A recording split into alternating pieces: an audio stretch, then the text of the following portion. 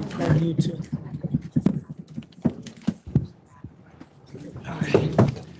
All right. Good morning, everybody. Today's date is July 18th, 2024. This is a regular meeting of the members of the State Liquor Authority being conducted in our New York City office with video conferencing to our Albany and Buffalo offices. Meeting is also being live streamed on the Authority's YouTube channel, where you can also find the recordings of our past meetings. Present today are Chair Lily Fan, Commissioner Edgar De Leon, and Commissioner John Maya. Staff in attendance, General Counsel Shannon Kearney-Sarfo, Deputy Commissioner of Licensing Maureen Hughes, and myself, Secretary Roper. The next regular meeting dates are August 7th, August 29th, which is a Thursday, and September 18th. While in the meeting room, please silence your mobile phones and take any phone calls or conversations outside. And please do not touch the microphones when you approach the tables, the podiums. Items will be called in the order they are signed in, first in Buffalo, then Albany, and then New York City. When your item is called, please approach the podium and identify yourself. Representatives should also identify their clients who are present with them. Chair, do you have any announcements? Yes, I'm going to try to keep it short here. Everybody noticed that we have a new member of this board, Commissioner John Maya. We are so excited that he's joining, and welcome. Do you have something you want to say? Well, I'm just happy to be have this opportunity in this appointment, and I know there's a lot of applicants and licensees and interested members of the community, so I just hope to do my best as I'm sitting here. Thank you.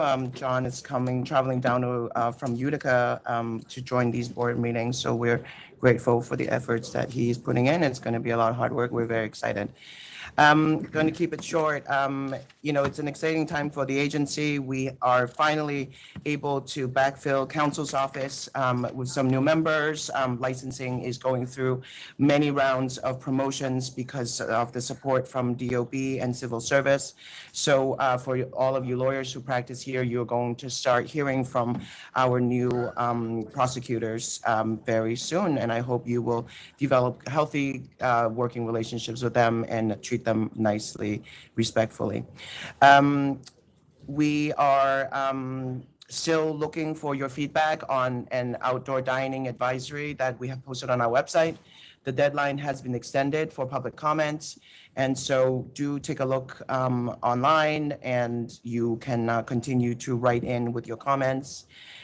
And I believe we're going to be taking public comment at the next meeting, August 7th.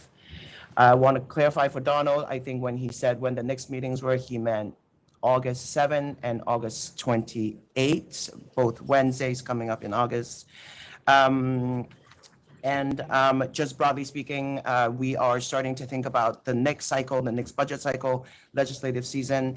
If you guys, we're just really in a place where we have a little bit more capacity to take your comment about our licensing process and other things that are happening at the agency. So if you have an opinion, do write to Shannon. Don't write to me, write to Shannon, please. Her inbox is very empty and looking for, for your input. But seriously, if you have comments about how this can be less complicated, less archaic, please let us know. You guys look around. It's a Thursday. It's very hot outside. It's very crowded. Let's try to keep it short and keep it moving. All right, thank you. Let's go to Buffalo. Thanks. All right, first item in Buffalo is 34. It's 3232 Transit LLC. Pretty much everyone's in Buffalo except for the attorney for the applicant. Good morning. Here. Good morning and welcome to Mr. Commissioner Maya and everyone else. Bob Romano for the applicant, and I believe there is opposition. All right, yeah, so the opposition in Buffalo, if they can come up and speak.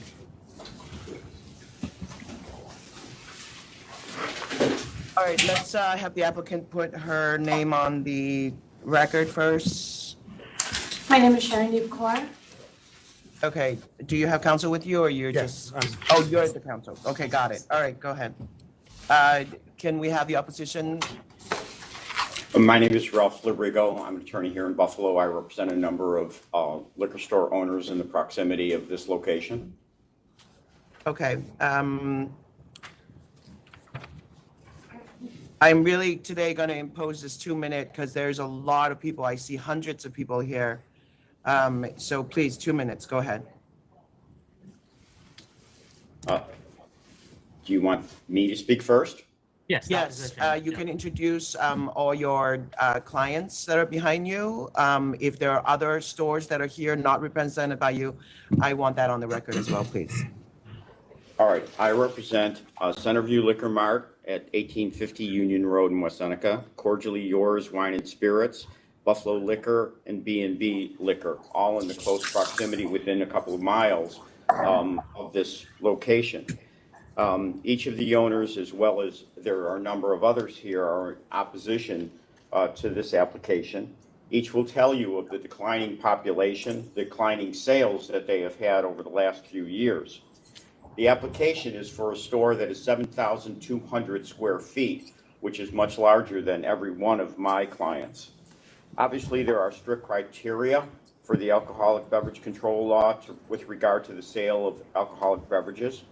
It's interesting to note that the criteria for on-premise use is quite different than the legal criteria that the applicant must meet. For on-premise use, the SLA must grant the license except for good cause. But here, in this liquor store criteria, the applicant must prove convenience and advantage. Public convenience and advantage means the authority must look at, among other things, the proximity of existing liquor stores to the applicant's location, the gross sales of the nearest liquor stores, populations of demographic changes, and whether the applicant will offer services other than those provided by the existing stores. It is our understanding the applicant will provide exactly the same products and services that our clients provide in their locations. In addition to the declining liquor stores, the sales that we have, there are also grocery stores and retail stores such as Sam's Club, which now offer wine and beer, diminishing the gross sales of each of my clients and the others here. It has been determined that the policies were best carried out by the Liquor Authority of the state to determine whether public convenience and advantage will be promoted by the issuance of licenses to traffic in alcoholic beverages. There are strict laws and they're there for good cause. It's incumbent upon the SLA to thoroughly review each application to avoid saturation, avoid potential owners from trying to increase their profits through means not acceptable under our legal standards. We certainly don't want liquor stores to sell to minors, but beyond Sir, that. it has been 2 minutes, so 2 minutes has elapsed. Are you representing all the opposition behind you, or just? I'm one representing store? 4 different stores. Okay. Of which I believe 2 are in the 4 closest, 2 are beyond. Yes. So may I continue? Is there anybody behind you that's not represented by you? Yes. Okay, They can come up and speak as well. Sorry, like the chair said, we are doing a 2-minute hard fast. May And I if you continue? submitted your materials, the members Yeah, have you're just them. reading your submitted material, which we read already. Well, I haven't submitted this material, so you don't have it. I mean, there's another major point that I think is extremely important. If I can go on for another Yes, minute or so. just summarize it, please. Well, again, this applicant, it's curious to note that the applicant is closely related to 5 other liquor stores that are within this area. I mean, the alcoholic beverage control only allows an owner to have 1 store, yet her mother-in-law owns Tanya Wine and Liquors. I have the license number. Father-in-law owns another liquor store, mother-in-law another liquor store, brother another liquor store, and her husband another liquor store. It's not true. Sorry, The- so it's father-in-law, mother-in-law, brother, and husband? It's mother-in-law, father-in-law, mother, brother-in-law, and husband. I have all the license Okay, numbers. that's legal. As long as they're not co-abiding, she's allowed to do that. I understand what the legalities are, but the law says direct or indirect. I also have a letter from the town of Cheektowaga supervisor, which this is an important letter. It's the town of Cheektowaga supervisor. He writes, I am writing regarding the application for the license at the location. I understand it is the purview of the New York State Liquor Authority to determine whether a proposed license meets public convenience and advantage. In my view, that the establishment of another liquor store at 3232 Transit Road in West Seneca in such proximity to existing liquor stores will oversaturate the market and put businesses in my community at risk of closure. Sir, did you send us this letter? I just got the letter from the Brian Nowak with the town supervisor just this morning. I can submit the letter to you. They sent it to us too at 8:38 this morning. Oh, you have it? Do I have it? No, because one, we got it. Okay, can you send it to me? We submitted it, right? It was submitted. We submitted it. It's okay, it's okay. I mean, we'll take a government official letter late. I just want to see it. And the members should see it. And the stores in West Seneca, which also. Exactly. Okay. Is there anything else, sir? Again, if you have the letter and, you know. Yeah, we have the letter. Okay, there are a number of my clients that want to speak specifically to the declining amounts that they've received over the last couple of years, the percentage declining Okay. income. All right, let them Thank come you. up. Thank you.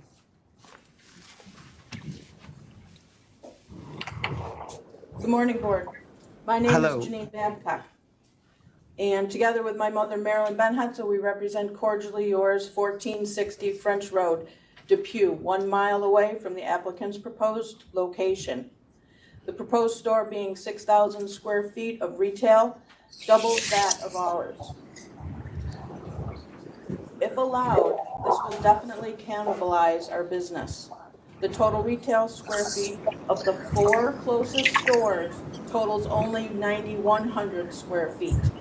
Comparatively, this proposed superstore of 6,000 square feet of retail space equals 2/3 of our combined closest 4 stores. In comparison, currently there are 6 area stores for sale, which are indicative of the declining alcohol sales in Western New York. Yes, the proposed application has political support. However, not one of these officials have any access or any way of knowing the area store's financials, which clearly prove declining sales. The same family has appeared in front of this exact board opposing a new license that would affect sales at some of their locations, just miles from ours. You shouldn't be able to have it both ways. A vote to deny this application will protect and allow the existing stores to maintain their current staffing levels while helping lessen the burden of declining sales. Competition drives a healthy market, but when you have one family controlling multiple stores, they have total control and pricing advantage over a small market.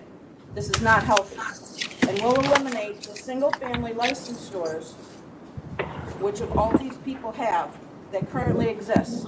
We are battling declining sales. Comparing my 21 to 22 sales, 3% decline. 22 to 23, 13% decline. For the first 6 months of 2024, we have substantial decrease in sales. We won't Okay. survive a superstore. Thank you. Okay, thank you. Good morning. I'm Doreen Justinger. I own Buffalo Liquor. And I just wanted to double check that you have my information because I am considered one of the 4 closest stores, but I was left off of the opposition list when I sent my stuff in. So I just want to go on the record to make sure that you are reviewing Buffalo Liquor's information. All right, I think we sent it out, but you didn't get it, so we will double check that. Can you, before you leave, just provide your current email address to the staff person who's sitting there, and we'll just make sure to double check that. Yep. So Ma'am? I am just, Your Buffalo Liquor Store, correct? yes, Located at 4933 Transit Road. yes. Okay, yeah, we do have your information. We received your gross sales. Okay, thank you. Okay. I just You're wanted to double check on that. Again, my store is only 3,000 square feet retail floor. I'm going to jump right to the declining revenues. My 21 to 22 revenues declined $103,000, which represents a 5.6% decline. My 22 to 23 revenue declined $111,000, which represents a 6.3%. And we are on track right now this year through May to be down another 5% year over year. So, you know, there's really no convenience or advantage. Liquor sales are declining across the board. And opening a mega store or a superstore compared to the sizes of ours just will, you know, could potentially put some of us out of business. The advantage of, you know, the new applicant being married to a liquor store owner, there is no way that you can keep these businesses separate when you're married and you live together. So I know that they put that in their application that they would have nothing to do with that, but I find that hard to believe. I'll move on to the next. Okay, thank you.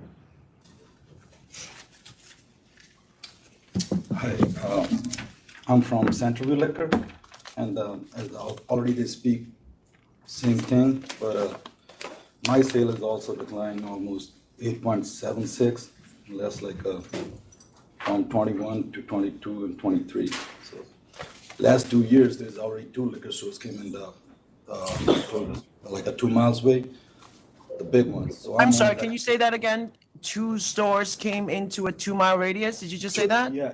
Like, 2 new stores? Approximately. So they're like one is Union Liquor, which is like a 8,000 square feet, and I'm at 1,200 square feet, and then the Southwestern that was open in 2022. So 2 stores last 2 years, which affect my sale either. So.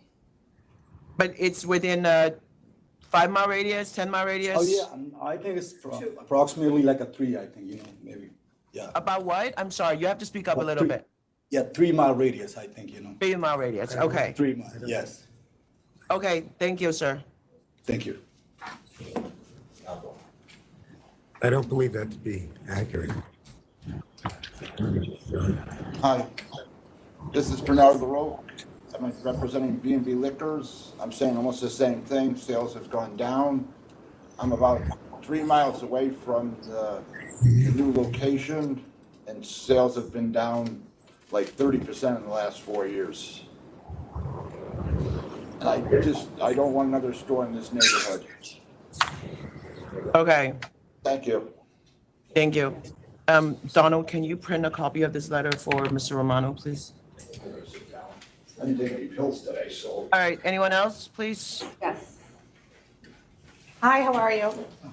Good. Morning. morning. I'm Kelly from Best Value Wine and Liquors. I'm a Is there store a in mic West. there, or is there not a mic there? There's a mic. There's a Oh, mic. it's over there. I see it. I got it. Do you want me to pull Okay. it closer? Yeah, no, you're good. You're good. Okay. You're good. Okay. So I'm a West Seneca store sales owner, and I too also want to display that our sales have been decreasing as well. Sales have decreased. The population in the town of West Seneca, where this superstore is proposed, has slightly decreased. The amount of workers we've had, we've cut 33% of our workforce. And as just mentioned, I won't bore you with this, but as mentioned, the stores in West Seneca, there was a new store that was granted a license less than 2 years ago, October 14th. If this proposed superstore is allowed, it would be a 66 or 67% increase in liquor stores in the town of West Seneca in less than 2 years, with a declining population and declining sales. Do you have specifics about the declining population? Just Yes. what the percentage? Yes. I mean, it's super close. According to the U.S. Census, in 2024, May of 2024, it's 45,381. And in the 2023, it was 45,500. It's only a decrease of 119 people, but it's a decrease of people. Well, if this store gets approved, it's a 67% increase in stores in a town that's declining in population. And I as understand. mentioned, that So other there's no growth in demand. That's what you're trying to say. There's no growth in Absolutely. demand. It is mentioned, just like that gentleman said, that I know it was the town of Cheektowaga that gave the letter, and we're in West Seneca, but it's on the border of Cheektowaga, so that large superstore really does make an impact. That's not even counted in that increase. Okay, thank you very much. Thank you. Thank you.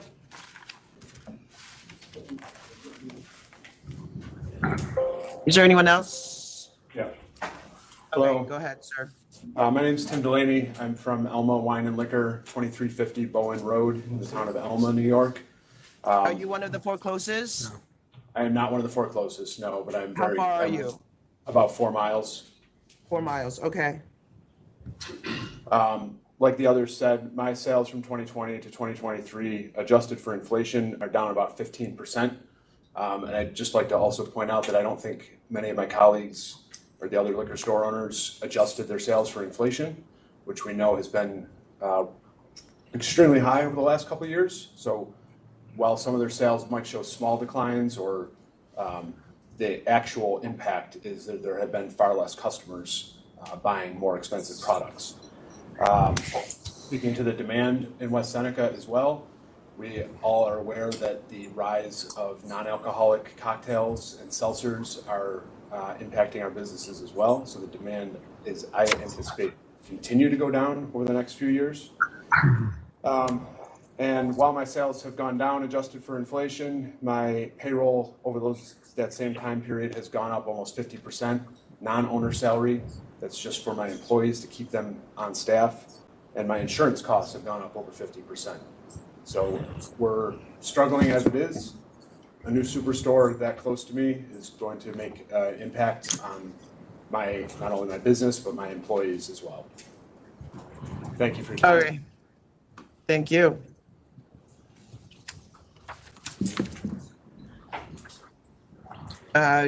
He can go. Go ahead. Ready? All right. Well, I don't think I need to educate the board on the criteria for voting, but I do want to make a couple of points. And to label this as a superstore, I think, is a misnomer. It is a large store, yes, but it is large, and they're going to take advantage of that size to create a fully ADA compliant store. Doors open automatically when you walk in, and aisles are wide enough for wheelchair access. So to call it a superstore, I think, is not exactly fair. The closest store is indeed 1.2 miles away. Next door is just under 2 miles. While the population may have remained basically flat, which I did give to you in a QR code as well, the shift in the population demographic is where you're getting more people that are buying product. And the fact that their numbers are flat or even going down, I believe, is more indicative of them not being responsive to what the market's looking for. This store will have over 5,000 SKUs. It will carry product, and I'll let my client go into further detail on that in a moment. It'll carry product not currently available. If you look at the situs of the premise, there are no stores to the south in anywhere near in 4 or 5 miles. There is nothing south in the town in West Seneca. You have a 5-minute drive to the closest store. That drive can actually be 10, even as long as 15 minutes when traffic and weather conditions are limiting. We have provided you letters of support from State Senator Gallivan, Assemblyman Burke, West Seneca Town Member Bridenstine, Councilman Robertson, Councilman Pekarik, and also the Director of the Chamber of Commerce, Mr. Kirschmeyer. Mr. Kirschmeyer, you have letters of support from 6 people that I remember Commissioner Fordos used to say, well, I'm not going to second guess them. They probably know the area better than anyone. And I echo that sentiment here. I wanted to ask you about that. So I have all these letters from people. They all say that they do not know the applicant. Right. So They how know do you get these because- letters if they don't know? And why are they They're writing the supporting letters. her fitness and character to run the store when they don't actually know her? Well, they're supporting the notion of the store and the size, excuse me, and the size of the store. They're supporting adding this business to the community. They're Okay. supporting 6,000 additional square feet of retail space. And you're saying that because of the ADA compliance? Well, that is one of several. The other is that where they're located, it makes it extremely convenient, especially for those coming from the south. If you look at the maps and you look at where the other stores are, again, they're all north. And Ms. Cower, would you like to explain some product? It's not true at all. That's not true at all. Well, I have it on a It's not map. true if at you'd all. like. It's on the northern border of All West Seneca. right, sir. Sir, you've been heard. Yes. Okay. All right. So the applicant, do you want to say something? Yeah, so I'd like to speak in terms of the demand and the declining sales.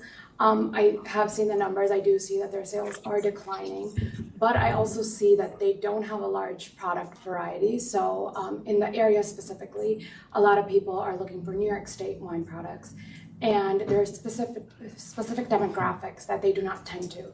So in the area, West Seneca comprises of over 50% of people that are of Polish, Italian, and Irish descent. And they carry very limited products that, meet the demands of these people. So anyone in those specific, who are looking for those specific products, they have to drive 7-8 miles, right, to a store that will carry these products. And I've seen this, one personally in store and also on reviews that people have posted, customers have posted, saying that they're not able to find the products that they are looking for directly in these stores. Okay. All right, are we ready to vote? Yeah, I'm ready. You want me to vote? Okay. Well, I've read all the papers that you've submitted. I will note what the chair said, that there's nobody indicating they really know the applicant personally. In fact, the Chamber of Commerce specifically said that they don't know her personally. Regarding the sales figures, I think a lot of people are still using the COVID figures. I discount the COVID years, 2021, 22. If I have 2019 figures, I use those. If I have 2023 figures, I use those. In this case, I had 2023 figures and monthly figures for 2024, which I can divide and then multiply by 14 to account for any kind of bonus during the holiday. And that gives me projections of what you might earn in 2024. This is not a perfect science, I know that, but I do want to use some objective criteria. When I look at that, I do see moderate growth in sales for 4 out of the 5 people that gave us gross sale figures. You're projected to make a little more, not much more, but a little more than you did in 2023. That being said, this location that's being proposed was not a liquor store before. It was a bakery. It is a very, very large store. You're talking about 8,600 square feet with 6,000 dedicated to retail. And what really concerns me, and I take note of what you said in your papers, Mr. Romano, that currently someone must drive 5 miles to get to a liquor store. But if you're driving 30 miles an hour, to go 5 miles, it's only 10 minutes. If you're doing 60, it's half that, right? That's if they're. I think that the issue here for me is all of the sales in this small area from 1.1 miles away to 3.3 miles away from the proposed location, the sales are in the millions. Millions. There's nobody having any difficulty buying liquor in this location. And I'm just not seeing the need in light of these very small growth figures for such a large store in that area. If we were to give back, take Say it again, back, I'm sorry, if we sir. were to give 1,000 feet off, for example, make it 5,000? No. I Just not how it is. I don't I mean, think- that's I think part I'm- of what the allure is to be I able to give understand, product. and I think the most interesting and something that I'm very sensitive to is your argument about the ADA, because, you know, disabled people can function in this world. It's just that we create a world that doesn't consider them. When we do consider them, they do quite well. I'm sensitive to that. But all of the other arguments, and now the opposition from the town of Chickawatt, I think it is, I probably mispronounced it. I'm going to respectfully have to deny the application for the reasons stated. Okay, you want to go Commissioner Maya? Yes. I will just note that I haven't heard any articulation of, as to the public convenience. So I would vote to approve it. To approve? Yes. And Chair. I'm going to vote to deny for lack of public convenience and advantage. There are letters of support. However, everybody claims that they don't really know the applicant. There is a letter of protests, and obviously there's a lot of neighboring stores that don't see a growth in demand and that cost is going up, population is going down. I'm going to vote to deny, but I want to clarify that as long as these family-owned stores are named with different names and purchasing separately from distributors, they are allowed to coexist under the alcoholic beverage laws. If there is evidence that there is price colluding or joint advertising or anything like that in the community, we ask you to file a complaint on our website and send the evidence to our investigators. Short of that, I do not want to suggest that this denial is coming from the fact that there are 4 members of her family or 5 members of her family that have other stores. Thank you very much. Thank you. All right, next item in Buffalo is numbers 26 and 27, Cowboy on the Lake, Inc.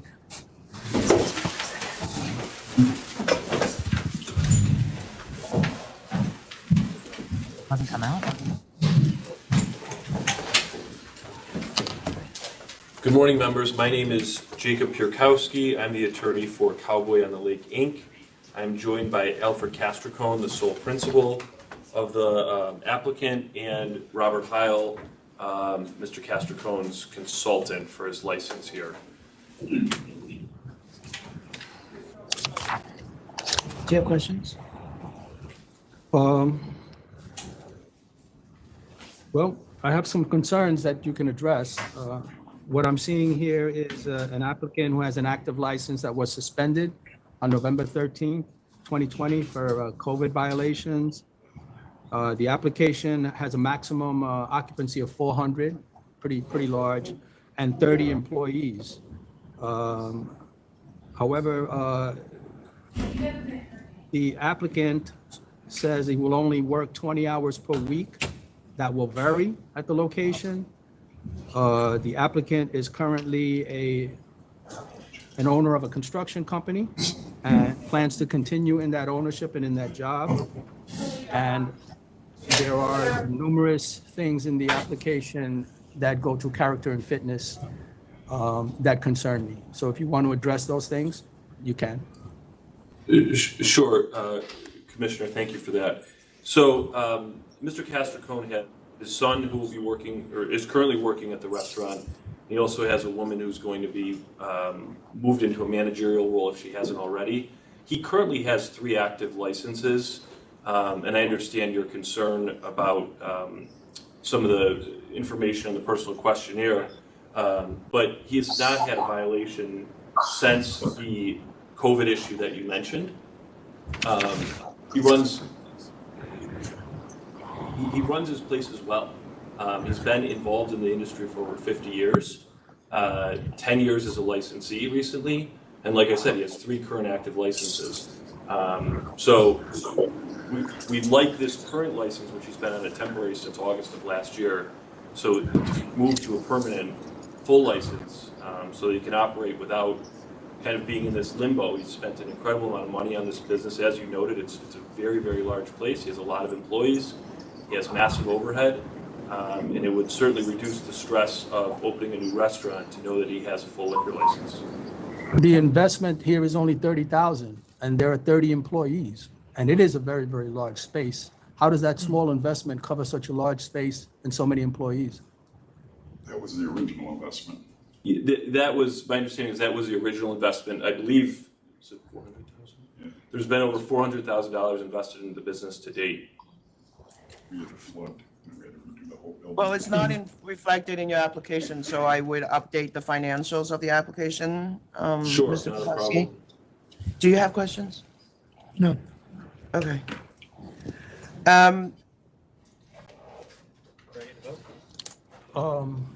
Yeah, I can vote if everybody's ready. Well, Yeah. I mean, may I just ask, are they going Yeah, to, ask your can they question. submit the additional financials? Yes, we can, if you, whichever way, you can conditionally approve with conditions on it, Okay. whatever you want. That's not a problem at all, members. Go ahead. Okay. Well, for the reasons I stated on the record, I'm respectfully going to have to deny the application. And Commissioner Meyer. I will approve on the condition that the $400,000 investment is shown and is bona fide. All right, I respect what the commissioner has put on the record as his concern. I'm going to try to categorize COVID violations as a special, species that I'm trying to not hold it against you, given your long history in the industry. This is, however, a huge place, 400 patrons at a time, 360 seats. I understand that you're doing ticketed events. Just understand that if we grant the license, the cover charge has to come to you. Does that make it, do you understand that? That you Right, cannot yes. have a third-party promoter run events out of your space. Does that make sense? Yes, We're giving you the license. You cannot sublet it to someone else and run an event in your hall, okay? okay. No problem at all, Chair. Okay, all right. So I understand that, over time when it gets really successful, there may be booking agents, there may be people that are eyeing your business that they can use as a vehicle, and you're gonna say no to that, okay? Right. Okay. So with that, Okay. I'm gonna vote to approve with the condition that Commissioner Maya put on it, with the financials being disclosed to us clearly, and with the method of operation. Let me know if you agree with this. Recorded music, live music, DJ, jukebox, karaoke, patron dancing. There's no employee dancing, right? No, No, Chair. Okay. I'm gonna put security guard as needed, no private parties, and no third-party promoters. Is that okay? Absolutely. we have a bank. And when I say no private party, that means that you cannot close the entire place for one giant event. You can have Not a problem. small sectioned out parties, but you cannot close the whole thing and have it be Beyonce's birthday, okay? All right. Which looked like a lot of fun. You okay with the conditions? I Yes, I voted agree, that. I agree with as conditioned by Chair Pan. All right, thank you very much, sir. Thank you. Thank you, members.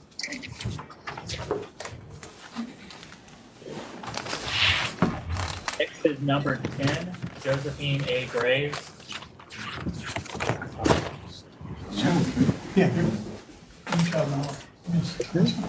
Good morning, members. Jacob Pierkowski again for the Josephine Graves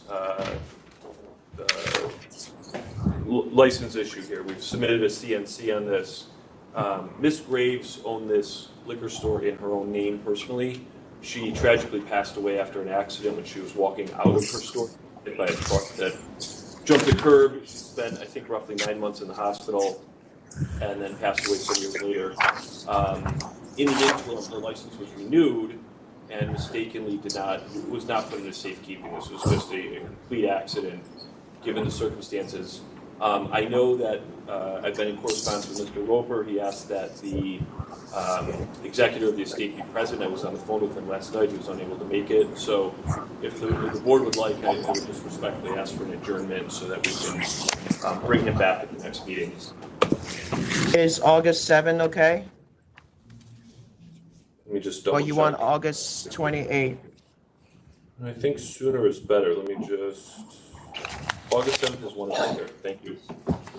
August 7, thank you. I'm gonna, you guys. Commissioners are okay with that? Commissioner De Leon? I'm fine with it. I'm fine. All right, thank you, sir. Thank you, Chair. Mr. Piatkowski, you have one more, correct? Number 10? Yes. Oh, number 15. Number 15, American Legion, Memorial Frederick. Yes, members, we submitted a CNC on this for $4,000. I asked the ABC officer to be here. This is an American Legion post in Niagara Falls, New York. He was unable to make today. I can enter the plea or answer any questions on your behalf or on their behalf, but if the members would like him to be present, I would also ask for an adjournment. What do you want to do? I'll give him the adjournment if he wants the adjournment. All right, you want to talk to the ABC officer? Okay. You okay with that? That's number 15. So All right, we're gonna adjourn August 7, sir. Very good, thank you. And I will make sure I'm back with both of those individuals next meeting. Thank you very much. Thank you. Next is 76, Mezzanine Properties LLC. 6. Number 76. Good morning, I'm Tracy John from Evans Fox. I'm here with the principal, Mark Measuret, and we are here on a reconsideration. This is an application for a tavern license and. Wait, hold on, let me just explain the situation and we'll vote for on recon or not first. Is that okay? Mm-hmm. Okay. So this is an application, a licensing application that we have denied, and they're asking for reconsideration. The concern before was that they were not open to the public, and they have since presented new facts that would suggest that they are open to the public more than they're closed, which is sort of the determination that licensing board uses. So can we vote on reconsideration? Council has looked at this, made a recommendation. I've read it. I agree with it. There's an amended calendar that's been submitted, and it's really questionable whether or not that calendar is viable and valid. And so based on that, I would have to deny reconsideration. Commissioner Maya.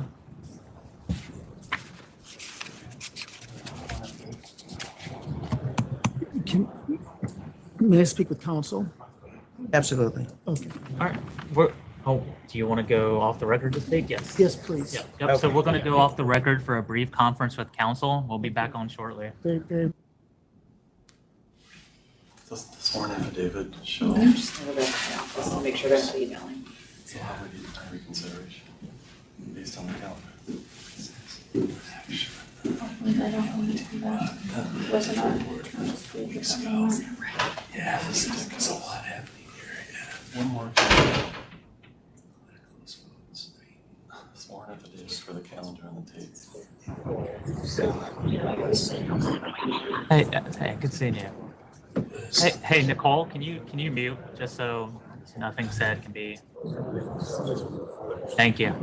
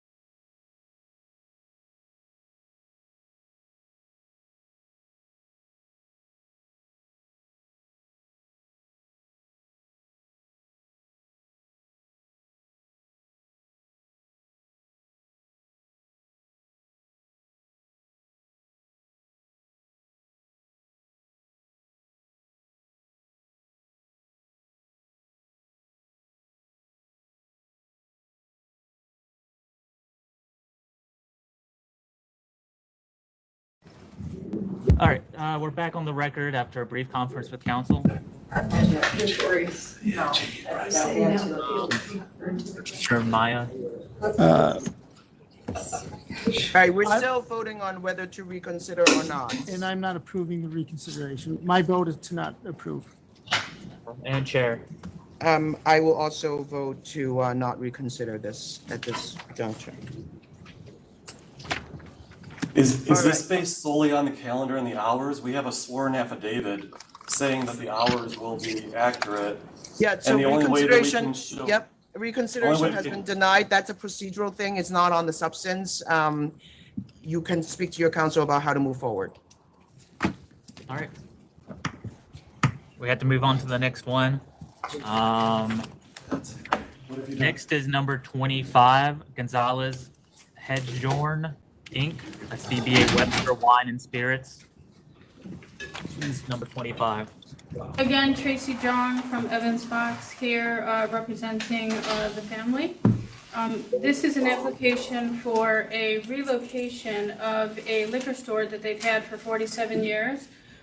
They have recently purchased a building that that has a Bill Gray's location, and in the adjacent space, it used to be a family-run small grocery store that has since gone out of business, and they're seeking to relocate to this building that they have purchased. It is very close to the original location, but it is a larger space. They've been in that small space for a very long time, and it was very cramped. And so they're looking to move adjacent to their other business and a property that they already own. They've been operating for about 47 years, and there is no opposition to this application. There's no opposition. Okay. You guys have questions?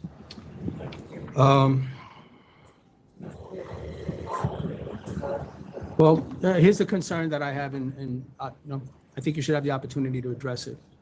You're going from 1,900 square feet to 12,000 square feet with 9,800 for retail. That is a 530% increase. That's not just one liquor store. That's a number of liquor stores that could fit in that type of a space. As I look at the sales here,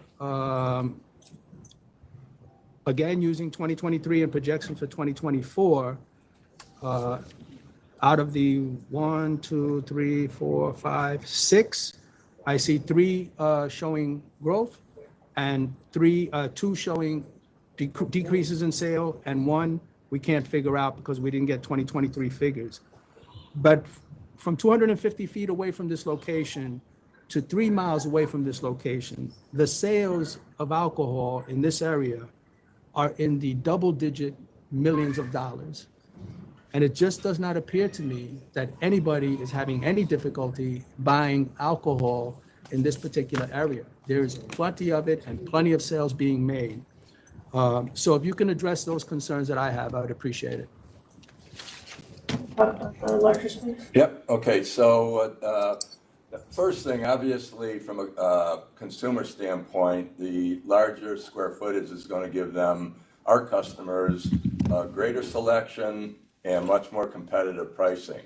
One of the problems right now that we've experienced over 47 years in 1,900 square feet is we can't buy product competitively without buying a large amount, storing it at the warehouse, and having it delivered to us as we can use it. So that's been a problem for the last few years in terms of purchasing.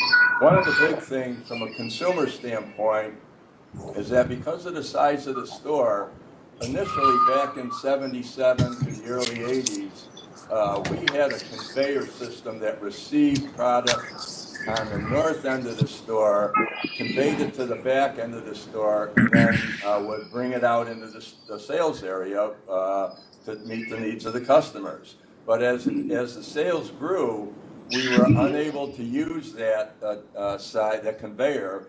We took the conveyor out and used it for storage of product, and we have floor-to-ceiling storage in there right now that make it very, very difficult to operate. Not only that, is the suppliers' trucks come in and they have to offload they put the truck in a traffic area, obstructing traffic, offload and hand cart into the store via the same entrance that the customers use, and it causes problems. They have to hand truck it in through the store, down through the aisles that the customers are shopping, and leave it in the back room.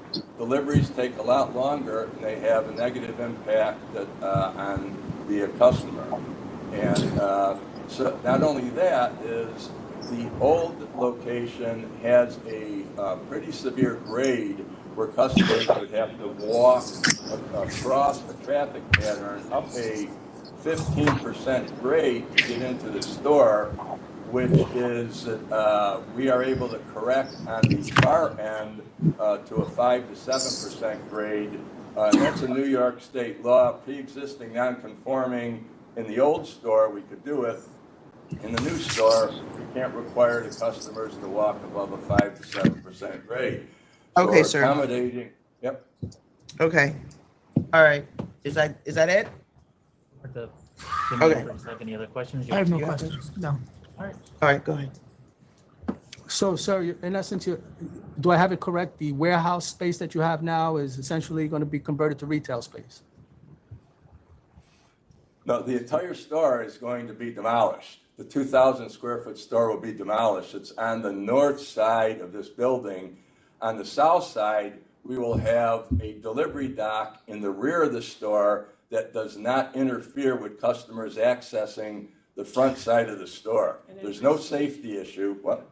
Increased storage too. Yes, and we'll have increased storage in the back of the store also.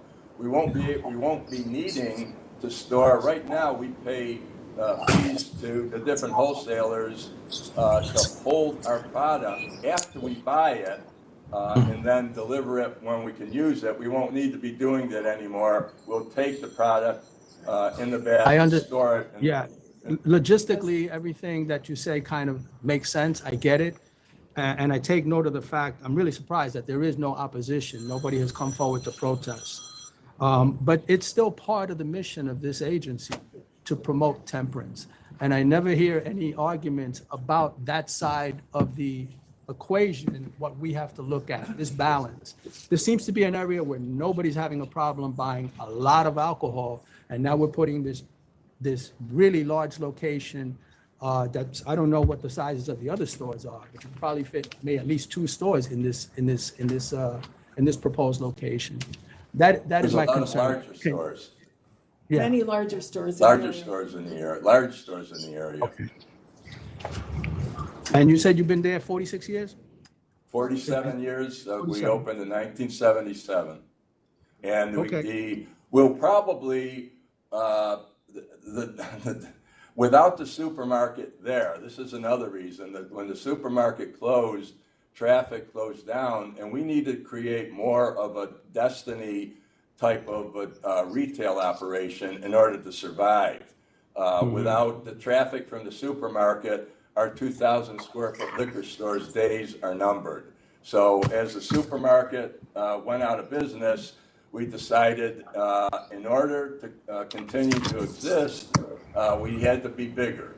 So we could have been, we started thinking that maybe 6,000 to 8,000 would be okay, but we figured the space is available, so we took the entire 12,000 square feet. Our sales projections, really for the first 2 or 3 years, if we can do an extra $1 million or an extra $2 million, that would be great, but at least we have the possibility of continuing the operation for my sons who want to be in the business, and the managers and the staff of that operation. And serving the consumers better too. Well, I really appreciate your statement and your articulation. I'm going to support you. I do have concerns, but I'm going to support your application and approve it. You said approve? I approve. Thank you. Approve. And Chair. I'm going to vote to approve as well.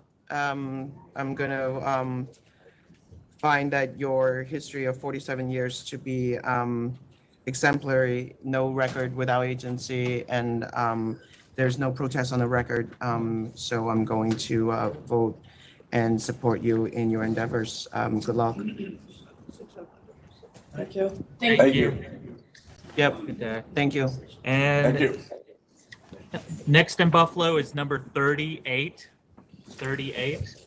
It's a Good Neighbors Convenience Inc.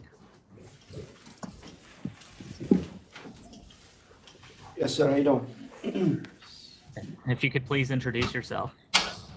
My name is Abdullah Abunasar. I am the owner of Good Neighbors Convenience.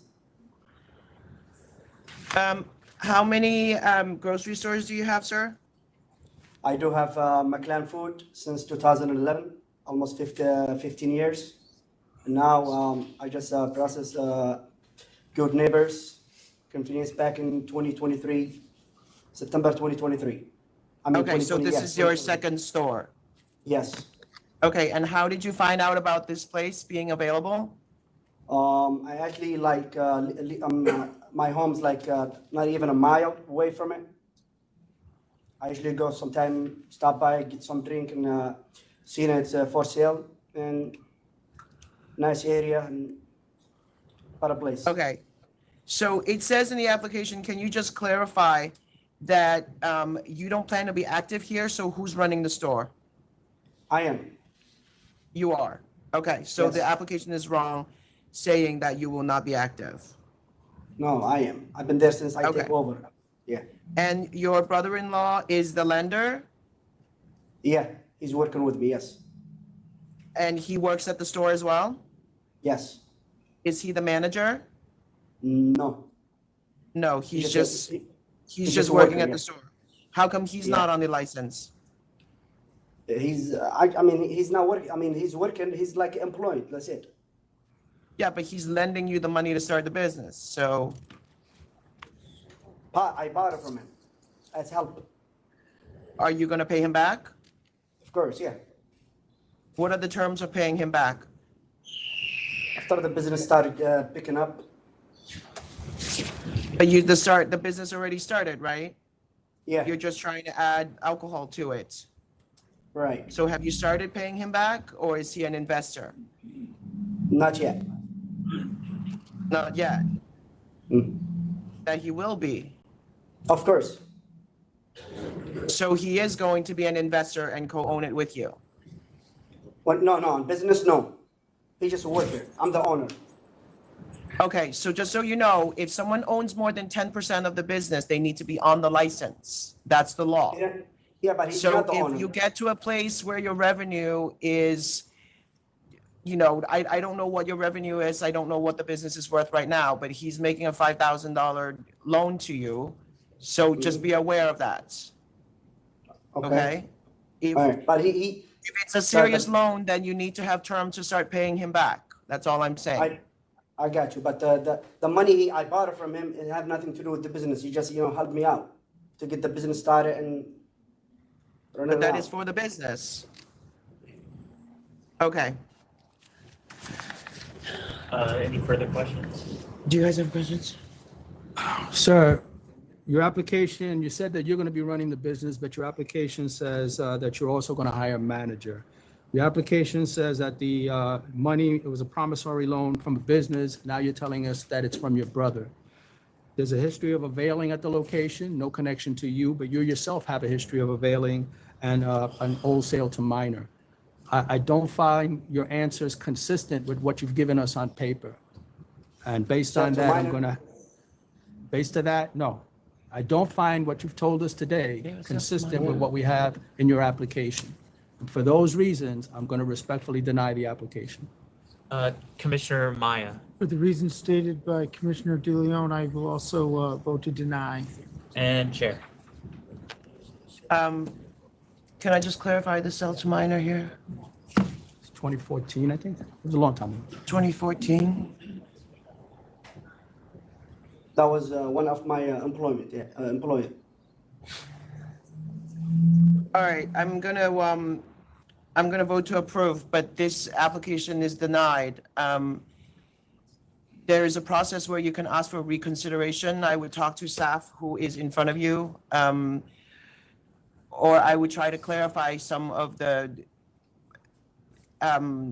disclosures you've made in your application and really try to address the concerns that the commissioner has stated, which is it involves the loan, it involves whether you're working at the location, et cetera, et cetera. So try to clarify all of that. Thank you. Okay. Thank you. Nicole, there's no one else, correct? That is correct. That's it. All right, you can sign off. Nicole, can you try to just give him some support there? Can you ask, maybe if Tia is in the office, can you just ask her to speak to him for a second? Tia's at home. I'll go grab Brian Christie. I'll have Okay, him sounds talk to good. him. All Yep. right, thanks, Nicole. Thanks, Brian. Bye. Thank you. Sorry, Brian. All right, moving to Albany. The first one is 42 VHN Inc. That's DBA Rogers Liquor, Wine, and Spirits. 42. Yes. Good morning. If you could just introduce yourselves. Yes, hi. My name is Neil Patel. I'm one of the co-applicants on the application. And My name is Hiren Tamsania. I am also one of the applicants. Okay, is there any protest there in the room? There is not any protest, Chair. Hi, Paula. No protests. Okay, do you guys know if you're replacing in a store that closed? It's not. It wasn't closed. It was an already existing store that we bought. Oh, you bought the store? Yes. And you are increasing the size of it? Well, the previous owner increased the size, but we were not given the proper record on that. When we did our application, our consultant assumed that that was the case. Why is this a transfer? Is it correct that the previous owner did not file the proper paperwork to increase the store? That is our belief, yes. That is what we got from That's why. SLA. just only storage space. Yeah, it is only storage space. All right, let's vote. All right, members ready to vote? Yes. Commissioner De Leon? Okay, I'll note for the record, as was just explained, I don't need to repeat what just was placed on the record, but the gross sales here are all up. All four that were provided indicate growth in sales, and you have been operating under temporary for 10 months now, no problems. So I'm going to support the application and vote to approve. All right, Commissioner Maya? Approve. Approve. All right, and Yes, Chair. I'm going to vote to approve as well. This is really a transfer replacing a closed store that it's going up in size, and because of our existing advisory, the applicants were sent to full board. They have been operating a temp, as the commissioner said, and I'm going to vote to approve. Thank you. Thank you. Thank you very much. Thank you. Thank you. So next in Albany is number 24, Badass Burgers and Beers, Inc.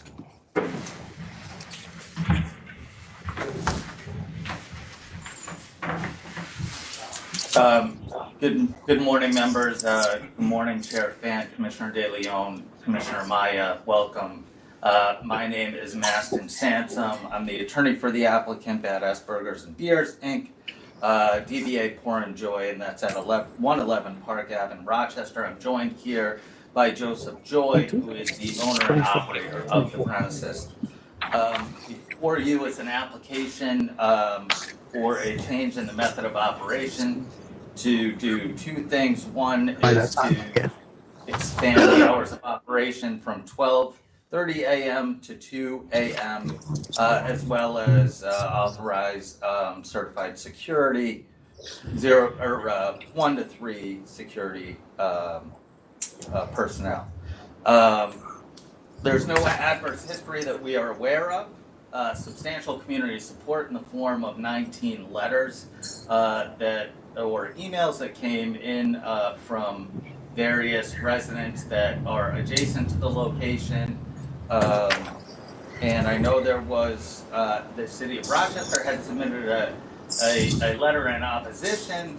However, they did note that, again, there's a clean record since operating. And they seem to have misstated that the prior operator had had numerous violations or there were complaints against the prior operator. However, Is there an opportunity to reopen that conversation with the city to go to 2 a.m.? Go ahead, I'm sorry. We've opened that conversation. I've spoken with the officials in the mayor's office. They've made it so we can stay open till 1 a.m.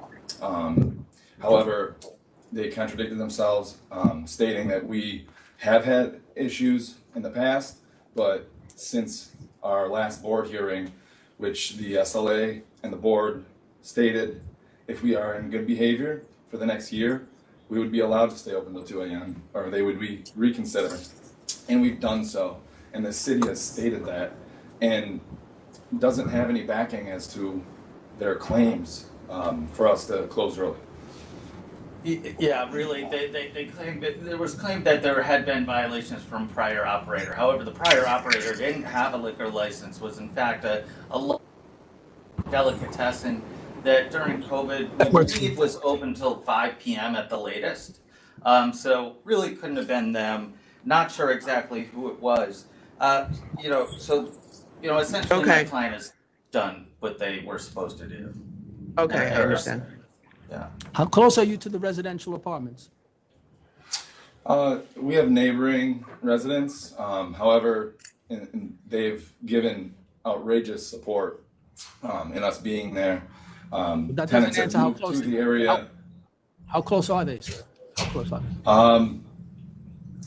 they? 30 feet. However, in stating that, there is a bar within 90 feet of us and another another establishment that just opened that has 0 restrictions on their liquor license. The city has concerns, okay? They say that the place has a history of noise complaints. However, they also say that you've been highly cooperative, which is a good thing.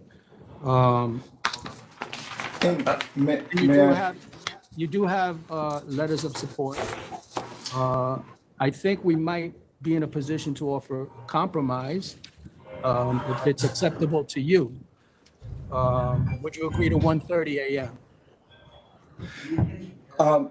I would. However, can I understand more as to why 2 a.m. would not be allowed, being that we've had great history, as well as New Year's Eve, the SLA did allow us. They acknowledge that you've been cooperative. I am sensitive to the concerns of the city, the concerns of the community boards, because these are neighborhoods. You are running a business and you have neighbors, and neighbors have concerns. And so presumably the city represents the concerns of those neighbors. I have nothing to indicate that you've been a bad actor. In fact, they say you've been highly cooperative. That's why I think, we're in a position to offer this compromise. And down the road, you can always come back. God willing, things will work out and we can move forward from there. And maybe the city won't object. Thank you, Commissioner. Also want to point out that. Do you want to vote now? Or you want Yeah. Okay, so I'm going to vote to approve with a 1:30 a.m. closing if that's acceptable to you. Thank you. Commissioner Maya I will vote to approve with the 2 a.m. and Chair. Thank you. Thank you. This 30-minute difference.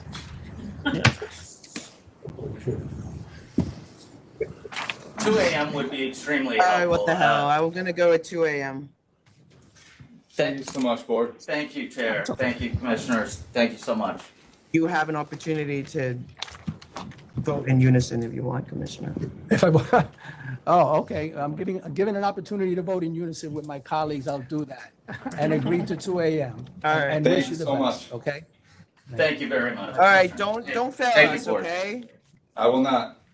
Thank All you. right. All right. Go ahead. All right, Thank you. so next in Albany is number 3, Mohonk Wine and Liquor LLC.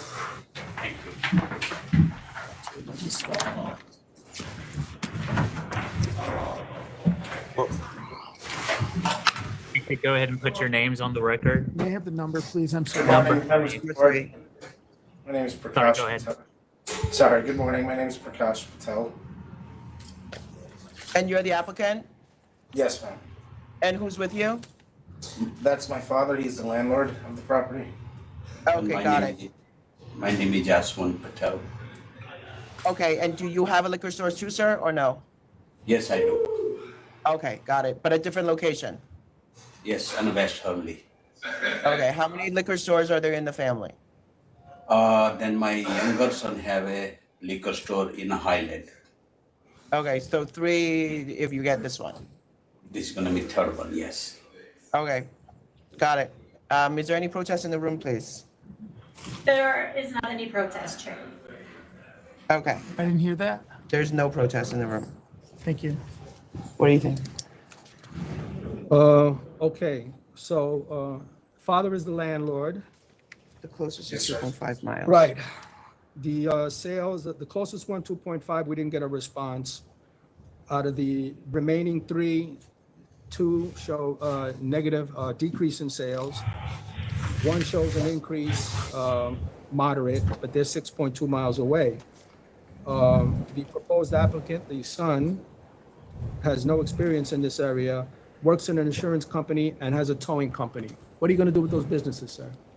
I've sold all those businesses to be in this business, and I've been in retail since I was 5 years old. Did you Around say like you that, sold so those it's fine. businesses? Yes, sir. Okay. Last year. Last year? Okay. The insurance company I closed on March of this year. Okay, so are you telling us that you're going to be the one running this business and not your father? Yes, sir. No, absolutely, yes, sir. All right. Do you have questions, sir? None. Ready to vote, Commissioner De Leon? Tell them got approved before. All right, I'm taking you at your word. I'm going to ask you submit proof that you sold those other businesses, and I will approve with that condition. Yes, Commissioner Maya Approve with the same condition. and Chair. I'm going to find public convenience and advantage. The closest store is 2.5 miles away with no submission of sales figures. The next store, the second closest, it's actually at a campground and probably doing seasonal business because the sales figures are very, very low. And then the next one is 4.6 miles away. And I see that as sort of the closest store at this point. So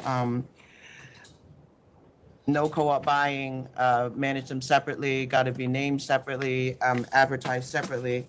Beyond that, I'm going to vote to approve. Thank you. With the same condition, Chair? And yes, same condition with Commissioner De Leon. I just wanted to clarify, the tow Yeah. company is actually For the sale of closed. businesses. Yeah, it's fine. I I'm fine. approve with all the conditions stated. Yeah, thank you. Thank you. Thank you. Thank you, board. Thank you. Thank you. Paula, there's nothing else in Albany, correct? Oh, good. That's correct, sir. All right, you can sign off. Thank you. Thank you. All right, so moving to New York City, the next item is number 40. That's F&N Spirits LLC. That's number 40.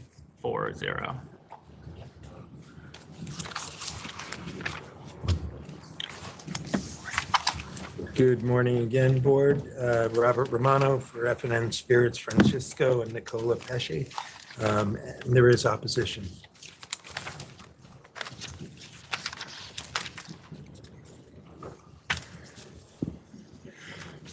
Good morning, Charles Lynn for the opposition. Okay. I represent the 4 closest liquor stores, Elegant Wine and Liquor at 240 Page Avenue, AAA Wine and Spirits, Inc. at 4707 Arthur Hill Road. And with me today is the manager, Gregory Young. Of which store? Of AAA Wine and Spirits. Okay, Mr. Lin, 2 minutes, please. Okay. As far as, one thing that's very important is that the store is in a limited location, limited area. And the reason why I say that, it's right at the bottom of the Outer Bridge crossing, which is southernmost of Staten Island. And the Outer Bridge, that area, it has sea from all 3 sides of the area. So the only thing we're really talking about is service to the northern part of this area. And I have my Exhibit A, which has a map and it shows specifically where those stores are located. 3 of the stores are only 0.9 miles away. This is Staten Island, so it'd probably take maybe about 3 or 4 minutes to drive to the stores. Even the farthest fourth one is 1.9 miles away, straight to that store. Gross sales, 2 of the stores show an increase in gross sales, moderate. One of them is a little bit more than moderate. The 2 of the other stores show decreasing in sales. One of them significant decrease in sales. So I don't think that it is really dispositive of anything as to whether the sales are aiding in the expansion of the sales of liquor in that area. I am not sure about Commissioner De Leon's formula for this, but to me it looked as though that they were split 2 and 2 as far as increases and decreases. The store applicant is going to be about 4,200 square feet. 2 of my stores, that's twice the square footage of it, and 2 of my stores, it's about 4 times the square footage of that store. As far as population, the population, my Exhibit C shows that there's only been a minimal increase in population. It really covers 2 zip codes. One of them's gone up about 5% over 10 years. The other one has decreased a little bit over 5 years. It's been 2 minutes, Mr. Lynn. Based upon all of this, I would request that the application be disapproved. Okay, thank you. Hey, again, Robert Romano, and this is Francesco and Nicola Pesci. They are the owners of La Bella Marketplace, which is an iconic Italian marketplace in Staten Island. They're known for their delis, delicatessen. They're known for their seafood. They're known for their produce. And this is right next door to that, or in the same shopping mall? It's in their marketplace. This is like combining. This is inside of the marketplace. No. It's property next door. Next to the existing store. Here's, if I could show you a picture of what the. It's that's right next door in the same shopping center. Right. Okay. But the shopping center is La Bella Marketplace. And they would have a very heavy focus on Italian products. They have extensive connections with Italian non-alcoholic at this point, but wholesalers and importers. They know that area, and that's something that this will focus on, adding to the Italian aura of the premise and of the whole mall, shopping center. The population of Staten Island has been going up steadily. Of all 5 boroughs, it's the one that's been increasing the most.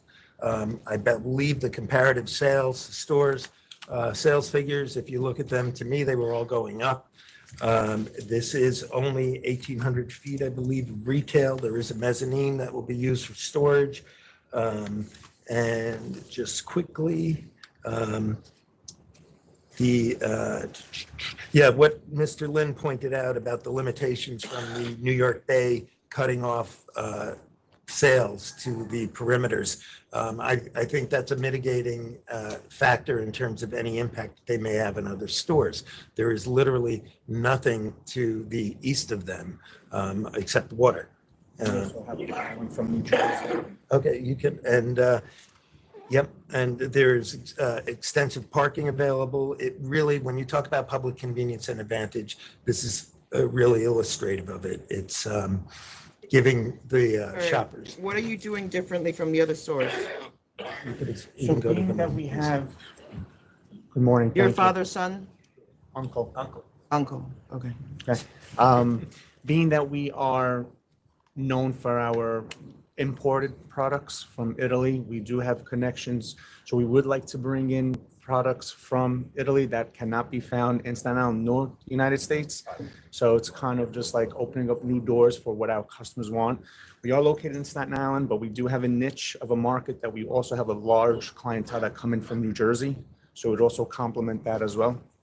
That's taking New Jersey money and bringing it into the New York coffers. Members have any other questions? Chairman, can I just make one other observation? My 4 stores, 3 of them are in major shopping plazas, and the other one, which is AAA, is a strip mall. So you do have the public convenience of all of those stores in the three major shopping malls as well as the strip mall. Did you say that the population was up in the two zip codes that? Yeah, you- the one that ends up '07 apparently had a slight increase, Right. and the one in '09, because they crossed, had a slight Okay. decrease. Okay. I want to make one point, which is very important. Francesco here has had 3 licenses now. If you add up the years, it's 45 years without a blemish. So I thought that was very Okay, impressive. but that's in the grocery store area, right? Correct. Okay, You ready to vote? yeah. Okay, for the benefit of Mr. Lynn, I'll explain this one more time. This is just how I do it. I'm sorry. No, that's okay. The chair and Commissioner Meyer can use their own method. What I do is I avoid the COVID years for the reasons that we've been discussed here numerous times. If I have 2019 figures, entire figures, I use those. If I have 2023 figures, entire year, I use those. Then I take, if I have 2024 and I might have, let's say, 5 months, I take that figure, I divide it by 5, multiply it by 14 to account for any kind of bump in sales during the holiday season. And I come out with a figure. That's how I do it. I'm always willing, that was at the suggestion of one of your colleagues to multiply by 14. So if anybody out there has an idea of how I can do it better, I'm happy to hear. Well, I'm it. happy it's on YouTube now, so I'll be able to go back. Okay, very good. This is an iconic location. It is. It has a long, long history. The sales figures, the way I've done the math, do show a decrease, but the decrease is not substantial.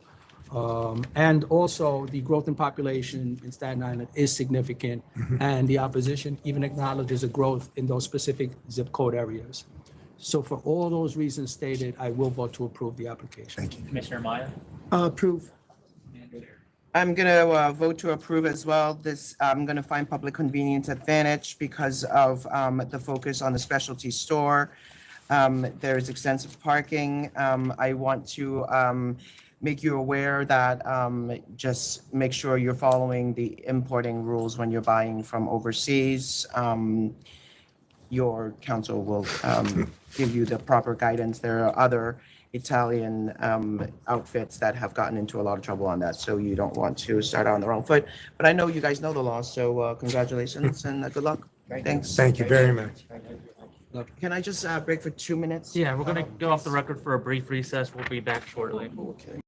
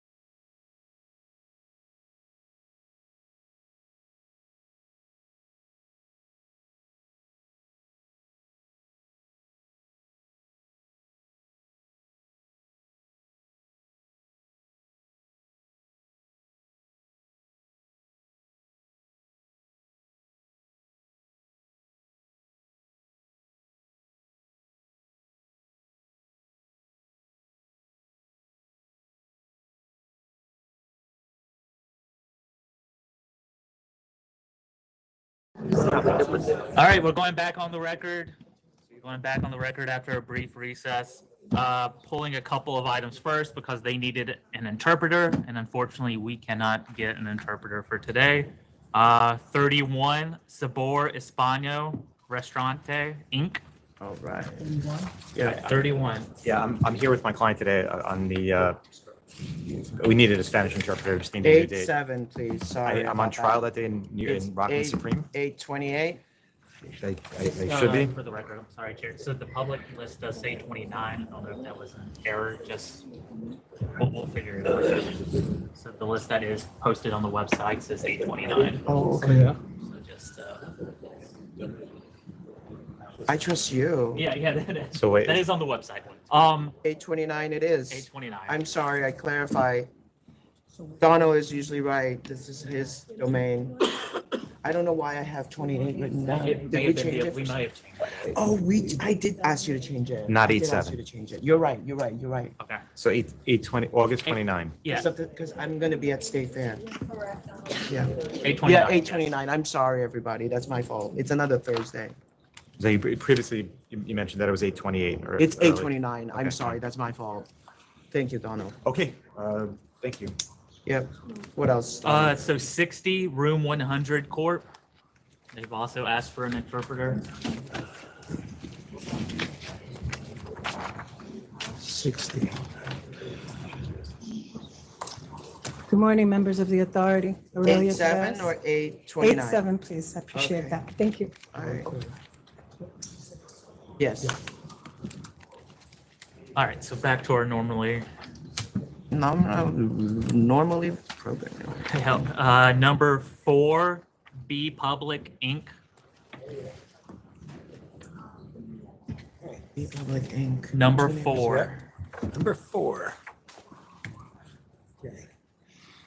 Good morning again, still morning. Robert Romano. I'm here with Jonathan Ledee, who is the principal of BEEPUBLIC Incorporated. This is a change in the method of operation. He is simply looking to get a DJ and live acoustic music with no dancing. He is currently open, contrary to what I believe your notes say, he has been open till 2 a.m. without any complaint whatsoever, any issues whatsoever. He's not looking for dancing. Community board was asking him, the reason we're here today is that the community board was asking him, well, you want the DJ and you want live acoustic, we want you to close earlier.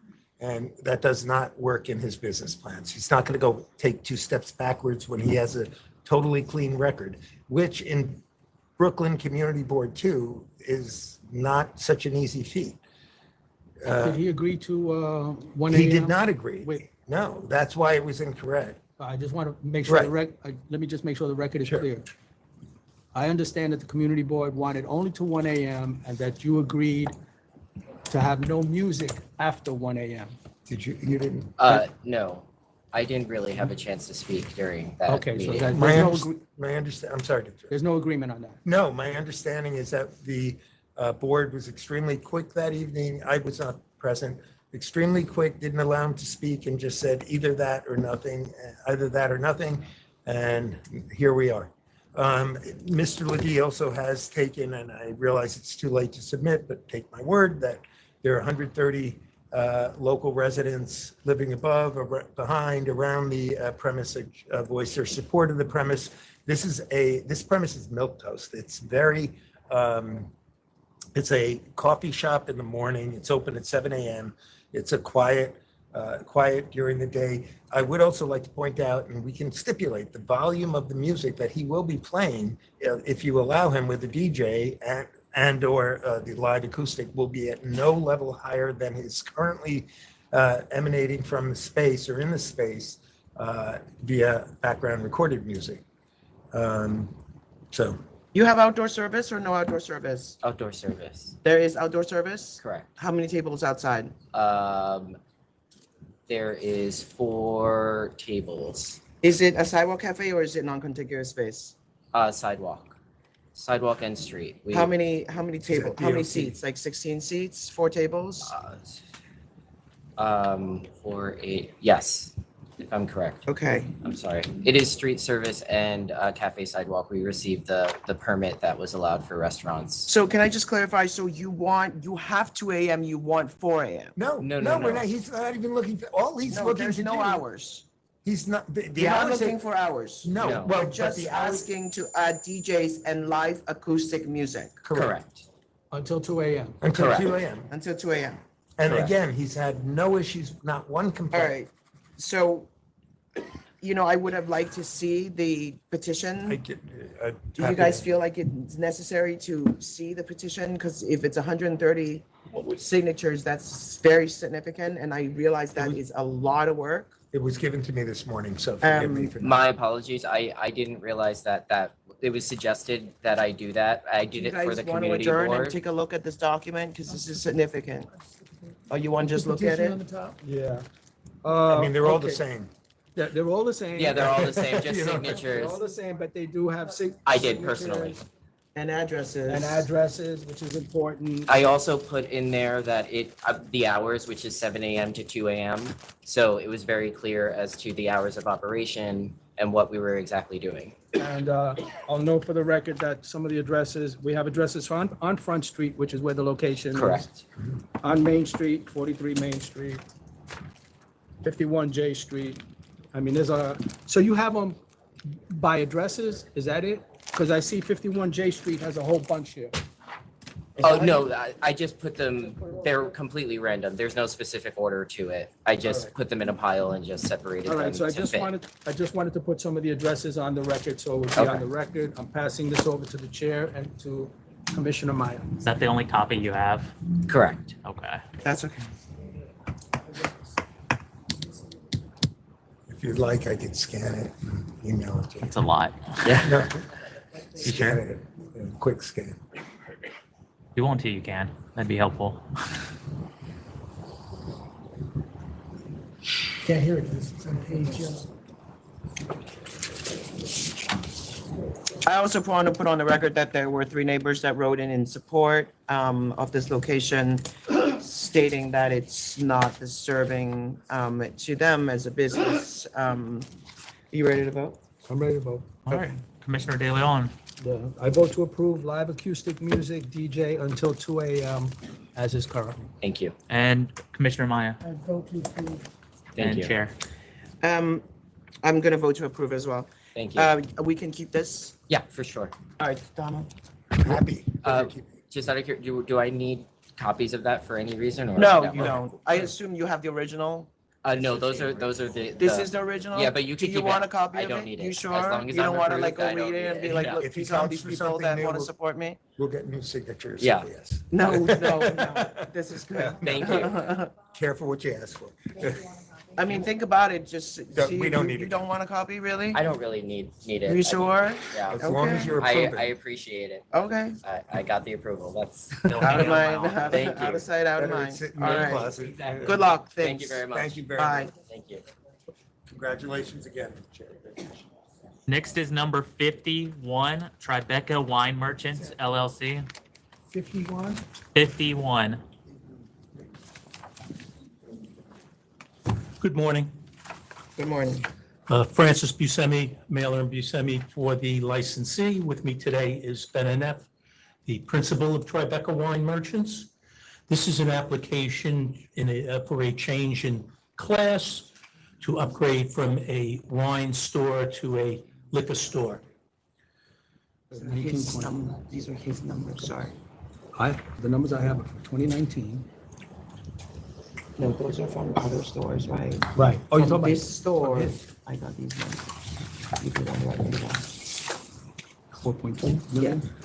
And then it's 3.4. So it's been going up during the COVID years. Yeah, that's right. Go ahead, should I proceed? Yeah. All right, Tribeca Wine Merchants has been a cornerstone of the Tribeca community since 2001. For 23 years, it has operated at 40 Hudson Street. It has had no adverse history. During all those years, it has earned a loyal customer base by providing an exceptional selection of high quality. Sorry, I think the members are actually ready to vote, so It's in your favor. Okay. Commissioner De Leon? Yes. Okay, I'll note the numerous letters of support in the petition that we received in support. Also the support of the National Association of Wine Retailers. The gross sales for 2023 for this location projected in 2024 are huge. So I see a substantial amount of growth. There are stores showing a decrease, but there is also one store, 4 stores are showing a decrease. The decrease is not that significant for most of them. There is a store showing a huge increase, going from about 632,000 in 2019 to $2.1 million. And that store is what, 0.3 miles away. You live in Forest Hill, sir? Yes, sir. I've been working in Tribeca since 2006. Okay. And there is no opposition to this application. You know, when I see something that's come to mind to me lately is I see a condensed area and I see sales in the millions and millions and millions of dollars. And I say to myself, it doesn't seem like there's any problem. People buying alcohol there. How much more alcohol do we pump into this area, you know, with the sales so high? Yes, we could say that there's a demand, but remember that that's not the sole mission of the agency. No. And this licensee has a very special niche Yeah. type of operation, which he wants to bring over to the spirits. Yeah. All right. Well, I'm going to vote to approve because of the support that you have and Thank you also very the much. huge increase that you're showing projected for 2024. Right. Commissioner Maya? Yes. All right. Then Chair. You have 23 years of experience. You have the support from the National Association of Wine Retailers, which is rare. You've obviously shown a lot of good faith in this, the licensee community, and we applaud that. We always love it when people not just advocate for their own interests, but the interests of the entire community. You have obviously been acknowledged hugely for your work in the wine area, and so I'm going to vote to approve and wish you more success. Thank you so much. Thank you. Next is number 67, Quench Liquors, Inc. 67? 67. Again, Francis Buscemi, Mailer and Buscemi for the opposition. I represent Sunwave Liquors, Inc. And is the applicant here? Yes. Do you want to go on the record? Have the applicant. Yes. Good morning. My name is June Connolly. I'm an attorney that I represent the applicant, Quench Liquors, Inc. The principal is here, Maria Connolly. Okay. And the opposition can. And with me today is the principal of Sunwave, Steve Conforti. We are submitting we made a submission in opposition to the application of Quench Liquors, Inc., which is actually a removal application to a location which is approximately 400% larger than its current location. I think the applicant initially had in her application, it was 1,000 square foot store, the existing location. I think the Liquor Authority listed at 1,260 square feet, but the new location is closer to 5,000 square feet with 3,600 square feet of retail space. There are 8 liquor stores within a 2-mile radius of the applicant, and I've given you a list of these 8 stores. Concerning the 5 existing closest liquor stores that the applicant sent out gross sales letters to, the removal puts the applicant closer to 3 out of the 5 of those stores. One of those stores, the distance turns out to be just about the same. The applicant purchased the business in 2021 of March, and 3 years later is applying for this removal application. Sunwave Liquors is the closest store to the proposed locations, 4/10. I'm sorry, did someone? Oh. 4/10 of a mile. I think someone said 2 minutes. Sunwave has been a family-run business for 51 years, serving Patchogue and the surrounding communities. And if you look at Sunwave's sales, you'll see that they have decreased each year since 2020. Further, we've given you documentation on the January through May 2024 sales for each month are less than its 23 sales for the same months. And we've attached this Exhibit A, a chart comparing those monthly sales. Couple that with the increase in wholesale prices to retailers combined with decreasing retail sales, that has greatly affected not only Sunwave's profits, but all the store's profits in the area. Sunwave has been serving the community with over 4,000 product SKUs, has in-store tastings, has free delivery service. It conducts educational wine and liquor classes and has an active social media presence. It's on Instagram, it does email blasts, direct mailings, and advertises in local newspapers. Each of the 3 other stores for which the Liquor Authority obtained sales figures show declining or flat sales. Attached as Exhibit B, we attach a demographic report with regard to census data and zip code information as well. Within a 2-mile radius of the proposed location, the census population has declined between 2010 and 2020. The 2010 population. So I did not do the timer, but you are past 2 minutes. Yeah, what's the percentage decrease in population? It's decreased. I know, what's the percentage decrease? What the numbers you have? The 2010 population was 43,133, while the 2020 population is 42,787. Say that again? It's 2010 population 43,133, 2020 census population 42,787. Okay. If I could just have a minute to address the applicant's comments, or I letter. said 2 minutes, sir, so. All right, then my client would like to make a statement? Yes, she can make a statement. He can make, yeah. Steve?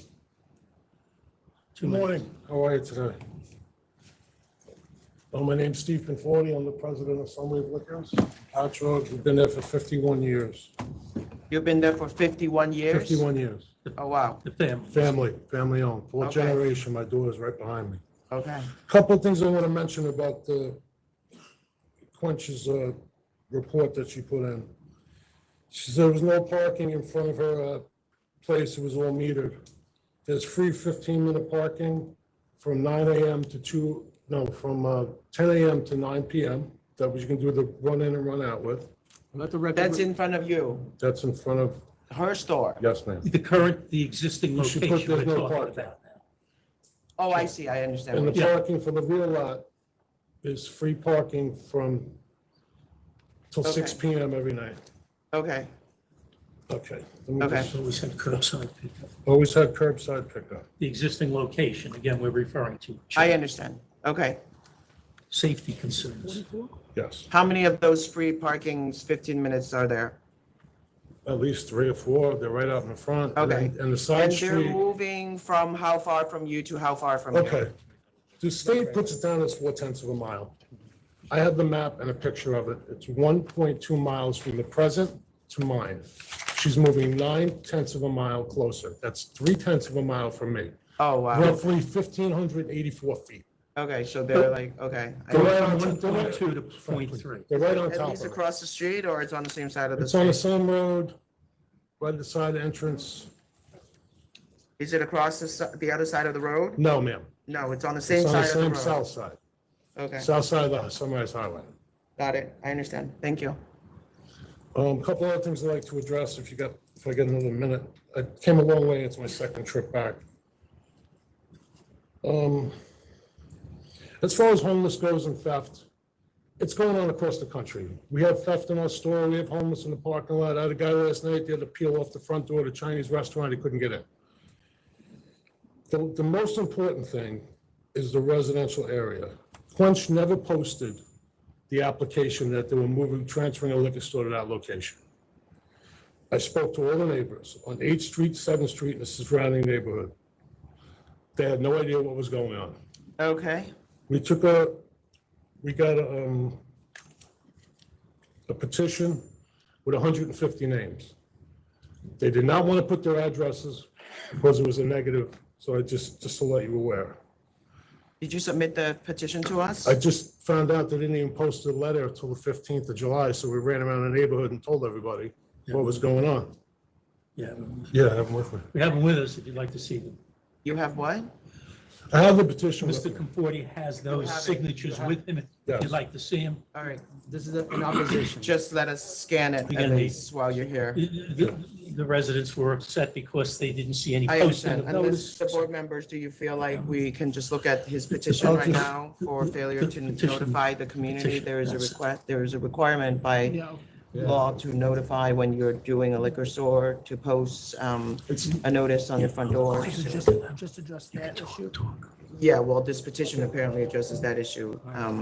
Because there was no notice, he went around and got a petition saying presumably that they are against this store moving closer to him.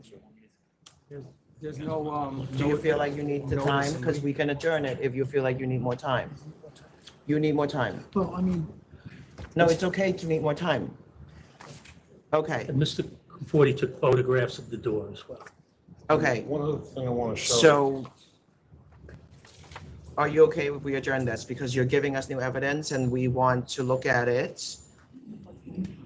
It's not a bad thing because we're No, trying no, to no, honor I your work. completely understand, but I'd like to get this on the record tonight. That's fine, you can give it to me. Can I come And you forward? don't have to come next time, you can finish your testimony. It's okay, you can just leave the photos there and you can explain them when you go back. It's okay, I understand, I know it's stressful. It's okay, take a breath. All right, Oh, here, these two. Nicole, bring them up there, too. The pictures you're looking at, you'll see a yellow chain to the right. the photos are The what? photo is the parking at the entrance to the new location. To the new location, so there is no parking, that's point that. No, you're no, no, making. there is a parking lot, but that's on a residential street. You see the brown fence backs right up to two neighbors' houses. I understand, so you're saying that it's very close to residence. And the neighbors are concerned about the traffic and what a liquor store can bring to the area, which we all I know. understand, and these two pictures show that there's no No notice on the notices door. on the doors. Okay, Let me note for the record that I took a look in our leak file also, and I don't see a copy of a photograph of a notice or anything like that that's been filed in leak. And I don't think the village was notified of the so move. can I they don't hear send it? Can any they post the proof of notice file now? of giving the And we- notice in leak. In our leak program, you know, when you take a picture, I'm Yeah, posting the we, notice. right, yeah, I always send in if I don't send it, I'm requested to email it in. I'm just saying for the record, I don't see it. You don't see it in there. All right, this, That's the photos that you're asking them to consider the ones of the signs that you held up. Can you provide those too? I can't hear, I'm sorry. Sorry. Did you give her the pictures of the signs? Is that all the the lack of pictures? signs, there are two pictures showing Yeah, the it showed lack of lack of. signs. And the signs? And three Anything show, you're giving? Yes. three pictures depicting Oh, parking Nicole, bring situation. those up there. I don't see the signs. Anything you coming. ask them to look at, like you held up, Okay. provide it for the record. That's And fine. yeah, Nicole, These are the give them signs. that. All right, Donald, can you scan these in for next time and put it as a supplement? Scan this in as a supplement. It's August 7, good for everybody involved For here. the applicant, August 7, Yes. the Yeah, applicant. that's fine. You're okay with August 7th? Enough time. August 7, it's okay? And request these, Yeah. all right, if you want to. Yes, I will, we will. I don't know what the decision is. Okay. Yeah, I don't know if they can cure it because this ship has kind of sailed. Commissioner. The ship has kind of sailed because they were supposed to do it before they come here. To Okay. give them opportunity to cure it would be sort of helping them. All right. So it kind of wouldn't be fair. Oh, okay, So okay. it's neither here nor there. If they decide to do it, they can do it now. But I think it would just, in theory, bring in more protests. Is that fair? All right. So everyone's okay with over to? Yeah, yeah, 8-7? we're putting it over, right? 8-7? Yes, 8-7, thank you. Thank you. All right, Steve. Next is 59, Locust Liquor and Spirits, Inc. 59.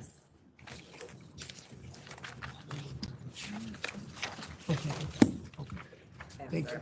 Thank you. Has the applicant actually appeared? Locust Liquor and Spirits, Inc. Number, please? 59. So this was specifically held over for the applicant to appear, and it appears they are not here again. All right, you make sure that, can you just double check that you actually notified them? Youngest wine. It's close and you. Yeah, and the counter plans will make a statement last time. but Yeah, no, he- they're not he here. can't come These today. are, and you.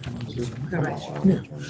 But maybe I think that this was put over from the last. Yep, I know, we're trying to make sure that we, I'm sorry, it's your second time you guys are here.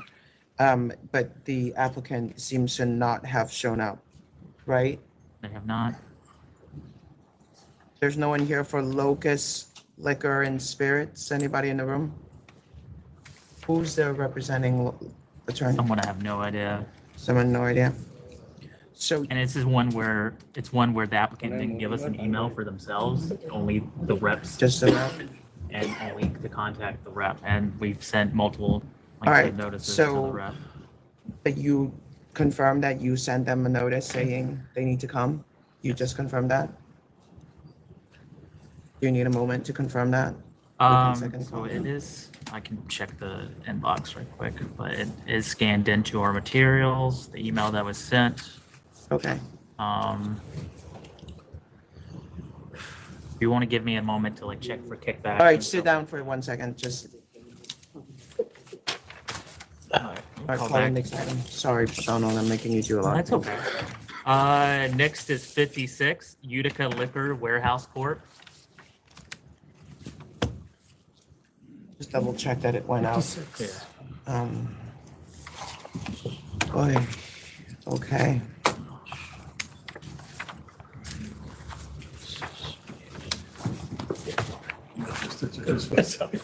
All right, who's the applicant?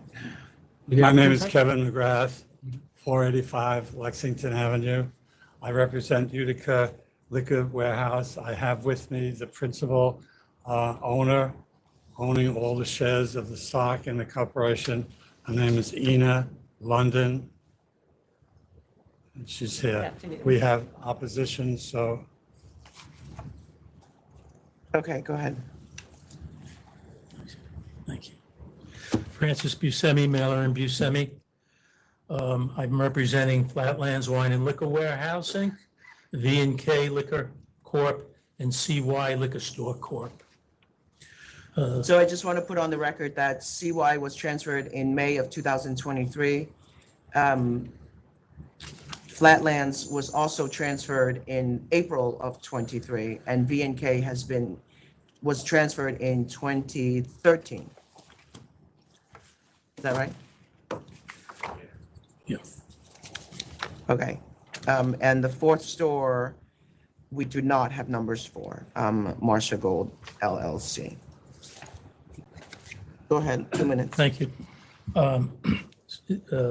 The applicant has applied for a 1,775 square foot store with the same amount of square footage as retail space, 1,775 square feet. I don't have that. I have 3,853. Why do you have that? In With our how much materials, retail, it's with how 30 much retail space? It's 2,290. I had foiled the application, That's what I have also. and I thought that's what I had received. It's 3,800, so argue accordingly. All right, so it's 3,800 square feet. On June 26th, I'd like to point out that on June 26th of 2024, the full board approved an application for a new liquor store at 2498 Flatbush Liquors, Inc., located at 2498 Flatbush Avenue. That store is a 2,500 square foot store. I think that approval was done at the last, on June 26th. And how far is that? That location is 1 mile from Utica Liquor Warehouse, from the applicant's location. Okay. So both CY Liquor Store and V&K Liquor are two of the closest stores to both 2498 Flatbush and the applicant today. CY Liquor Store is only 0.2 of 1 mile from the applicant's proposed location. There are 16 liquor stores within 1.5 miles of the applicant. We've given you a list of those. Can you push that up? Push the mic up. Thank you. You're welcome. We've given you a list of those stores. C&Y Liquor Store has been in business since May of 2023. Total sales from May through December of 2023 are 576,000 and change. Its total sales from January 24 to May 24 are only 429,000 and change. There is a typo in where it says 0.8, as I previously said, and earlier in my submission, it says 0.2, so it's 0.2 of a mile from the applicant. Sun Hing Liquor is 0.7 of a mile from the applicant. Its sales from January 24 through May of 2024 are under $400,000, under $380,000 actually. Since 2020, its sales have been decreasing. V&K Liquor Corp is located 1 mile from the applicant. Its sales have decreased each year since 2020. It has 2023 sales through August 31 of 2023 of only $554,000. It's a 770 square foot store. Sun Hing Liquor is a 1,600 square foot store. CY is a 1,420 square foot store. Shop and Stop Liquors, which is 0.9 of a mile from the applicant, is a 1,000 square foot store with 600 square feet of retail space. The sales have been decreasing each year since 2021. I provided you exhibits of a demographic report showing decreases in the population based on census data, the number of households between 2010 and 2020. The census data also shows a decrease. I think it's obvious that demand for alcohol certainly is not increasing, but decreasing in the area. And this type of store, this just doesn't serve public convenience and advantage in light of what we have already. Okay, thank you. Thank you.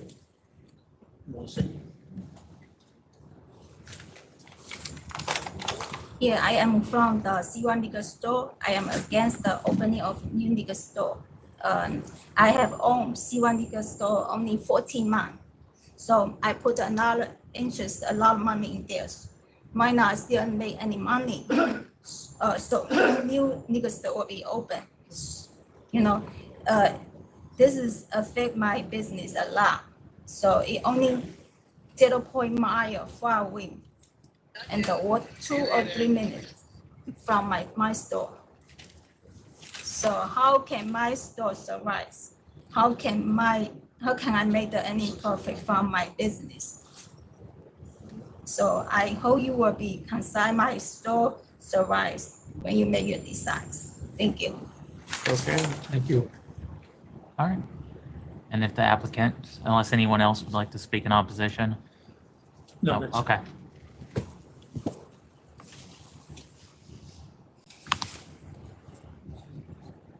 The opposition has presented that on June 26th, a new application was approved. It's my understanding that it was not a new application, but it was a transfer across the street from that location. There's no proof as to the sales from that store. And hold on one second. Maureen, can you clarify that? It's 2498 Flatbush Avenue? June 26th. Okay, go ahead. There's no, we don't have any proof, and I don't believe that the state has any proof as to the sales of that liquor store. Flatbush Liquors. It's a little confusing that it's Flatbush Liquors or Flatbush Wine and Liquors.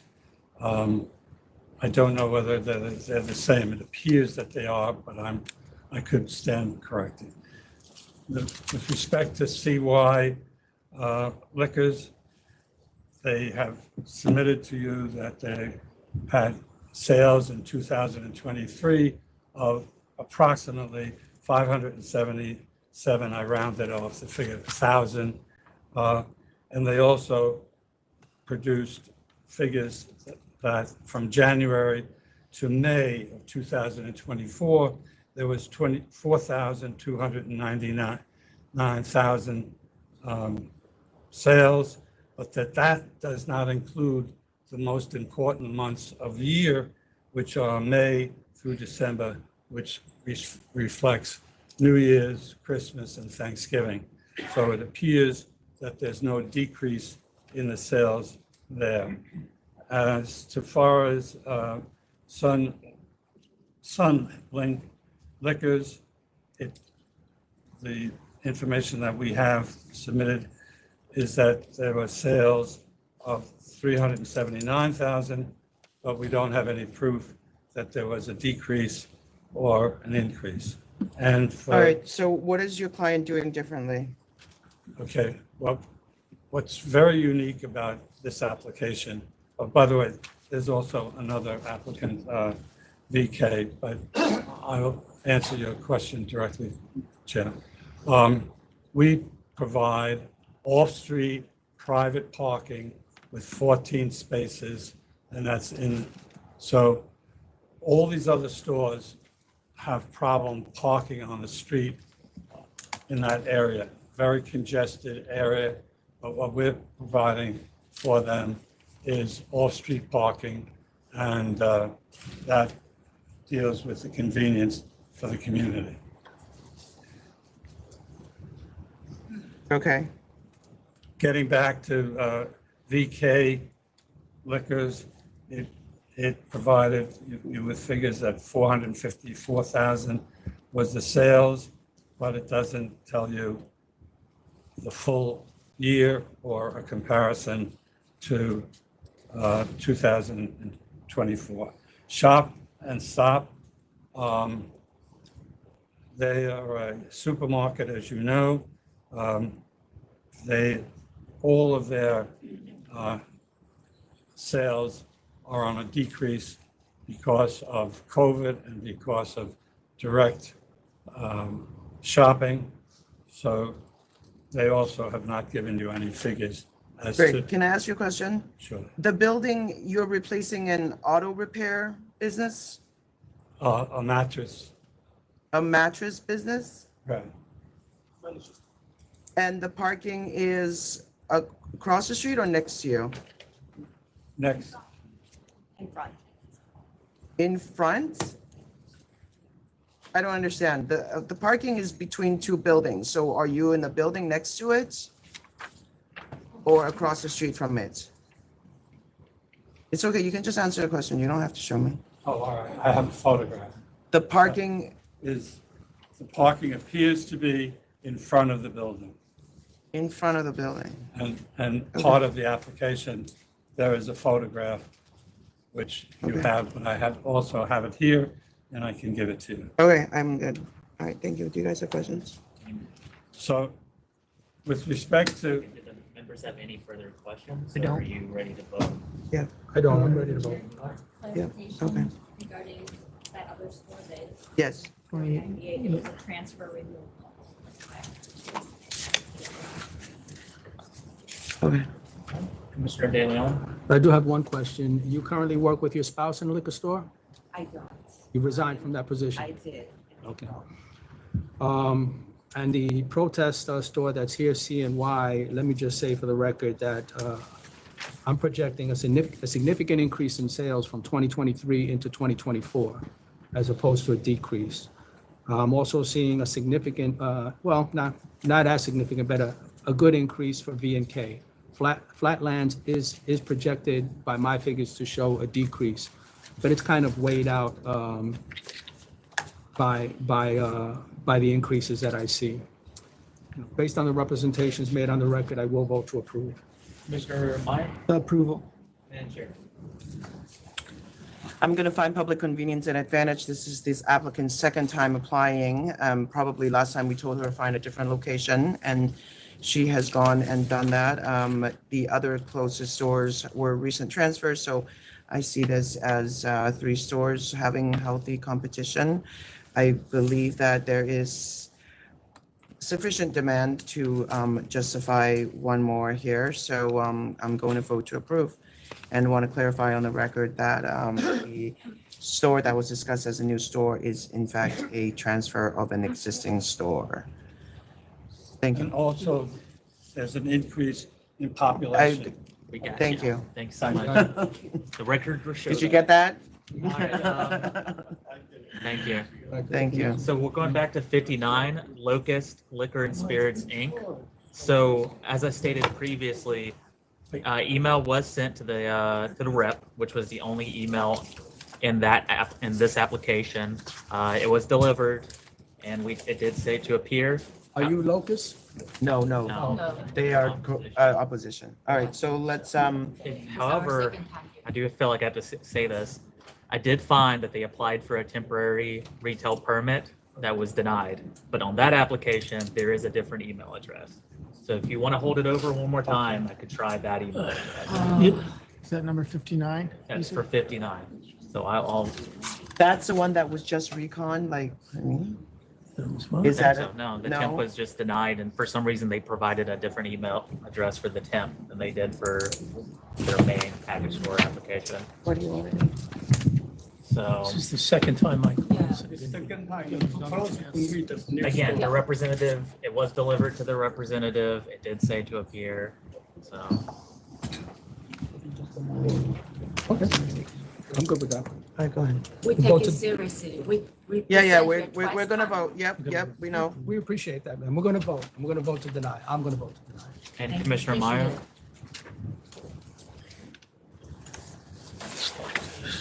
Was council advised?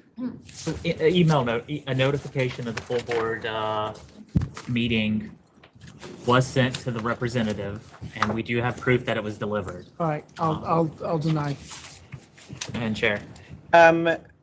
We've asked the applicant to show up. We've done what we could to notify, and opposition have shown up 2 meetings in a row.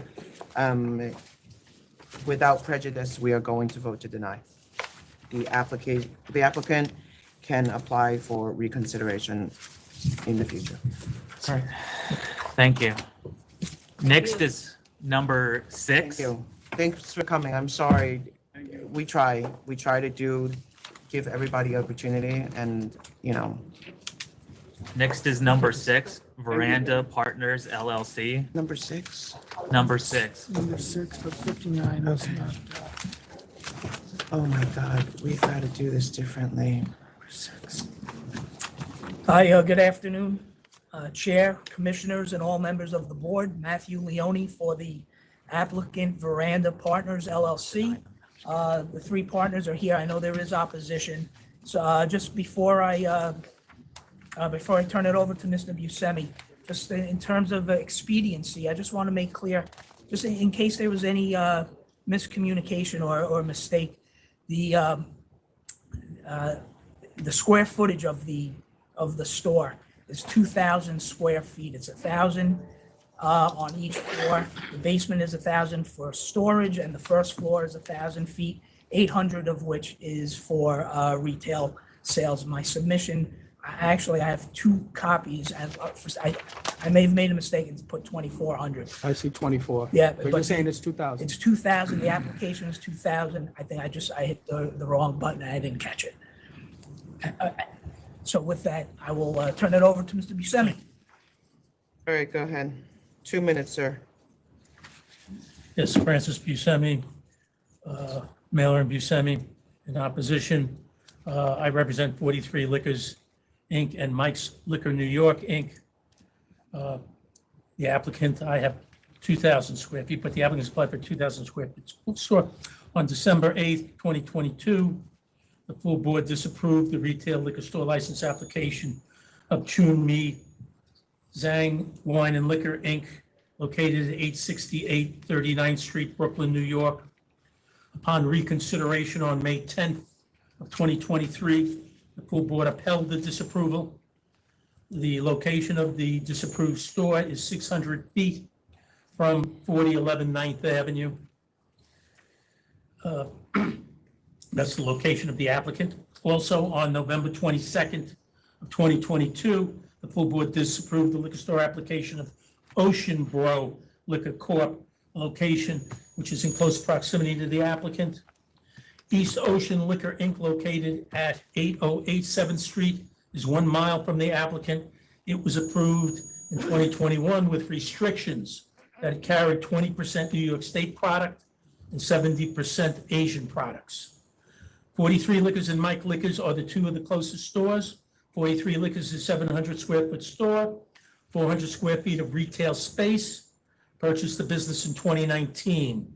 The store carries approximately 1,000 SKUs, has a selection of wine and liquor, which serves the residents of the area. Carries moderate and high-end wines and spirits, as well as Asian products. Its sales are relatively low, with slight increases each year. Its sales have just exceeded $600,000 in 2023. Mike's Liquors is a 1,650 square foot store with 700 square feet of retail space. It's peaked in 2022. With regard to its sales, its 2023 sales decreased to $424,000, which is over a 15% decrease from 2022. And that store as well carries over 1,000 SKUs, offers many niche products to various types of customers in the community. RMC Partners Corp. is the third closest store, 700 square feet. Purchased the business in 2023. July 23 through December 23 sales are only $163,000. RMC predecessor Grand Exeter Liquor Inc. we got their sales for 2019, 20, 21 sales, which were less than its 2018 sales, I'm sorry. And I gave you attached as Exhibit A is the 2022 gross sales for the Grand Exeter store. 512 Hang Liquor Corp. is the fourth closest store to the applicant. It's a 1,500 square foot store with 800 square feet of retail space. It shows decreasing sales since 2021. Season Wine and Liquors, 0.7 of a mile from the applicant. It has shown stagnant sales from 2020, with sales of only $455,000 and change in 2023. Okay, I do really mean the 2 minutes, sir. I know that. Right, just to wrap up. I'm nice and. You have seeing my submission, within 1 mile of the applicant, there are 9 liquor stores. There are 29 liquor stores within 1.5 miles of the applicant. I give you zip code data information showing trending down since 2015 in population. Thank you. Does anyone want to say anything? Yep, so my name's Anna Wu, and I'm from 43 Liquors Inc. I just want to say that we have enough liquor stores in the neighborhood to serve all the populations. And then every day we do have compliments from our neighbors saying that, oh, we have a great selection of wine, spirits, and everything. So I don't think we need extra liquor stores in the neighborhood, just because. And if we want, if neighbors want discounted stores, we actually have a Costco nearby where they sell discounted liquors and spirits and wines for very good deals. Yeah, and we actually have another store that's opposing. Hello, board members. My name is Sean Liu on behalf of 5012 Shaheen Liquor Corp. I don't believe we should have another liquor store. I'm sorry, sir, what's the name of the? 5012 Shaheen Liquor Corp. Okay. And I don't believe we need another liquor store in the neighbor. It's too saturated, and business is not that great, and we don't see any benefit. All right. Thank you. Thank you. And if the applicant can come up, please. Okay, thank you. So we have the three partners here. There's Robert Voris, there's Henry Mountner, and Louis Miranda. They're the three partners of Veranda Partners LLC. And very simply, we think that the issuance of this license would meet the public's convenience and advantage. And I would like to just start by telling you why. I have a map. I don't know if you would like to see. It's just a little map of the area that gives an idea of the points of where the stores are located. It was not submitted with my submission, but if you would like it, I'm happy to pass it up.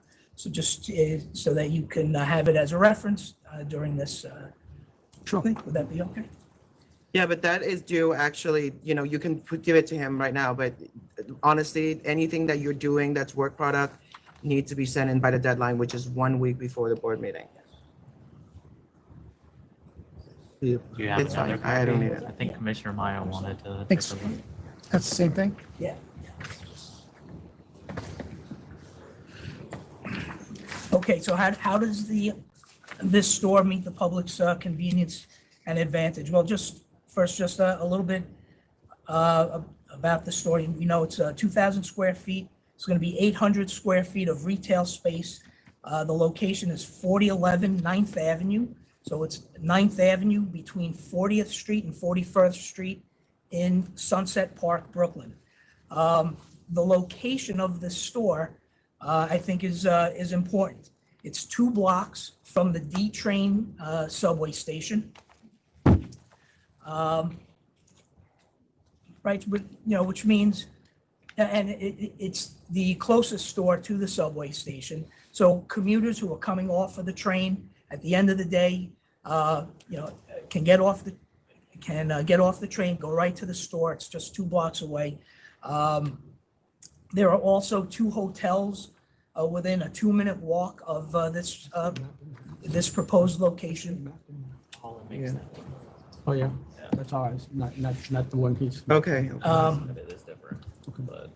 And it is right, so you have the 2 hotels within a 2-minute walk.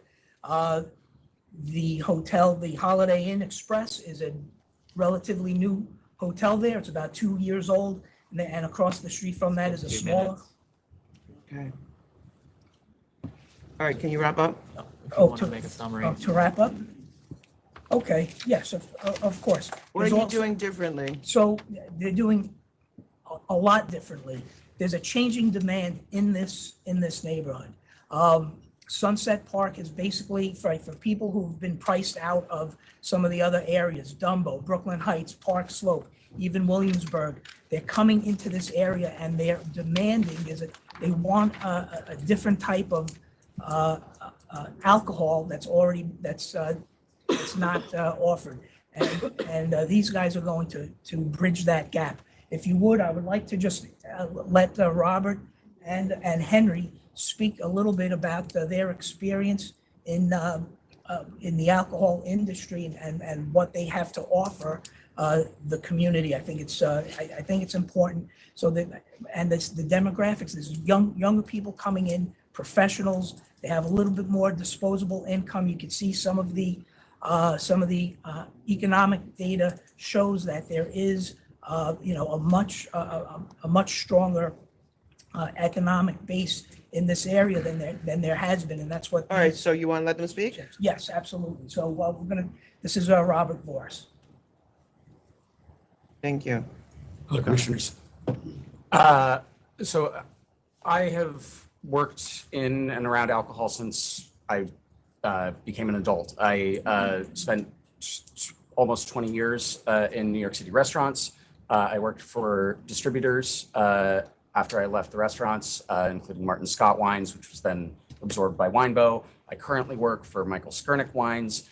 I've observed how the alcohol industry is changing firsthand, very specifically with regards to the stores, but much more than that, and my own ability to discern product and to bring to customers unique experiences and educational opportunities that they might not be getting from current stores. I live in Sunset Park. I've lived in Sunset Park for over 20 years. I'm raising my son in Sunset Park. I know my neighbors. I know what they like. I know what they want. When I presented this idea to my local CSA, they were all so excited about the idea that there would be a place in their neighborhood where What's they could CSA? go. Community supported agriculture. It's essentially like a co-op for people to. Do you have a letter from them? I don't, but they're definitely on. Members of the CSA are on the signatures that were submitted in support as part of the application. Yeah. Okay. I think the easiest way to explain what I'd like to do is with just one SKU as an example. It's inexpensive Prosecco. Almost every store, basically in the city, but certainly within Sunset Park, sells Mianetto. It's inexpensive Prosecco. It does what inexpensive Prosecco does. It bubbles. It's cheap. You can get it from Empire merchants for not very much money, and then you put it on your shelf and everyone knows it. Zardetto, which is distributed by Winebow, is an organic product that is much better. You wouldn't know this unless you've spent decades, within the alcohol industry. And it comes in at $5.67 for 5K straw. And you can put it on the shelf at the same price as Mianetto and offer superior product without actually. Okay, so what did you do for the distributors, you said? I'm sorry? What did you do for the distributors? I'm a salesperson. And are you currently a salesperson for the I am wholesaler? currently a salesperson. And But he will it was not be. Yeah. He will not be if the. That was. So you're aware that that is not allowed, right? Correct. And Okay. I wasn't going to quit my job until I was, approved for the job that I would like to have. Okay, how would the two partners involved in the store? So I'll say a minute. My name's Henry Mountainer. Robert and I will both be on premise, managing the store every day. I've had an active tavern license for a bar in the neighborhood for 5 years. We've had a very clean record, no complaints. And in that time, I've been able to form really good relationships with a lot of local producers, people like Green Hook Gin Smiths, Fort Hamilton Distillery, Brooklyn Kurosaki, Fourth Ave Spirits. And basically their products are unavailable in retail in the neighborhood. And we wanted this store to be sort of an outpost to support local producers. So we'll have a large proportion of New York wine, local New York City spirits, as well as other curated, non-generic product offerings. Okay. And what about you, Mr. Miranda? Yes, I know these guys for many years, and they came to me with the idea, and I'm like an investor in the whole liquor store. And you're not going to be working there? No. Okay, what do you do outside of this? Well, I'm an Uber driver. Also, I have a company, transportation company that I run myself. And yes, I wouldn't have the time to be running the store, but they will. Are you the person that provided the promissory note in this case? The what? The promissory note? No? No, he, Mr. Miranda invested his own money. The promissory note is from My Mr. aunt. Mountainer's aunt and uncle. So. Do members actually have any questions or? No questions. Can I just to kind of wrap up, just to address. I'm sorry, I think the members are ready to vote to proceed. Commissioner De Leon. I am ready, and we are trying to move things along, so. Oh, I understand. I just let him vote. Just let me say this, that the population, as indicated in your submission in Sunset Park, significantly increased. So that's one thing. And I'll take note also of the petitions that you have in support with 55 signatures approximately. Yes. So that is significant. We also have experienced applicants here. So I take that into consideration. And in terms of the protests, as far as 43 liquors goes for 2023, council is correct. The figure was $635,000. But for 2024, if you take the figures that were provided, the monthly figures, we should see an increase of about 300,000 in sales. As for mics, there would be a decrease of about 100,000. So we can say that those two don't necessarily cancel themselves out. But in terms of Zia wine, Season, and Yayin liquors, they're all projected to make increase in sales. So with the growth of population, with experienced applicants, with an apparent continued growth in the sales projected for 2024, I would vote to approve. Commissioner Maya? Approve. And Chair? I'm going to find public convenience and advantage in the positive. This store is conveniently located right off the subway and close to the park with 2 hotels around it. It's in a new building and an up-and-coming booming residential area. I acknowledge that the applicant, one of them has significant experience in this industry. I just want to remind you that you cannot be cross-tier participating, and so. My resignation is drafted and ready to be Well, sent. congratulations, you've got a new job. Thank you very much. Thank you. Okay, thank you for your time. Thank you. Jonathan, can you kind of play with the mic on the podium Pull it to down. get in a good position? Yeah. Yep. So I am pulling one. Next is 55 HHLP Union Square Associates LLC et al. DBA Hyatt Union Square. We do have members of the community board. 55. We do have members of the community board here present. So for this application, and when there are officials, we tend say to pull them 55. first. All right, I here we go. understand. 55. Good afternoon, Donald Bernstein on behalf of the licensee.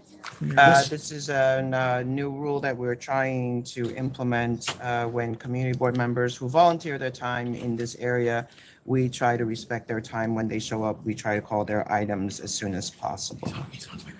This is to encourage participation from the community. It's not to disrespect anybody who showed up early to try to sign in, which I understand as well. Okay, thank you. In that case, I'm glad they're here. Donald Bernstein on behalf of the licensee. This is a Hyatt Hotel in Union Square. It has been licensed since 2013. There are multiple co-licensees, including the owner of the hotel and management company and a food and beverage operator. The hotel is owned and managed by HERSHA Hospitality, which has been in the hotel business for many, many years. They own about 22 hotels nationally. They manage about 30 hotels in the city of New York. This application is for an endorsement to remove the current food and beverage operator and bring in a new food and beverage operator. The reason I believe why it has come before you is because a principal of the new food and beverage operator has had an adverse history. My client is aware of that, was aware of that, had vetted the operator, been to his establishments, and felt confident and comfortable that he was a good operator and would serve the hotel well. Keep in mind that my client still will remain on the license. Hotel controls Where's the this client? license. Andrew is a representative of the hotel. The individual who is here on behalf of the food and beverage operator that we're bringing in, I think just went downstairs. Mr. Levy is his counsel. So Mr. Levy can address any questions that you have. But before they do that, the point I wanted to make is that this license is not going to be held just by that operator. They are going to be a co-licensee on our license. And under our agreement with the operator, we obviously have control You have a to client who's ensure. downstairs. Are they coming back up? He's here. I was monitoring the order. I didn't know we were going. I'm out of order, sorry. so he's on his way. Do you guys want to just wait? I mean, it would Do you make wanna no recall sense us? that they, I'm sorry. Next time, just say that before we start. Say that my client is not in the room Thought he currently. was about to walk. Please, Yeah, he's. all right, let's hear something else and come back, because I don't want this to, Well, I don't want someone to have shown up and not hear this. the next item would have been 2-001 MC&ED BECK Inc. but I think your attorney just walked out, correct? Well, one of the attorneys, I'm getting the other. You want to wait? No. You want to go? I think he's. I'm sorry. It's okay, we'll wait.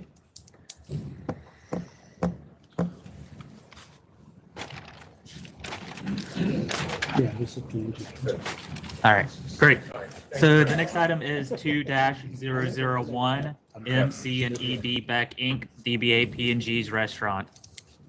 What's your name? Joe O'Connor on behalf of the licensee from O'Connor and Partners. And I'm co-counsel Martin Mailer of Mailer Buscemi, also for the licensing.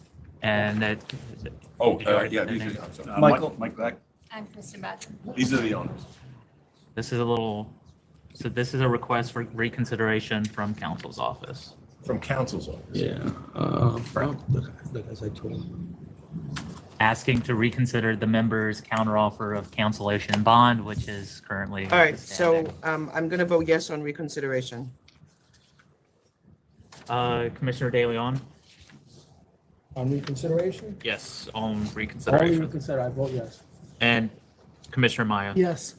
All right, so now on what to do next with the counteroffer. Okay. Got,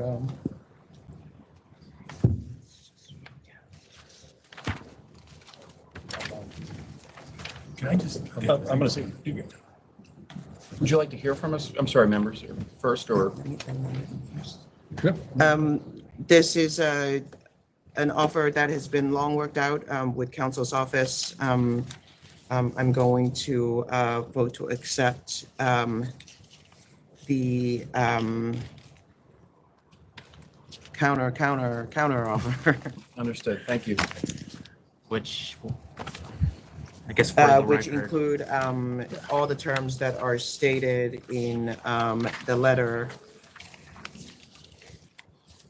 which is in the letter that they submitted, Donald. July 17th. Yeah.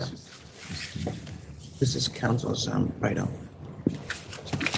And Commissioner De Leon? Thank you. I'm going to abstain. Okay. Commissioner Maya? I vote to approve on the conditions as stated by the Chair Fan. All right. Thank you very much. Thank you. Thank you, everyone. Thank you. It was a pleasure working with council. Thank you. Thank you. Donald, Yep. you're going to provide them the letter that contains the conditions Yep. as negotiated. Great, thank you. Okay. Calling back 55 HHLP Union Square Associates LLC. Again, that's number 55. No, it's not. It's not. I will. Yeah, I got We have to wait. All right. So, Again, the principal of that All new right. operator is here. Hi. can you put your name, just put his name on the record, just, okay. Okay, go ahead. You said it's a hotel restaurant, long been in existence since 2013. Why are they adding an operator? They're adding the operator because he is going to run the food and beverage operations at the hotel. They'll Okay, be sharing in the revenue. So we are taking our old food and beverage operator and replacing him with this new operator. okay, That so, operator is on the license, so the endorsement is to remove the existing F&B operator and add in the new one. oh, I see. So you're taking over, you're not partnering. Okay, and why are you interested in this business? Because this is obviously different from your usual work. This is, I've been there a lot. It's, it's one of my favorite breakfast spots, so. How are you? I like the hotel. I like the neighborhood, as you know. I think its space itself is very conducive to a more upscale restaurant than they currently have. I'm excited about what we could do there. So this just fits within the plans of where I'm hoping to go with my career, and excited to be with this Is this a hotel. new avenue for you to run hotel restaurants? Actually, Hunt and Fish Club is inside of the AKA Hotel. Okay, fair enough. And we're, And that's a restaurant, right? It is. It's 10 years old, actually. So, you know, I think the concern here is that you suggest that there is a security guard, which, you know, usually a hotel restaurant doesn't need a security guard. There is some bit of me that is concerned that this is going to become like a hotel nightclub. What's your response to that? I assure you that is nowhere within my plans. This is going to be an upscale restaurant with a bar. There's not going to be like lines on the street on Union Square, you know, wrapping I around. certainly hope we're going trying to be popular, but no, I don't plan to have anything. And just real quick, a point of clarification, the hotel has security. He's not having his own security. Correct. Oh, okay, because it Sorry. says security guard. Okay, that's Yes. fair. Yeah, Thank yeah. you. What is your name, sir? Eitan Sugarman is my Okay, name. I just missed that. Thank you. I'm sorry. He runs a Yeah, famous I got it, establishment I got called it. the White Horse Tavern. So operation is not changing, right? You're promising that? From what, ma'am? From the current existence, how is it differing? Oh, just the food offerings. You're changing the menu? Yes, for sure. Okay, but background music only, no third party Positive. promoter, no DJ? None of the above. And you're not coming back for that? I will You not. heard that, right? Yeah. They're leaving. All right, go ahead, sir. Are the members ready to vote? Yes. I have a couple of questions here. Well, first of all, this is the community board is here, right? Now, can we hear from the community board? Community board is here. Let me just make one point. Just to your point, Chair Fan, there was an extensive stipulation signed with the community board originally on this, and all of those operational issues remain unchanged. So Okay. bringing in the new operator is still subject to the restrictions on the license. Right, this is what I wanted to confirm with the community board. That's good to know. And before you start, sir, just a quick question. It's my understanding that you had recommended denial unless the representations were accurate and the stipulations were agreed to.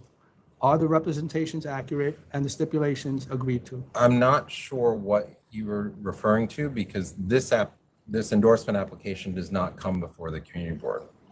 And Okay, then. this so, is and this is in the there supplemental. may have been an incorrect submission originally, do you recall?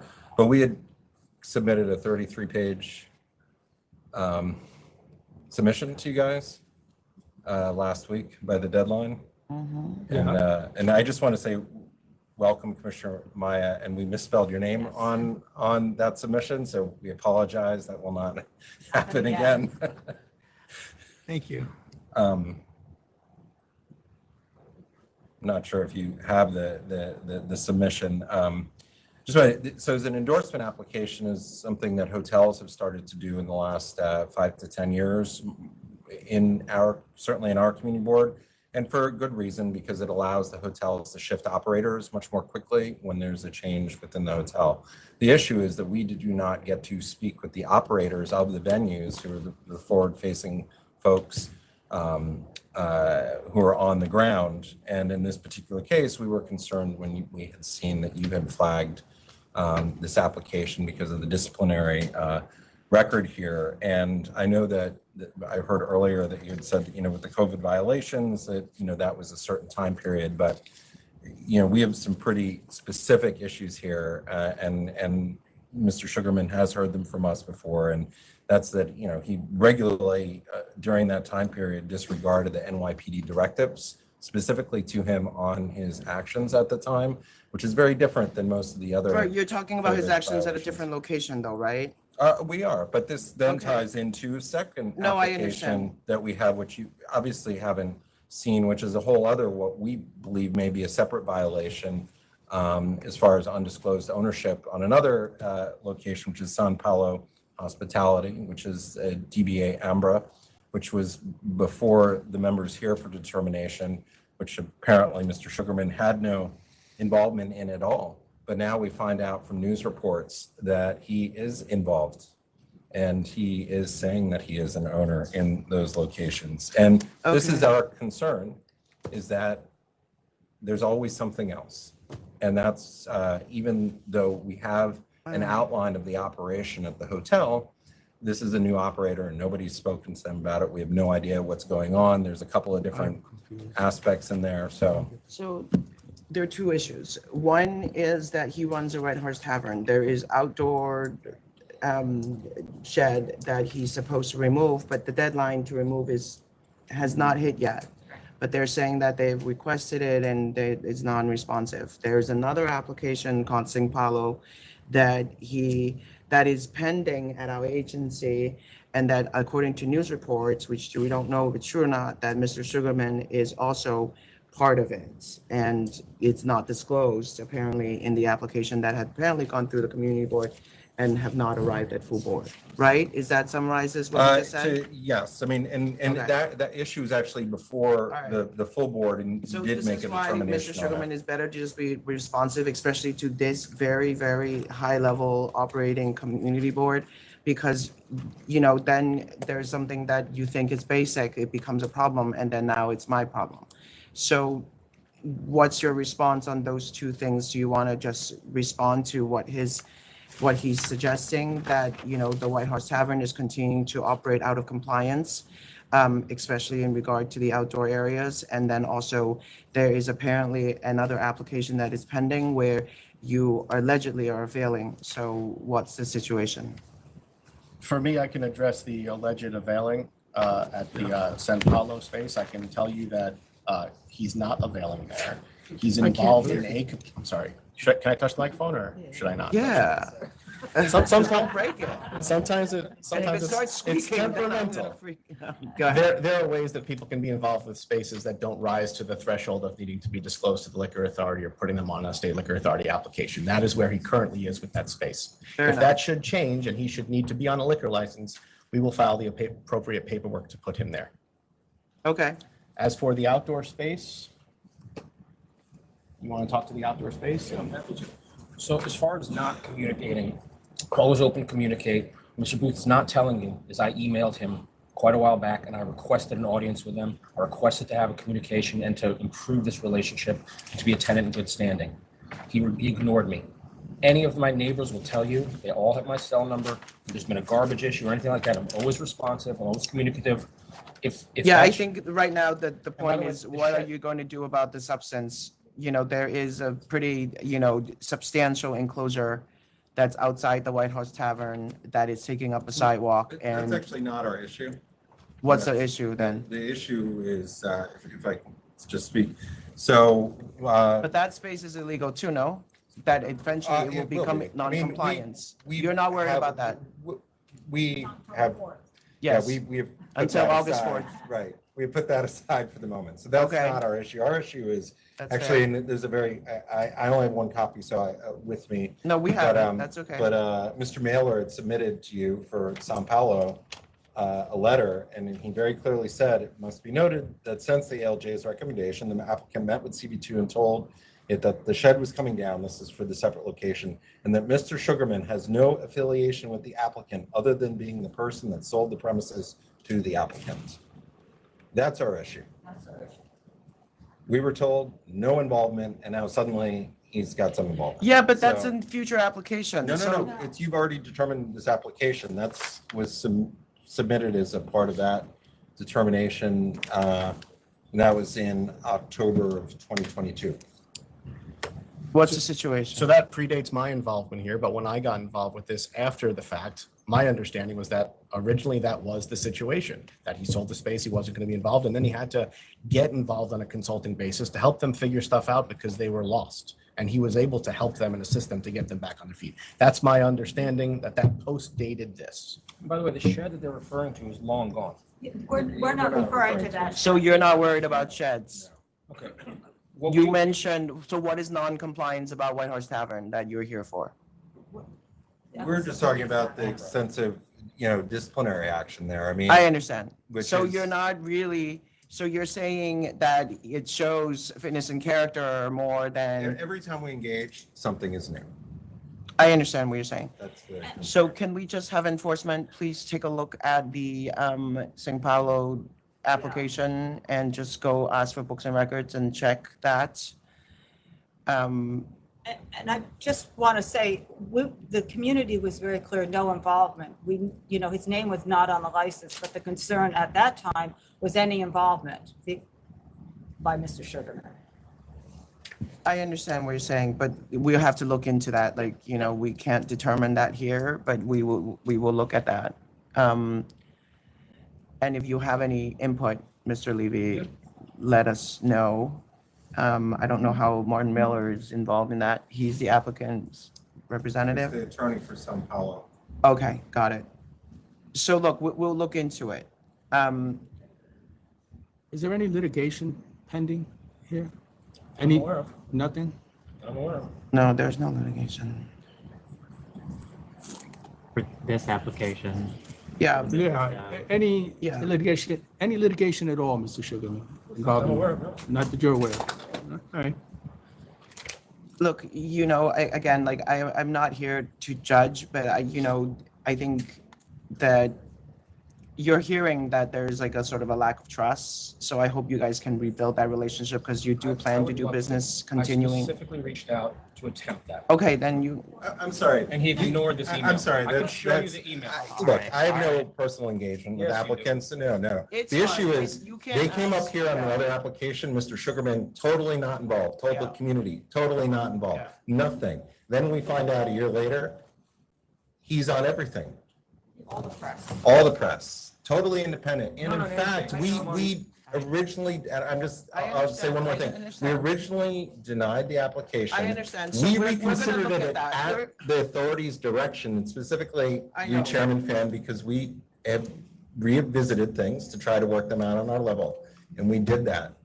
And we did it at the last minute, and we came to you guys, and everything was good. And then we find out that's not the case. So Okay, I that's our understand. issue. But next time also file a complaint on that license because that's not the one that's being Well, we did a considered here. 33-page submission for this. Obviously, nobody has read it. I'm just saying that that's, That's not true.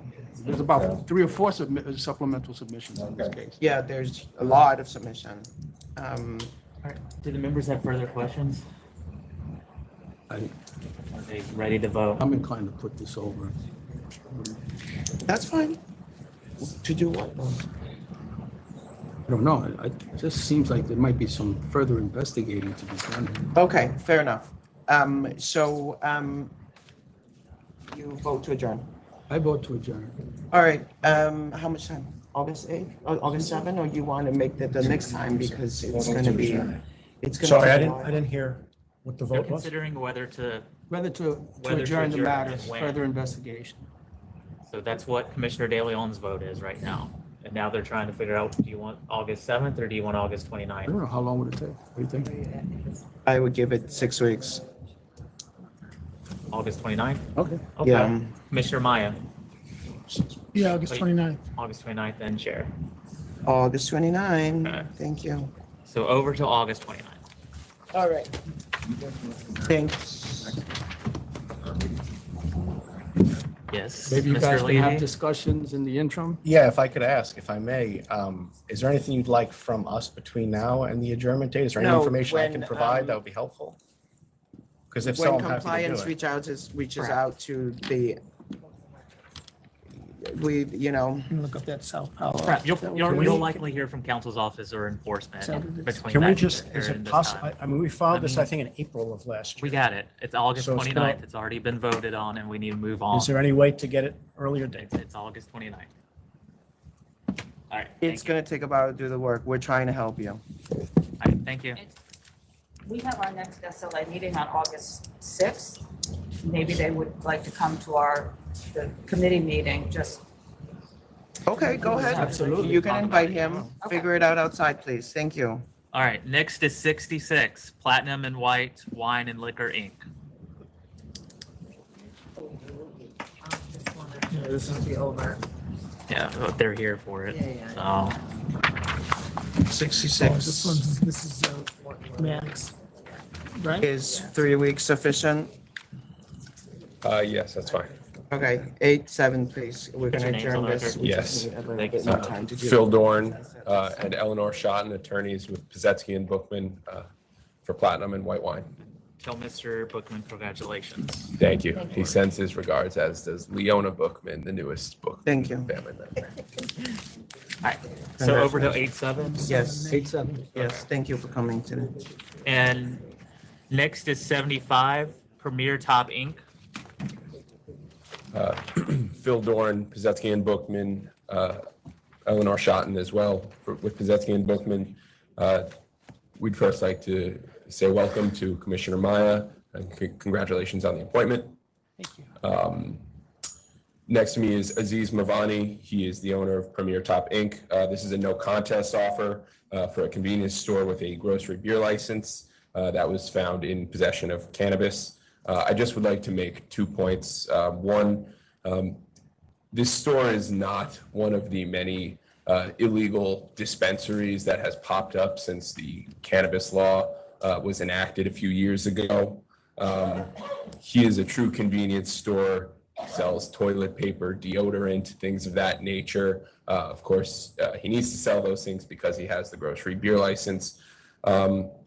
But I just want to reinforce that this is not one of those dispensaries that has caused a lot of issues in New York City. No, you're a licensed grocery store that is selling cannabis, which the law is very clear that you cannot sell both substances out of one licensed premises. Yes, understood. The volume here suggests that it was becoming a dispensary, and that's why the counter was significant. I would just like to add that Mr. Mavani already paid a hefty fine to the Office of Cannabis Management in the amount of $7,500. So he's dealing with that agency. Also, the Department of State. We have jurisdiction over you. That would make no sense to me that you are paying them for something when they don't have jurisdiction over you. They're claiming they do have jurisdiction over any illicit cannabis sales. Anyone who's unlicensed. Also, the Department of State. The Department of State is trying to penalize them $80,000 for sales tax that would have been paid on cannabis products and double the amount that would have been paid. I mean, this is a convenience store that operates on razor thin margins as it is. We ask that $10,000 be reconsidered because that is a massive amount for such a small business. We asked for $2,500. How do I know that that's just not the cost of doing business, just not the cost of selling weed, especially that amount? It is not the cost of doing business. He has ceased all cannabis operations. I don't understand how you're now asking less than your original offer. No, it was the same as the original offer. No, the original offer, it shows on my record is $3,500. Technically, they're not asking for anything. It's a no contest. Right, it's a no contest offer. That Just because said he wants well, $2,500. since it's a no contest, we gave a suggested deal that we find appropriate. So what is the offer now? What do you? There's not There, with a no contest offer, there is. They're suggesting. I'm going to have a back and forth with Bookman about this. About we need to, And they said, okay, no contest then, but by the way, we said 35. We do 75, they do So really, Yeah, but he's already, I don't know, 80,000 in. Okay. the board previously said 10. Yeah, I got it. a lot of weed. What is, where was the 7,500 paid? It has, it's the 7,500 was the Paid Office that of already? Cannabis. Yes, it's already, we have a stipulation agreement that I have with me if you'd like to see it. I don't care. You know, this has been a real problem. As you know, this has been a real problem. Right. And for a lot of people, it's just the cost of doing business. Fine. Well, I want to note that this has been a convenience store in this area for 15, 20 years. This didn't just pop up when the cannabis law was enacted. It's a lot of weed. Could you provide paperwork on that $7,500 Sure. workout? I have a copy of the stipulation agreement as well as the check that was written. And do you have anything from the Department of what was it? The Department of Taxation and Finance that's asking for Do you have any about notice? Do you have a 80,000. copy of that? I have it on my phone. Okay. They're doing that because they want to send a strong message, because this has been such a real problem. Do you have My- email from them? Is this my copy? Is this our copy? Yes, that's your copy. Okay. My offer would be to match what he's paid to OCM, which is 7,500, That's what down you're from voting? 10, and that's my vote. So if you see if you'd like the letter from. You could forward that to me. Taxation and Finance. Yeah, I'm just looking for 7,500 on this stuff. Can you go back? Yeah, just one second. I'm sorry. Oh, yeah, I see it. Okay. Different things, yeah, okay. I would approve $7,500 as Mr. DeLeon stated, Commissioner DeLeon. And Chair. 7,500. Thank you. Thank you, members. Here, Donald. Thank you. Next is 64 J Master Properties LLC. 6464. Phil Dorn and Eleanor Schotten, attorneys for J Master. This is a matter where the licensee received a criminal summons for an underage sale and was waiting to receive the notice of pleading from the authority, but never received it, and then got notice that this matter was on for the full board a few weeks ago. So it is seemingly in default, but he never received the notice of pleading. We were just retained, and I just got the notice of Back to pleading. counsel's office, please. That was my request. Thank you very much. Back to council. Yeah. And 64. Commissioner Meyer, you okay with that? What's that? So they're, Back to counsel's office. they're returning it to council's office? Because there's a default, meaning that they like didn't respond. Right. Which is not the greatest thing for the licensee. So they're saying that they didn't receive the communication from our agency, which sometimes is possible. And they hire counsel, and so we're going to let it go back to counsel's office and then let them withdraw the defaults and submit a CNC like that. I agree. Okay. Thank you very much. Thanks. Thank you. Next is 39 Reynolds Chanel Tackle Corp. I guess it's Reynolds Channel Tackle Corp. 39. Reynolds Channel Tackle Corp. Yes. Almost said Chanel, but I don't know why. You okay with this? I am. All right. Congratulations, Commissioner sir. Mayor. Mhm. My name is Pat DeLuca. I just have a couple of questions. This is a bathroom waiver request. It's a marina setup of a location called Bay Park Fishing Station. The location is very small. There are no private bathrooms to the licensed premises, and is a 200-foot walk to shared bathrooms. Are the bathrooms locked? No. Not locked. So I'm going to ask you to put up signs to point people to where the bathroom is, indicating that they needed to walk outside. Beyond that, I'm going to vote to approve. Yeah, I'll note, I agree with the chair's findings. There are 8 slips. The maximum occupancy here is only 20. Yeah, you know. and the place has had a license for 25 years. Yeah, I'll note that also. Yeah. It is a little concerning to have people drinking and then walking, you know. We don't want anybody falling into the water. Yeah. But apparently that hasn't happened yet. I will also approve. I mean, we're granting the bathroom waiver. Yeah. Thank you. So that was conditioned. Do you want them to submit the sign or what signs locating in the bathroom? Yes. So I'll send you pictures? Pictures. Sure. Yes. Okay. All right. Thank you very much. Yeah, I voted. Thank you. All right. Next is 41 Celery Inc. Celery. Celery, all about.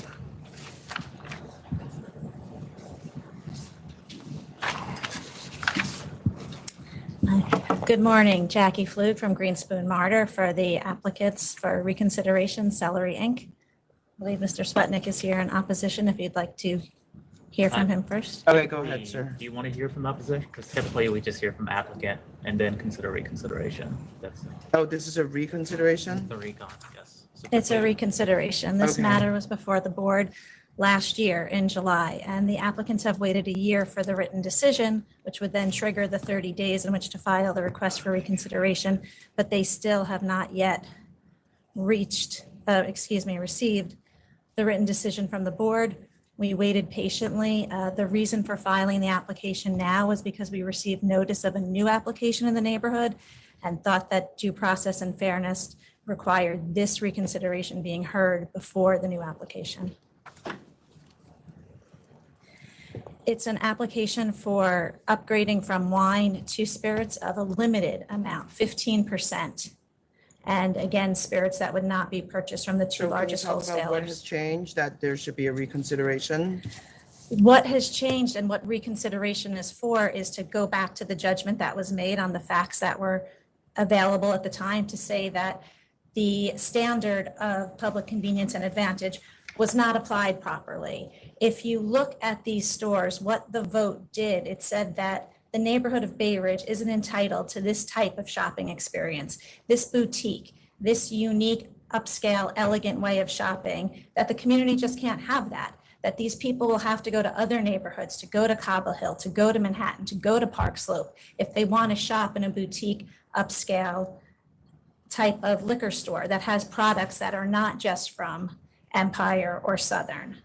You denied the neighborhood of Bay Ridge this opportunity to shop this No, way. I'm just saying that what in the facts of the situation has changed. That's the, Well, reconsideration is actually to say, hey, the legal standard wasn't applied appropriately. A new application would be to say, this is a new application under new circumstances. Reconsideration is to say, hi, the legal standard wasn't applied appropriately.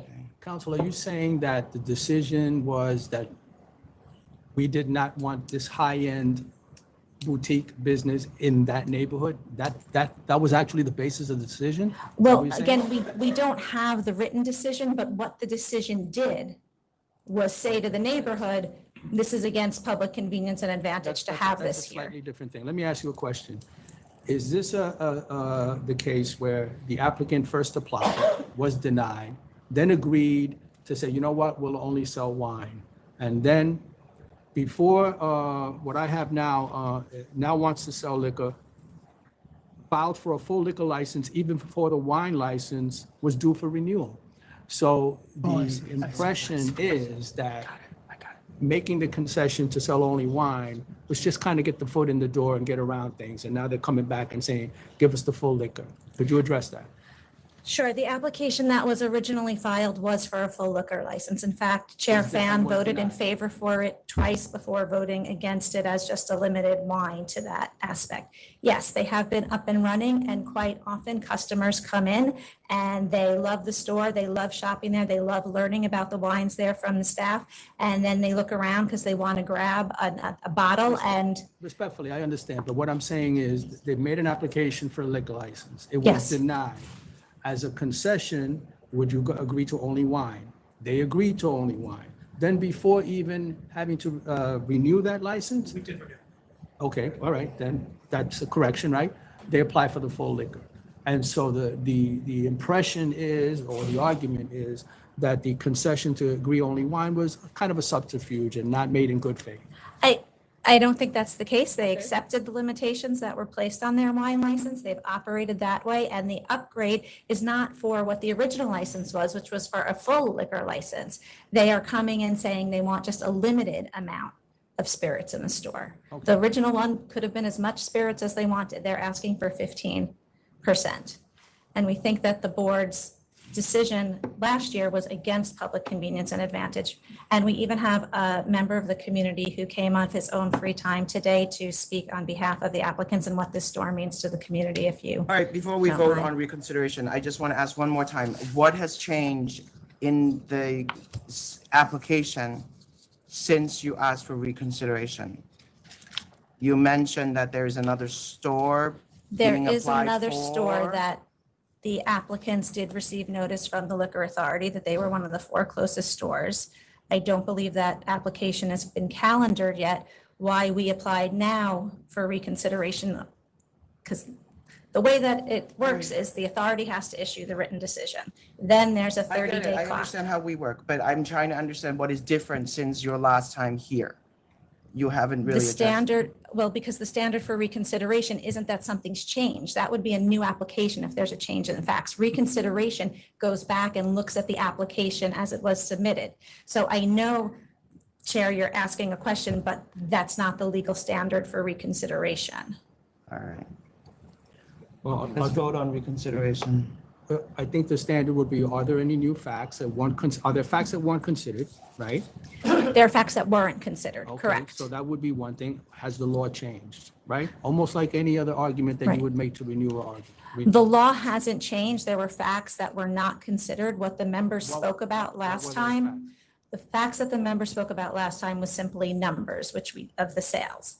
They did not talk about the shopping experience here at all. And I think that the photos that were submitted speak a great deal to that shopping experience, and that this is something different in the neighborhood that is important to the neighborhood, and they're entitled to.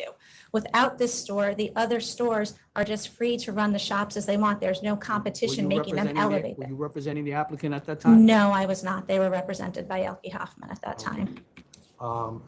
Did the applicant get an opportunity to address the board?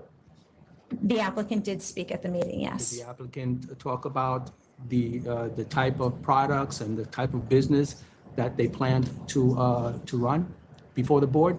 In some sense, yes. So it wouldn't be true that those facts were before the board and were considered? The members made no mention of it in their ruling, and again, we lack the written decision to address appropriately what the reasons are. And that's why we've waited, so that we could most articulate the reasons, but it's been a year and we still haven't received a written decision. I have a question. Am I okay? All right. Did you state there's another licensee that came in after you opened? There's an application for a new license. And where, now. how far is that? That is approximately, how far? 5-minute walkway. Okay. Yes, they are one of the 4 closest stores to it. Excuse me? They are one of the 4 closest stores to the new applicant. And yes, as my client is saying, they don't oppose the new store. We issued a letter to just say that we want this reconsideration heard before the new store's And application. when did you hear about that new applicant? About a month ago, Okay. about a month ago. Thanks. Being that you have somebody who kind of volunteered their time. Thank you. Maybe Thank you, give him an Commissioner. opportunity to address us before we hear from opposition. We going to consider whether it should be reconsideration? I Yeah, haven't heard I mean, anything new yeah, yet. I mean, we technically don't hear from opposition before you. Okay. So we vote on reconsideration. Right, first. right. So should we hear from the gentleman who's here on his own on the issue of reconsideration? Being Not that really, he's been yeah. sitting here Not since really. 9:30 this morning, it would be But appreciated. it doesn't go to the issue of reconsideration.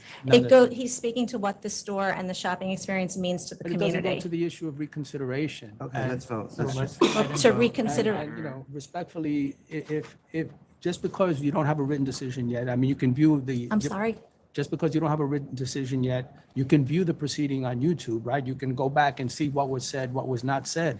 And if the applicant had the opportunity to address the board with those issues, just because we didn't resuscitate it back in verbally or in the written decision that you don't have yet, doesn't necessarily mean that it wasn't considered. It was heard.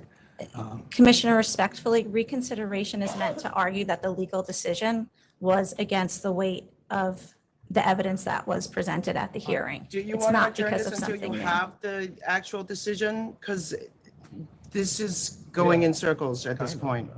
I don't know. You're filing something premature. And I Chair, have we've- one more question. I'm sorry to Yeah, interrupt. go ahead.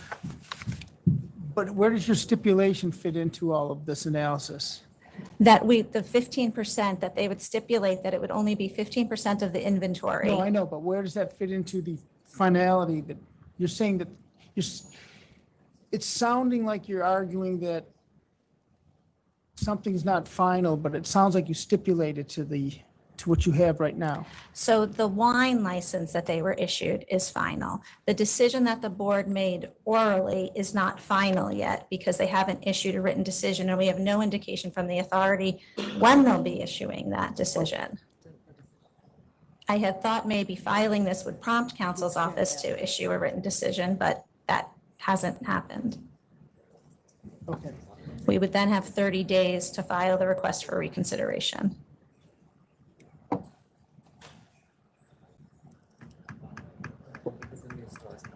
I guess what I'm asking is, did you stipulate to have a wine store? Yes. Just to get something? Yes. That's what I want to know. Yes, They accepted a wine license, yes, 2 years ago Okay. to operate. Reconsideration. Okay. So yes. Yes. All right, thank you. Do you know, are you able to tell us either the name or location of the applicant that you're referring to? Oh, forgive me, If it's not, on my it's phone. okay. Do you have the? TRD Brothers. Yeah, thank you. I believe we got the notification. What's it called? RD. Okay, thank you. All right, so to vote on the request for reconsideration, Commissioner De Leon, I'm not finding a basis for it. If I have to vote, I would say no. If you want to wait and get a written decision, I'm happy to consider adjourning the case and give you time to address the written decision. But if I have to vote right now, I'd have to say no. I'm not seeing You a do have to basis. vote right now because she's up, so vote. you want to hold it over? I don't have to do anything. If you want to hold it over to 8-7, we can. Are we likely to have a written decision? Chair, Yeah. my client would like me to mention that there was a discrepancy in the numbers at the last board meeting submitted by one of the 4 closest stores. That was not discussed. If you feel it's necessary to have a change in facts, that would be a change in facts. All right, I'm going to give it back to you. Do you want to vote now or do you want to come back?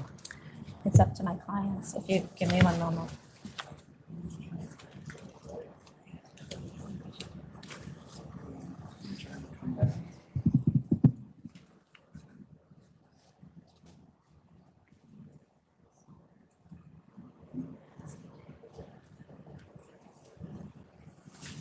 We'll take the vote today. You take a vote today? Okay. Respectfully, I have to deny the application, the request to reconsider. Commissioner Maya I will grant the reconsideration. and Chair.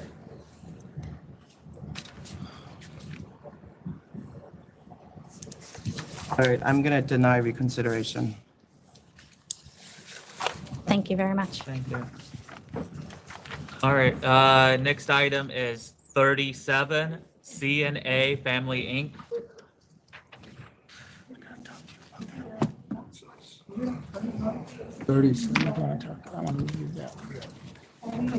Okay. CNA. Which one are we at on? now? 37. I'm sorry if I need to 37. do that one. No, that's okay, I don't care. You will. Good afternoon. Frank Nalavaco, the representative for CNA Family. We've withdrawn that application. Withdraw? Yeah. Okay. So I have one other case. Oh, that's Okay, 37. what's the next one? Should be It's 060. 61 and 62, Yeah. Cantina 33 Inc., is that it? Correct. Which- Yeah, that's which number is an that? application for alteration and method of, change of method of operation. 61 and 62. With me, I have the president owner, Shuyen Lennis. Okay. Are you already using DJs? No. You sure? Yes.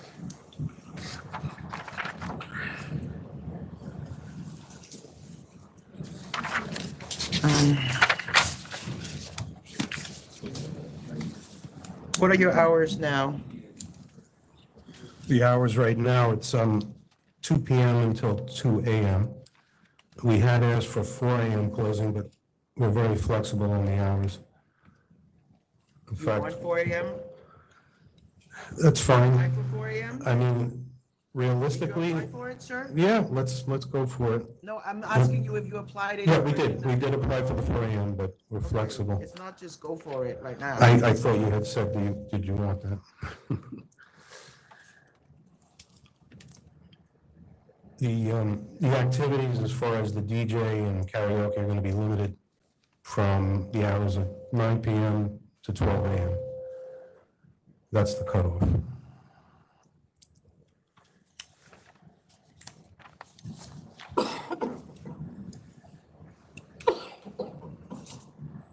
Do the members have any questions? I don't know if the chair and Commissioner may have any questions. I don't. I don't have any. The member, so Commissioner Yes. De Leon, if you're ready to vote.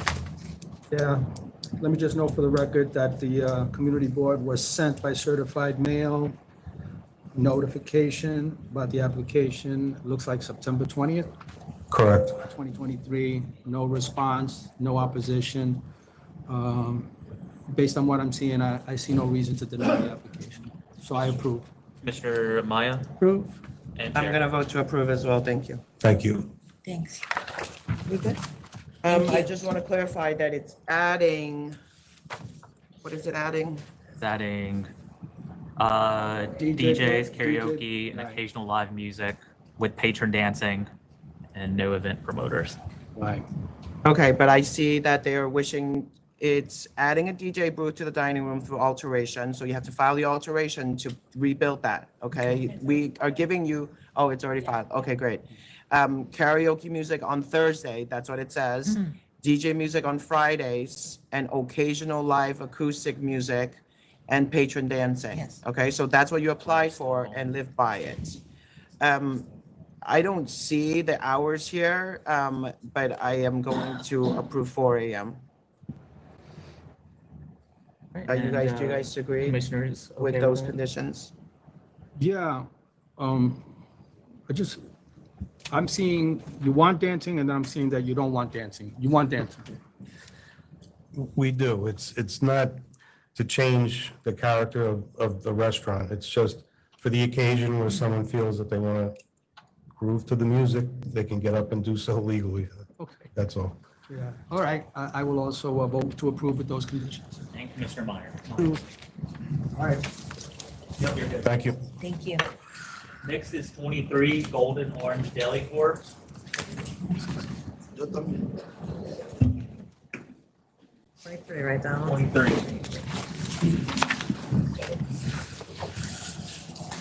Good afternoon. Efren Marty and Associates. 23. 23.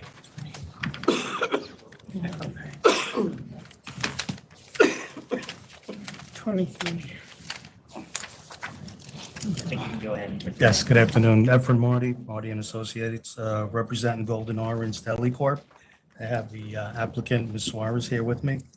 The applicant has been running the store since 2021, and she has no relation to the previous owner, Elby. She was working at the store before. She got the opportunity to purchase the store, buy it, and she took that.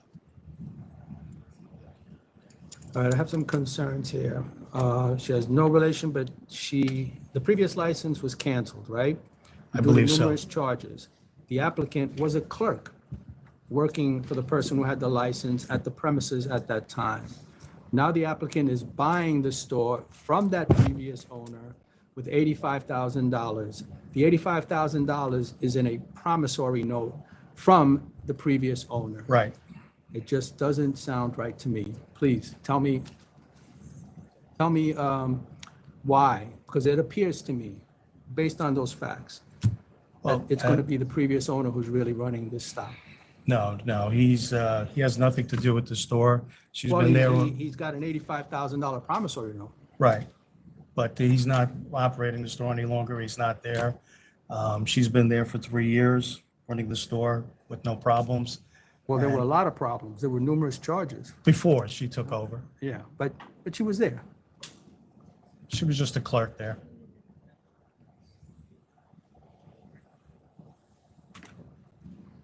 All right. What's the plan to pay the prior owner back? She's almost done. I believe she only has, she's been paying it for like a year and a half left, and she's done. What's the payment? Okay.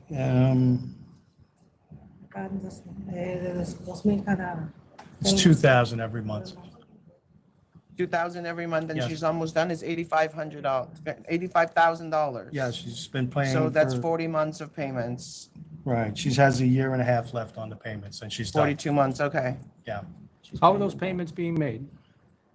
¿Cómo tú le pagas? ¿Todos los meses? Yeah, efectivo cash. She says she pays them cash every month. I don't know, it's up to you. Okay. No, could I ask you? I just have 3 quick questions. Sure. What's the name of the prior owner? I just don't want to look. What's the name of the prior owner? His name was No, Elvie. I'm just, Go ahead. Elby, Elby, okay. And what's his relationship to you? I working before with her. Yeah, I mean, any related by blood or marriage, anything like that? Unrelated? Yeah. Okay. Not an in-law or anything? No. Okay. How long have you known the person before you worked there? ¿Cuánto lo conocía adelante? Oh, ahora trabajaba con ya tenía como How many? 7 years ago. 7 years she worked there prior with him. Prior? Prior to buying the place, she was there All 7 right. years with And him. do you have any relationship with him other than as a friend? Nothing? Nothing. Okay. All right, thank you. Ready to vote?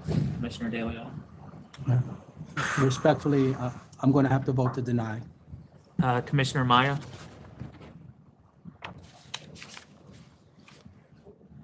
I'm going to deny. And Chair.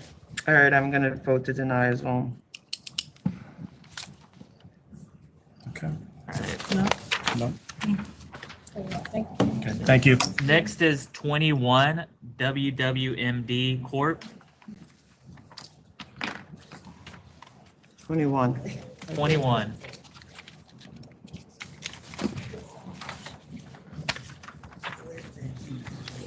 Good afternoon. Board, Chair, Commissioner, welcome. New Commissioner. My name is Mitchell Siegel. I represent WWMD Corp., DBA Kelly's Pub. We put in a non-conditional plea, and we're asked to come to this board meeting. So here we are. Is this the licensee? Yes, he is. How long have you had this business? 6 years. 6 years. So very unfortunate incident happened within the licensed premises. Yes. If I could just give a quick synopsis of that. Individual came in. He came in with another gentleman, sat at a table, went to the bar to get a glass of water, then came back to the table and pulled out his own liquor bottle. The bartender came over to him, was asked to leave. He took a swig of the liquor bottle and put the liquor bottle on the bar and went outside within the realm of the premises where people smoke cigarettes. Bartender came out to see what was going on, had a cigarette herself or half a cigarette. Nothing was happening, came back in. And then the next thing she knew, people were running out of the back and these two individuals both ran out and they obviously had an altercation and a tragic event. So the altercation happened between the two patrons? Yeah, another patron who was sitting at the bar but ended up going outside to smoke a cigarette also. Unrelated, unknown. It turned out that Was there anyone that was working there that was inside besides the bartender who went outside during work hours? At that point, no. No one else is working there, just one person? Just one person. It's a small place. And the police found out that the attacker was on drugs and he has a mental problem and they dealt with him in the past. And obviously he's arrested and This was a homicide investigation. Is there video from inside the location? No. No video. Okay. All right, do you have working video cameras? No, they weren't recording. Do you have cameras? I installed it when I took over the premise because they didn't have any. And then when they used it for an investigation and they returned it 6 months later, they weren't working when I reinstalled the. Okay, so. The bar's been there 100 years. I'm sorry, Chair. Okay, I'm going to accept your $5,000. I'm also going to require you to actually get the video camera actually to working conditions. And I'm going to require a licensed security guard on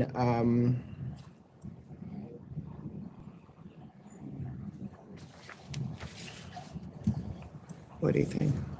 Oh, I like it. On what days you're talking about? Is that what you're thinking? Yeah. When did this happen, sir? What day? September 24th, on a Sunday evening. On a Sunday evening? At about 10:30 p.m. What's the maximum occupancy? Maximum occupancy, I think, is 40 and 40? change. Yeah, something. 40 and over. change? Yeah. It's hard to say another murder will not happen on a weekday. I mean, that's like.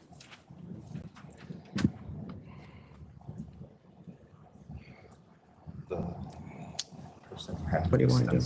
What are the nights you open until 4 a.m.? What happened? What time did this happen? This happened at 10:30 PM on Sunday night. 9:30? 9 on a And Sunday all- night. All individuals were only in the place for 20 minutes. On We did Sunday not- night. We did not serve the individual who Yeah. perpetrated the act, and police said that they have extensive history with him and that he's a violent EDP, emotionally disturbed person. You're open to 4 AM every night? We close around 3, but our hours are to 4.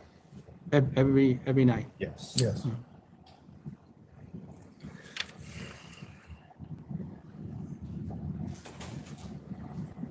Makes a difference, right?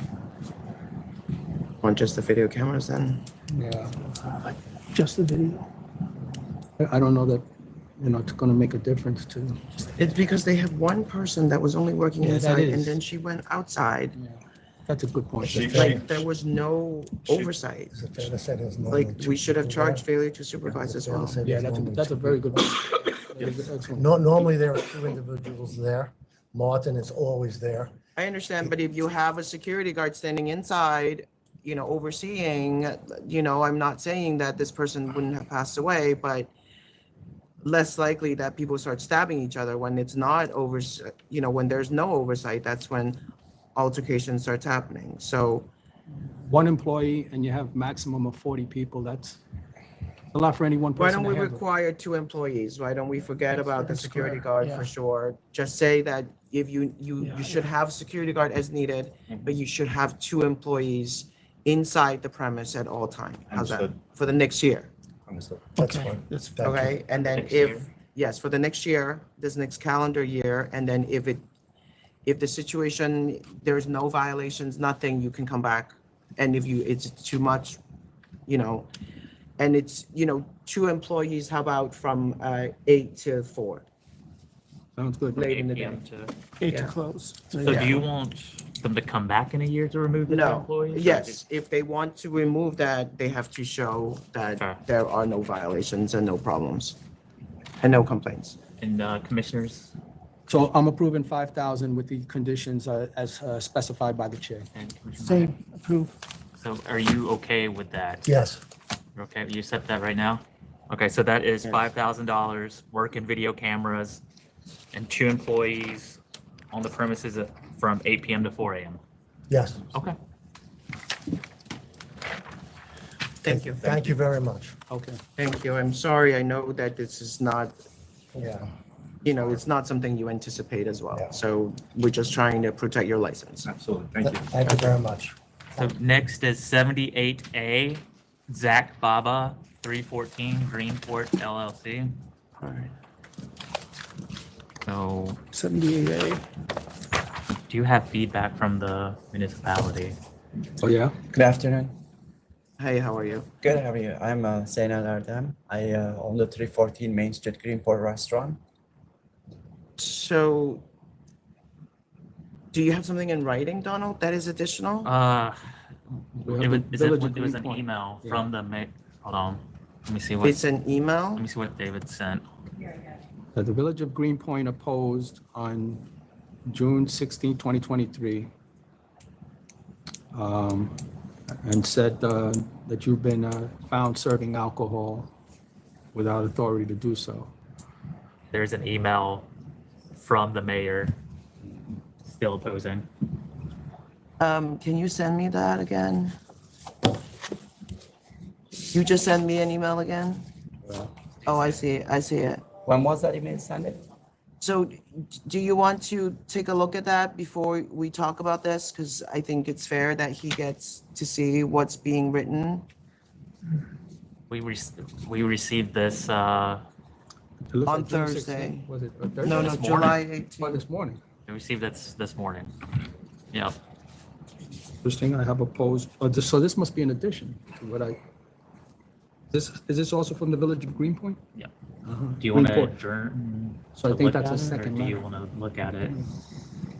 Consider it? It's up to him. Do you want to see this opposition? Because I like to see it. I mean, we Okay. settled the court. We don't have, I have the Supreme Court case here that they dropped all the case against me. Okay, so let's print this out. Hey, Nikki, Jonathan? Where should I print this to? Should I print it to council's office? over here, it's okay. Where am I printing this to, guys? Send it to 4. 8th floor, right? Yeah, got it. All right, we'll recall it. They're gonna bring it down for you. Okay. Just wait. Like copies of it. Okay, yeah. Just for the record, there's a letter here dated April 19, 2024 from the village of Greenport, right? Certifies that all village code requirements have been satisfied as enclosed. There are no permit or open violations, and that all building code requirements have been satisfied. And there's also a stipulation of discontinuance without prejudice. Supreme Court, Village of Greenpoint versus the applicant, index number 615093 of 2023, indicating that all claims, counterclaims, and third-party claims asserted in this action are dismissed without prejudice. Those will be made part of the record. Do you need these right now? I'm good. You good? Okay. All right. All right, just sit for a moment. They're gonna print and.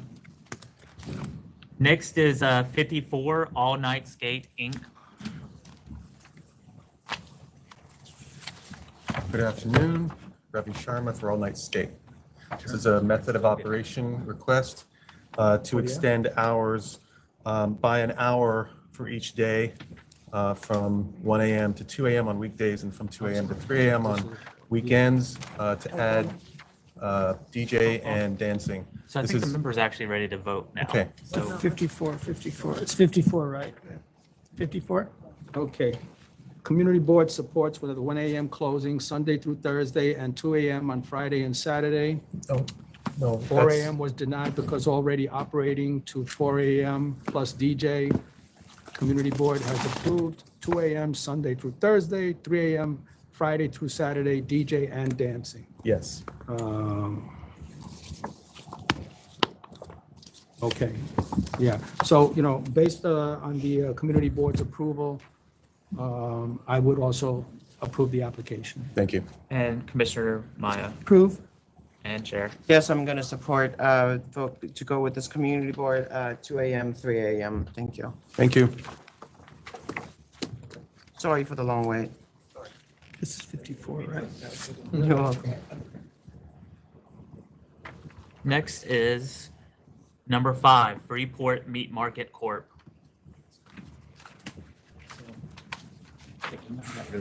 He said 5, right? Has that attorney. Number 5. So does that mean that it's legit? What does that mean? What does that, who's the lawyer? Brian Stoll. No, attorney for plaintiff. Oh, meaning that's that the city. the plaintiff is the town, right? All right, sorry. Oh, I see. Okay, that's good, right? That's Yes. fine. Efren Marty, representing Freeport Mini Market. Sorry, Meat what number are Market. we on? I don't know the number, I'm sorry. We are number 5, Freeport 5. Meat Market Corp. Okay. Efren Marty, representing Freeport Meat Market Corp. Jose Rodriguez bought this store from the previous owner, Julio Reyes, for $40,000 back in 2023. They have no previous relationship, not know each other. There's a promissory note for $31,000, 48 payments, $686.16 at 3%. Again, there's no previous relationship. They not know each other.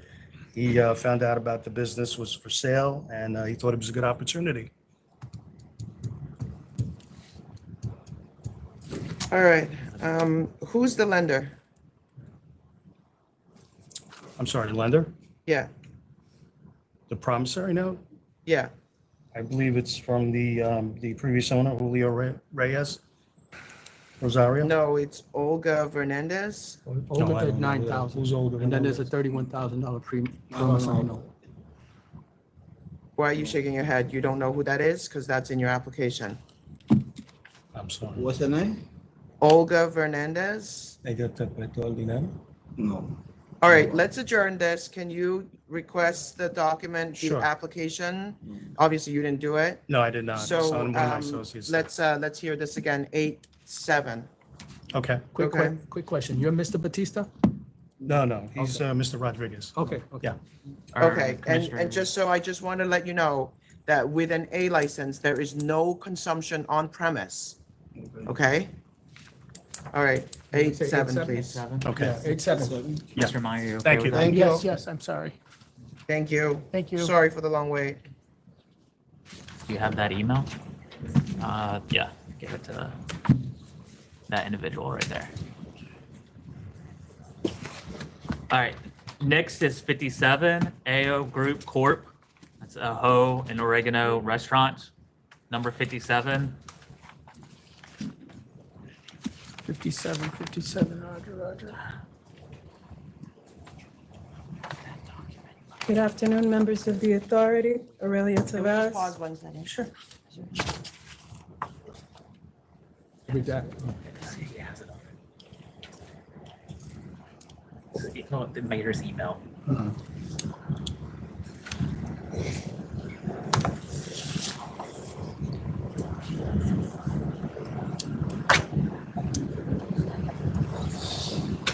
Sir, can we have those documents back? Sir? Sorry, can I take a look at that 1 second? Thank you so much. Yeah, and you already read it or looked at it? It's okay. It's okay. Yeah. Read it, that's okay. You can write it. Yeah, just don't give him the copy then. All right, sorry. Go ahead, sorry. Good morning, members. Good afternoon, members of the authority once again. Welcome, Commissioner Meyer. My name is Aurelia Tavares. I'm the representative for IO Group. Really, DBA Ajo y Oregano. It's a privilege to be able to present this license before you. This is one of the community darlings. Ajo y Oregano has 2 locations. This is their second. And there are no objections from Bronx Community Board 6. The restaurant has no issues with the community or the police department. I'm here with one of the owners, Rudy Mercedes. We're asking for later operating hours because Latinos get dressed at 12. That's when they start.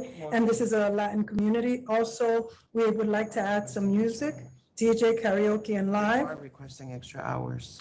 Correct. What is the We situation? close 10 p.m. the weekdays, but we're What are asking your for, current hours now? we close at 10 p.m. every day. I understand. 12:30. 12:30 to 10 p.m. 12:30. Mhm.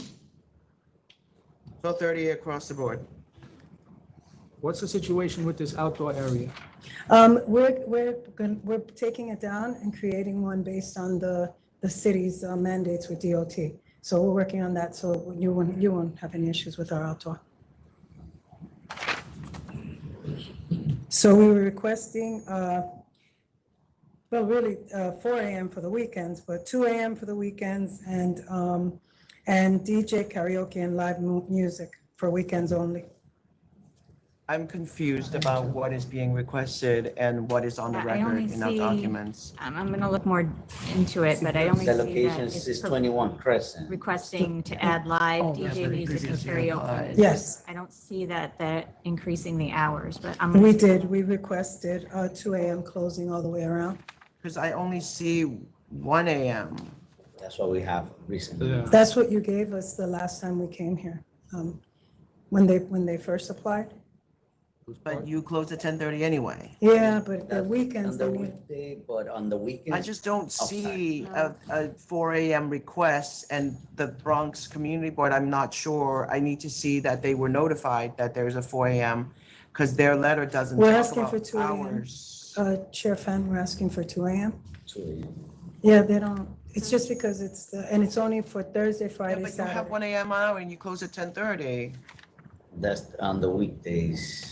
On the weekends, we get Okay, customers I'm that. just not clear, Maureen. I do not see a request to change the hours. The only request that we have is to add DJ karaoke and live music to the current method of operation. And the letter is scanned in. Which page are you on? I am on page 7 of. Would it satisfy the board if I get a letter from the community board that they have no objection to the extension of hours? Yes. Because they don't have any Yes, that's objections to fine. DJ I'm gonna karaoke. let you slide because I know that they're a good operation and not that my knowledge, I'm just judging from what's on the record here. But I'm gonna hold this over. Why don't you, do they meet in That's pretty August? good. Can you wait We can do until? it, so.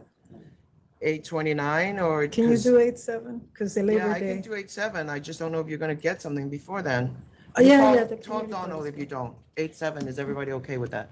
So can we have our DJ live and karaoke now, since that's approved? Are you okay with the other Okay. conditions? Wait, that we whoa. request? No, I mean, you don't technically get that right now, because she was asking if she could get the DJs right now. Yeah, I know. Because that was approved. I'm just asking So if if you, the board members are okay with that, but it's just complicated. It Okay, really so is we'll do it all complicated. 8/7, Yeah. no problem. If that's okay. Thank you. Thank you.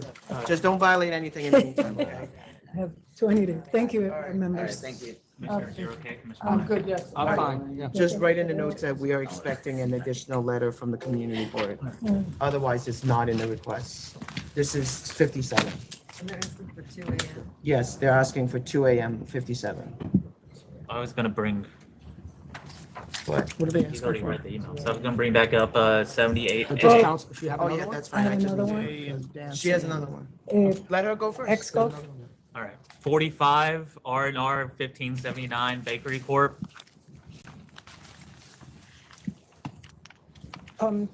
That's not mine. Then I'm he Esco. must have signed in for you. I'm sorry, because I don't know then. And All right, so it's 45? yes, they're already up. 45 R&R 1579 Bakery Corp. Good afternoon, members of the authority. Hector Torrado speaking and representing the licensee. And with me is the principal, Mr. Reynaldo Bravo. And we are here to try to reduce the penalty based on a few things. One is the financial hardship. Second is that he replaced the person that checks the IDs when people come in. And the third is that we're trying to get a machine to check the IDs. And so far, he wasn't able to get them, but my office is going to make sure he gets it within the next week or so. As I read the papers, it appears that it was the same agent on all 4 occasions. So you've become a bit of a target to this person. Bless you. You understand what I said? Bless you. I'm sorry, I couldn't hear. As I read the papers, it appears that it was the same underage agent on all 4 occasions, and that he's being targeted. It's a problem. We're checking, we're getting that machine to check the IDs, to make sure that doesn't happen again. What kind of machine? What kind of is, The ID machine that tells you. Okay, the scanners, there are some that are connected to databases. I use an actual good one that is actually going to check the ID, not just any machine. We're gonna spend the money. Okay. All right. Ask. Go ahead. How much is one of those machines? Do you know? He would be comfortable with 10,000. No, how much is the scanning machine, just so, the They're scanning going- device? They're going for a lot of money. Okay. What's a lot of money? 1,000. Right, but then there's a subscription service that you pay over time to have access to the We database. will get it. If you need information about what's the best technology out there, you can connect with council's office and they will give you recommendations. Will do. Or a list of, not that we recommend it, but, there are ones that work better than others. You offered 20,000, so. We offered 20,000? Yes. Oh, tú ofreciste 20,000, pagar 20,000. No, pero si no. He says he wasn't aware of that. He's not aware that he offered $20,000? It must have been, no, he says waiting to find out how much the assessment would be, but he doesn't remember saying that he would agree with 20,000. This must be an misunderstanding. So what do you want to make it? 10? Okay, I'll go with 10,000. This is the same undercover agent, okay? Okay. Same person. You understand? Okay. I'll go with 10,000. Thank you very much. Commissioner Meyer? Yes. Oh, yes, I'm sorry. Yeah. Yes, scanner and ATAP training also. Yes, we definitely will get it. Thank you. All right, I'm gonna go with 10,000. Did you want to do it? Then I agree Sorry. too. All right. Sounds Thank good. you so much. All right, thank With you. the conditions, correct? With the With the- With the standards? condition, yes. Yes, just expect to be checked again, sir. Yeah. Okay? You know, we're not the ones controlling who's checking you, but someone is, so, Right. all right. Thank you very much. All right, thanks. I'm down for yes with conditions, right? Yeah, with the conditions, correct? Okay, good, thank you. So now we're Can I gonna, just go to the? yeah, Sorry. we're gonna go off the record for a brief recess. We'll be back on shortly.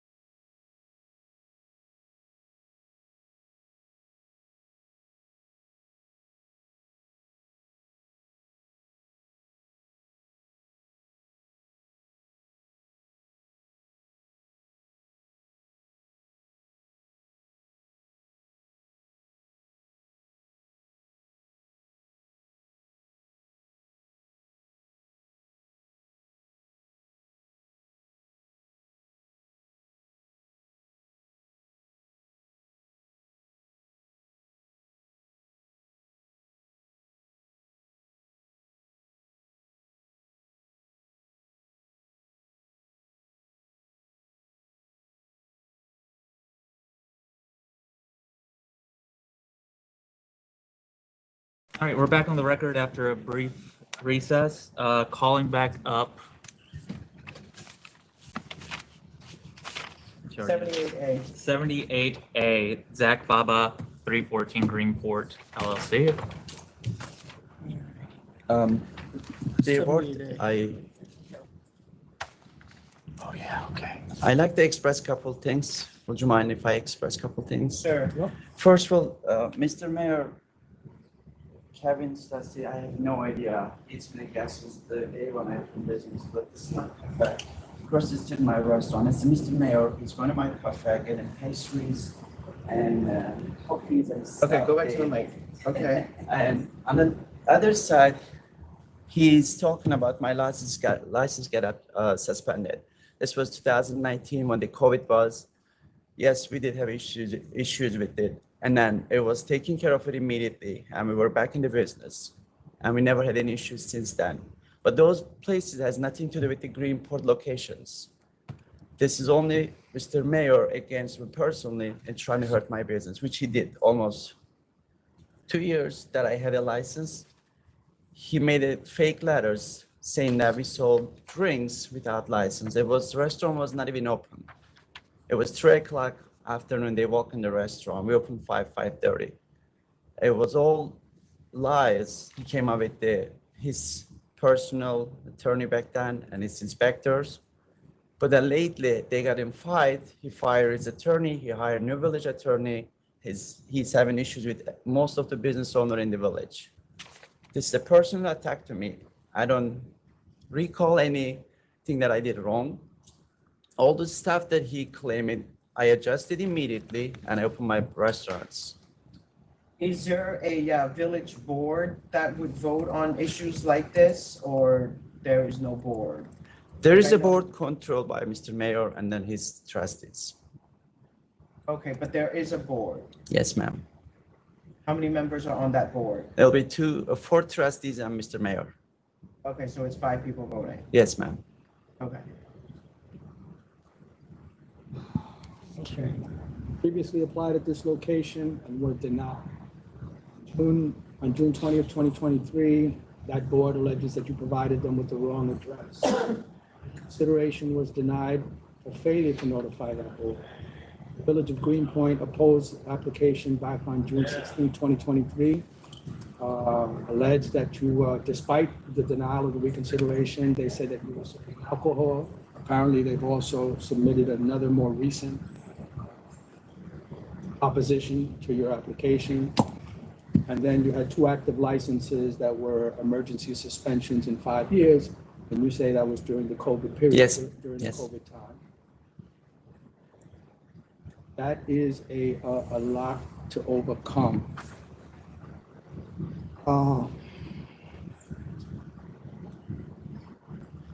Sir, there is different places. One Greenport and on one side of the island, the other one is another side of the island. Okay, so, well, as you saw before, sometimes your conduct in one, sort of lends to another, but what is it about this business? Can you explain? It's just a small restaurant and open 5 o'clock to 10 p.m. and nothing else. No music, no DJ or 5 to anything 10. else. No Yes, heat, ma'am. And it's, what kind of restaurant is that? It's just a Mediterranean restaurant. What are the hours again? 5 to 10. 5 to 10. Every night? Every day, yes. Can I ask a question? You said that you didn't have any issues at this location that you're applying for? There was a couple things. They were claiming the garbage can was open, dumpster. They were saying there was a little small sign when we opened, says it's open serving. And there was also a small place that I created an outside. It was kind of like service station. They claimed it was a service bar. We're serving alcohol in that location. But Okay. people that were there, they had no idea what they were stuff for.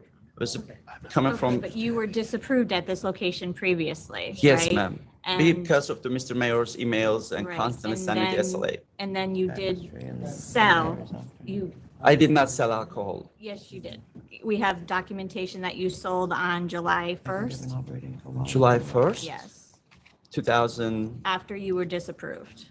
Can I ask him? 8 months. How long have? 3. Sorry. Sorry. go yes, ahead. ma'am. How long have you been open without alcohol? We got a license last year, June 2nd. and then we lost it June 23rd. Okay, and you've been operating for a year now without alcohol Without serving alcohol, food? yes, ma'am. Yeah. They had a license and then it was. They had a temp and then there was this. So this application is a temporary permit. Okay, So he had a temp yes, and because of we try to process things fast. yes. What happened was that then there was an objection that came in and so we rescinded the temp permit. Okay. And the agency has the authority to do that without really any discourse for him. So now he's applying again, and it's taken this long for the temporary permit application to come to this board. So this is, again, if you say yes today, is just the temp. Yeah, just the And temp. it's another opportunities for us to see Yeah. how he will operate with a Okay. temp. All right, And then we can put limitations on the Okay. temp based on what he's saying his method of operation is. understood. If you want to give him the opportunity, but you don't, Okay. it's your vote. All right. Regarding that scenario, my understanding is that when the temp was taken Thank you. away, you continue to sell alcohol, which is a problem. And I want to note here that the email that we got from the mayor says, without having a public hearing, we would not feel comfortable changing our position on this application. I had a meeting with them like a couple of months ago for across the street where my bakery is. And I had a license that temporary. It was a full license. Mr. Mayor came up, said, I don't feel good to give you a license. I'm just gonna cut your hours from 6 a.m. to 4 p.m. It's a hotel. Which hotel needs a license from 6 a.m. to 4 This p.m.? email is dated July 18th, today. Yes, you just sent it today, but I was with them a month ago in a board Is that meeting. a public hearing? Yes, I was there.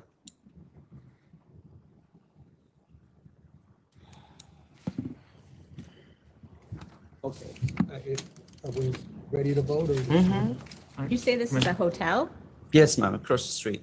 Oh, across the street. All right, thank you. Commissioner De Leon. Sir, respectfully, there's just too much to overcome here for me. And with the mayor saying that they want to have a public hearing on this, I know you're saying that one was had, but he just sent that email today, kind of indicating that one hasn't been held. I would either like to see a public hearing held and at least have the opportunity to get something from them saying a hearing was held and this is the decision. Or if I have to vote today, I would have to deny the application.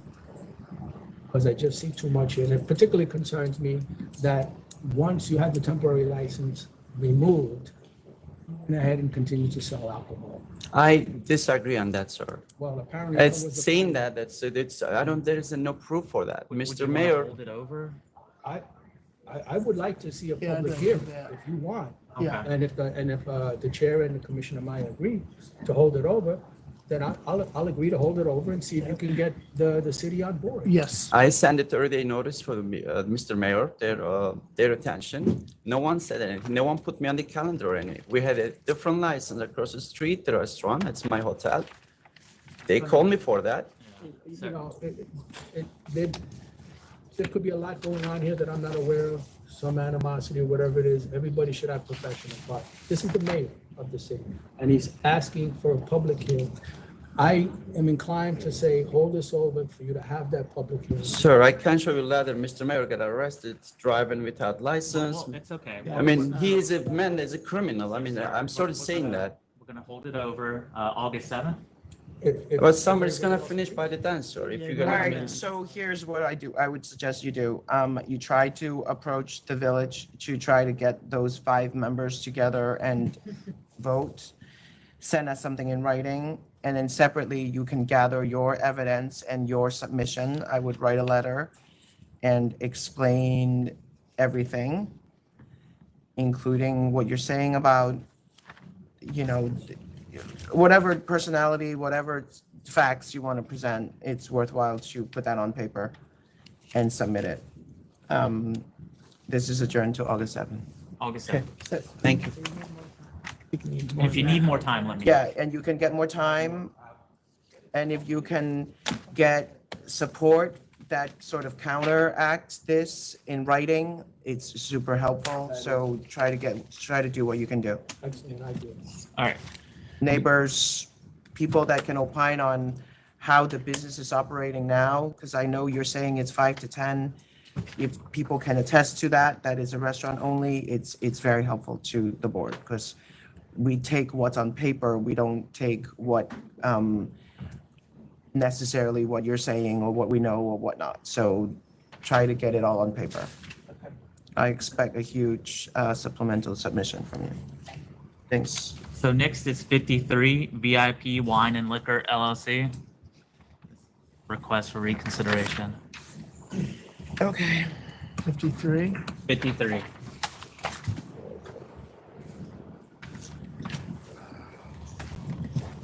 Good afternoon, Chairwoman. Good afternoon, Commissioner Leon, and best wishes for the new commissioner.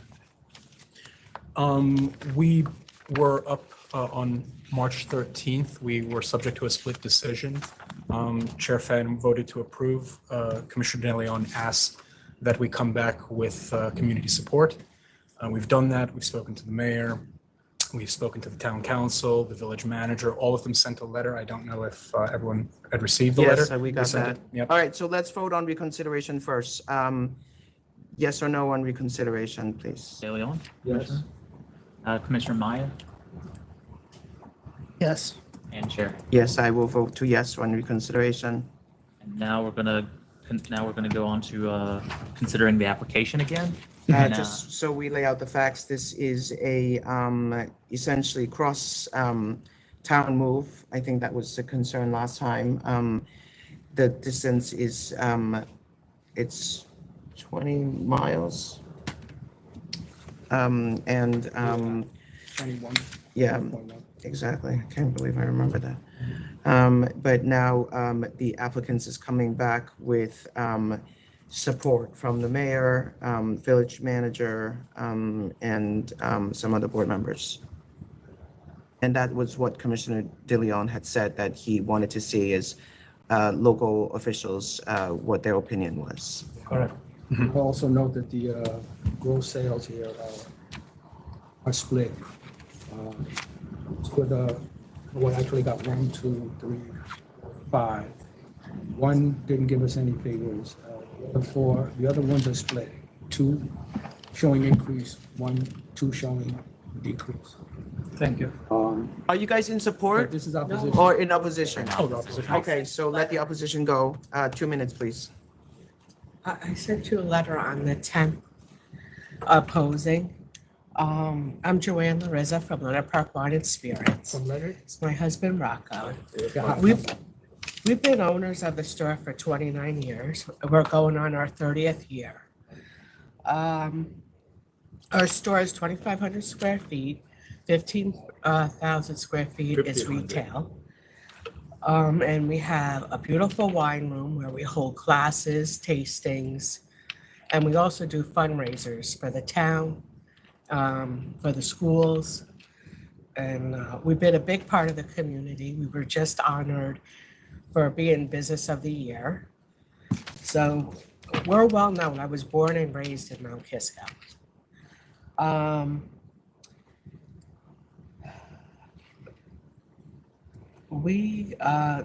The applicant says he's near the train station, and he's not near the train station. I don't see where he's gonna be a public convenience, because when you get off the train, there's 2 parking lots on the side, and that's where the people will park and they leave from right there. They don't have any reason to go by his store to pick up a bottle of wine to bring home for dinner. Well, they have a reason they want to buy something, right? I mean, it would take a little bit of walking. He's not in the parking lot, but it's walking distance from the train station. I think that was what they were trying to say. Are you saying that's not true?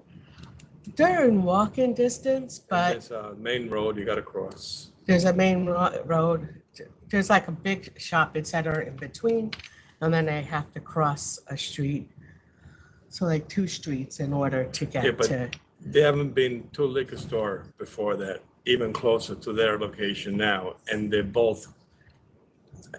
only last like a year or 2. And Has been 2 minutes. and Commissioner De Leon, you at the last meeting had stated in 2019, my numbers, and that you had stated my numbers, and then you have seen a loss in 2022, 2023, and we're down 10 to 15%. The first quarter of 2024 and part of the second quarter. I personally cannot lose any more business. I will lose business, and I can't go down anymore. I've been working hard and diligent these past few months to keep my business going. So I just can't have another business come in and take 100,000, 200,000 from me. Plus, we lost a store next to us, Lacrosse Place, who moved. So we have one less store in our shopping, and we see the number dropping dramatically. It was the #1 lacrosse store in the county, and they moved, and I lost business from that. You know, you lose $5,000 to $10,000 a month. It's hurtful, you know. You can't purchase the way you want. If you look the number from to 2019 to like recent, there's probably a $400,000 drop. Okay.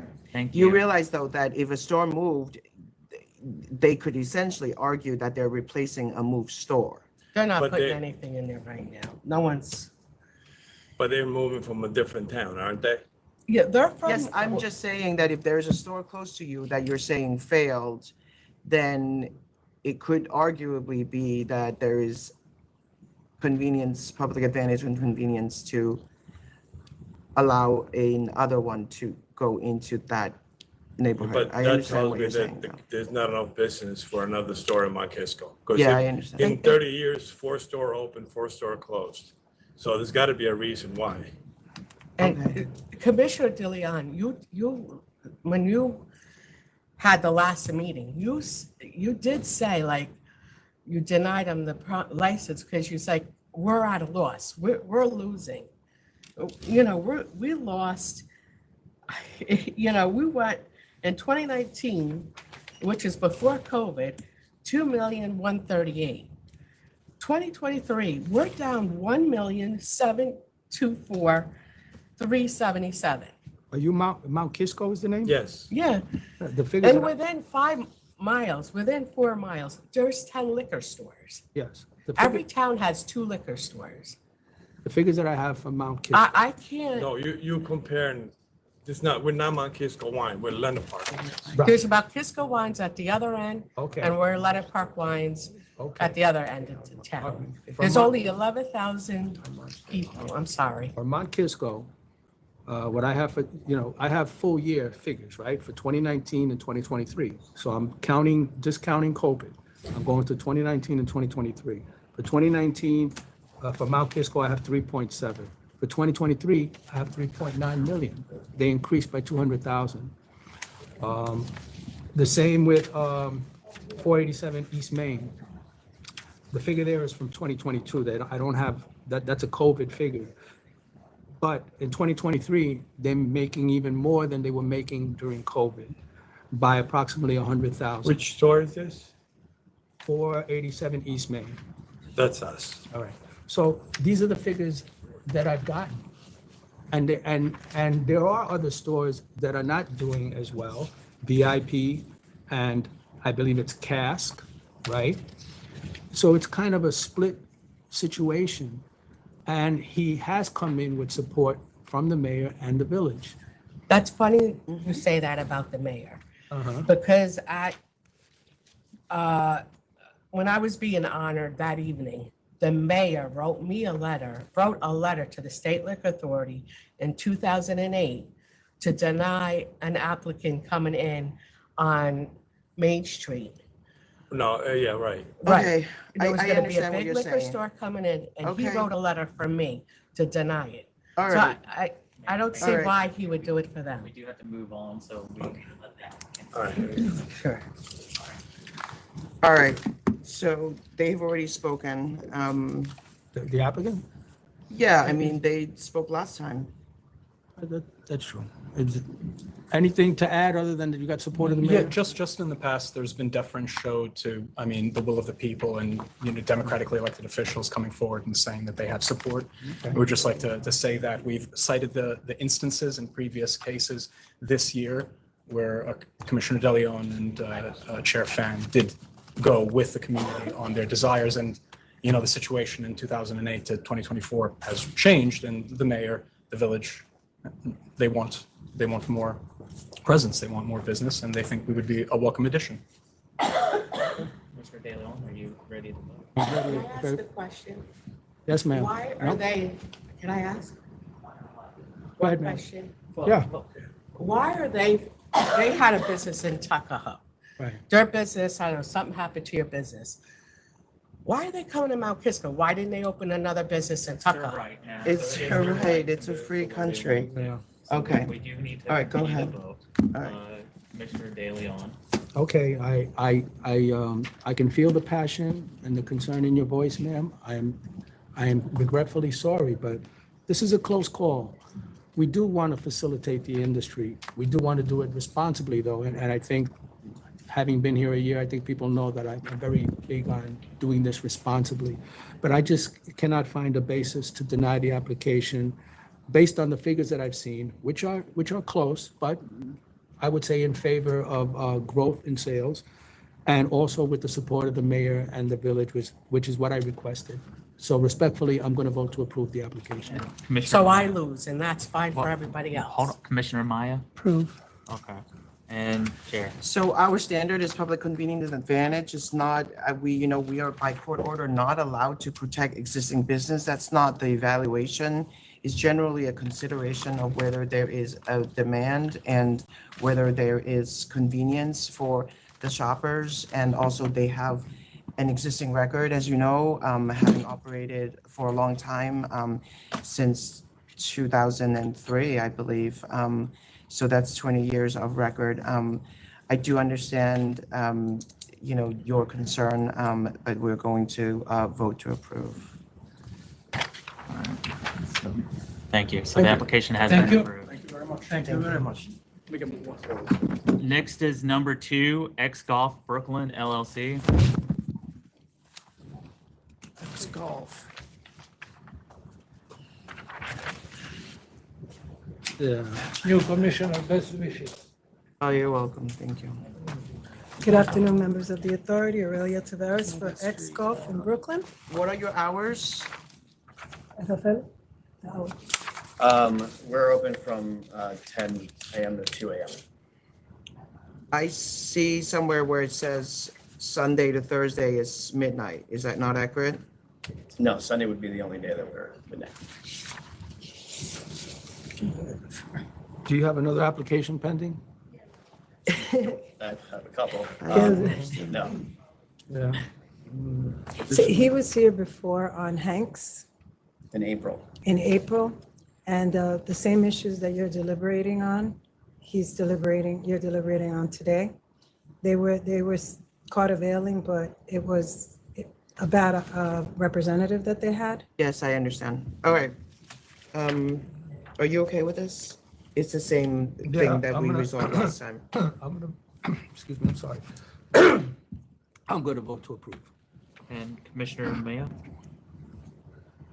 Approved. So what happened before was that they had another situation that they had an availing on the record for another location, and last time there was another application where we visited that issue, and that it was sort of clarified, and he got that other license as well, and this is how many licenses do you have now? 7. 7, okay. This is the 7th license. And I would like to add, is there a way so we save the authority time where I could just revisit these facts because he has 2 more businesses he's looking at? 'Cause You could. This costs I him understand. $250,000. Your request.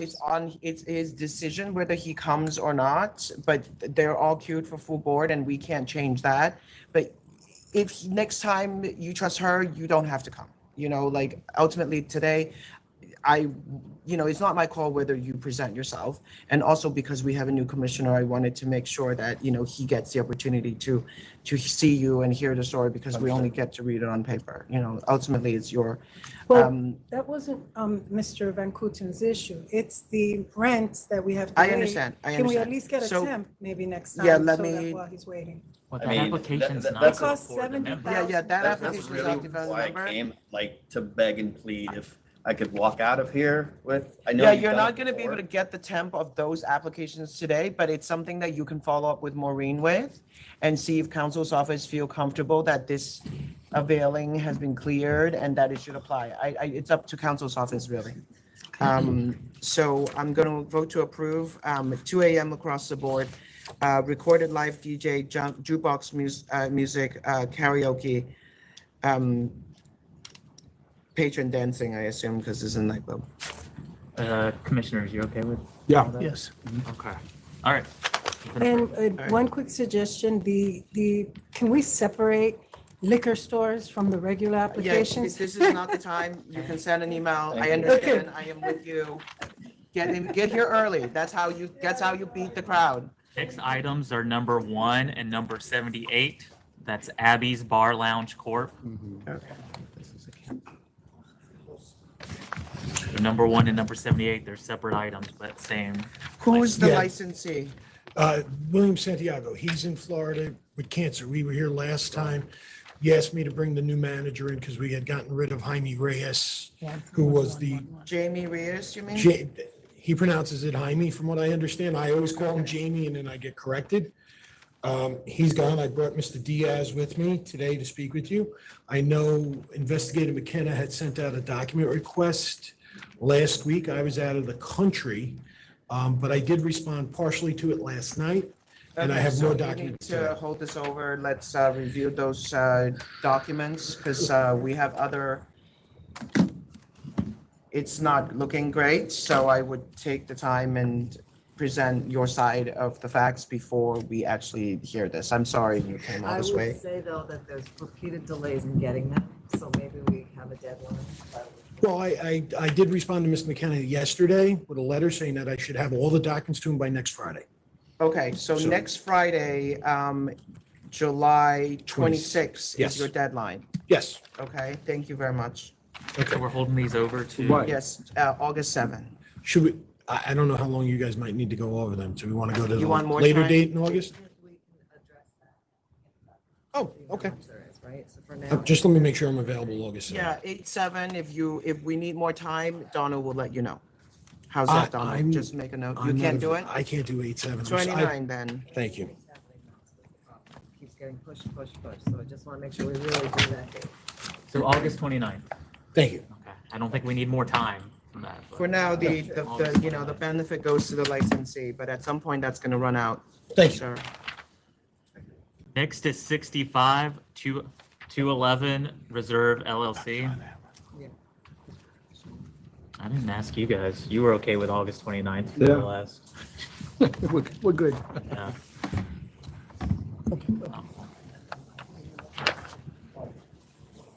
Okay, this is 65? This is Yes. 65, yes. Good afternoon. Joseph Levy here on behalf of the applicant. I have the applicant principals here with me. This is a beer and wine license application that has been pending for over 2 years now.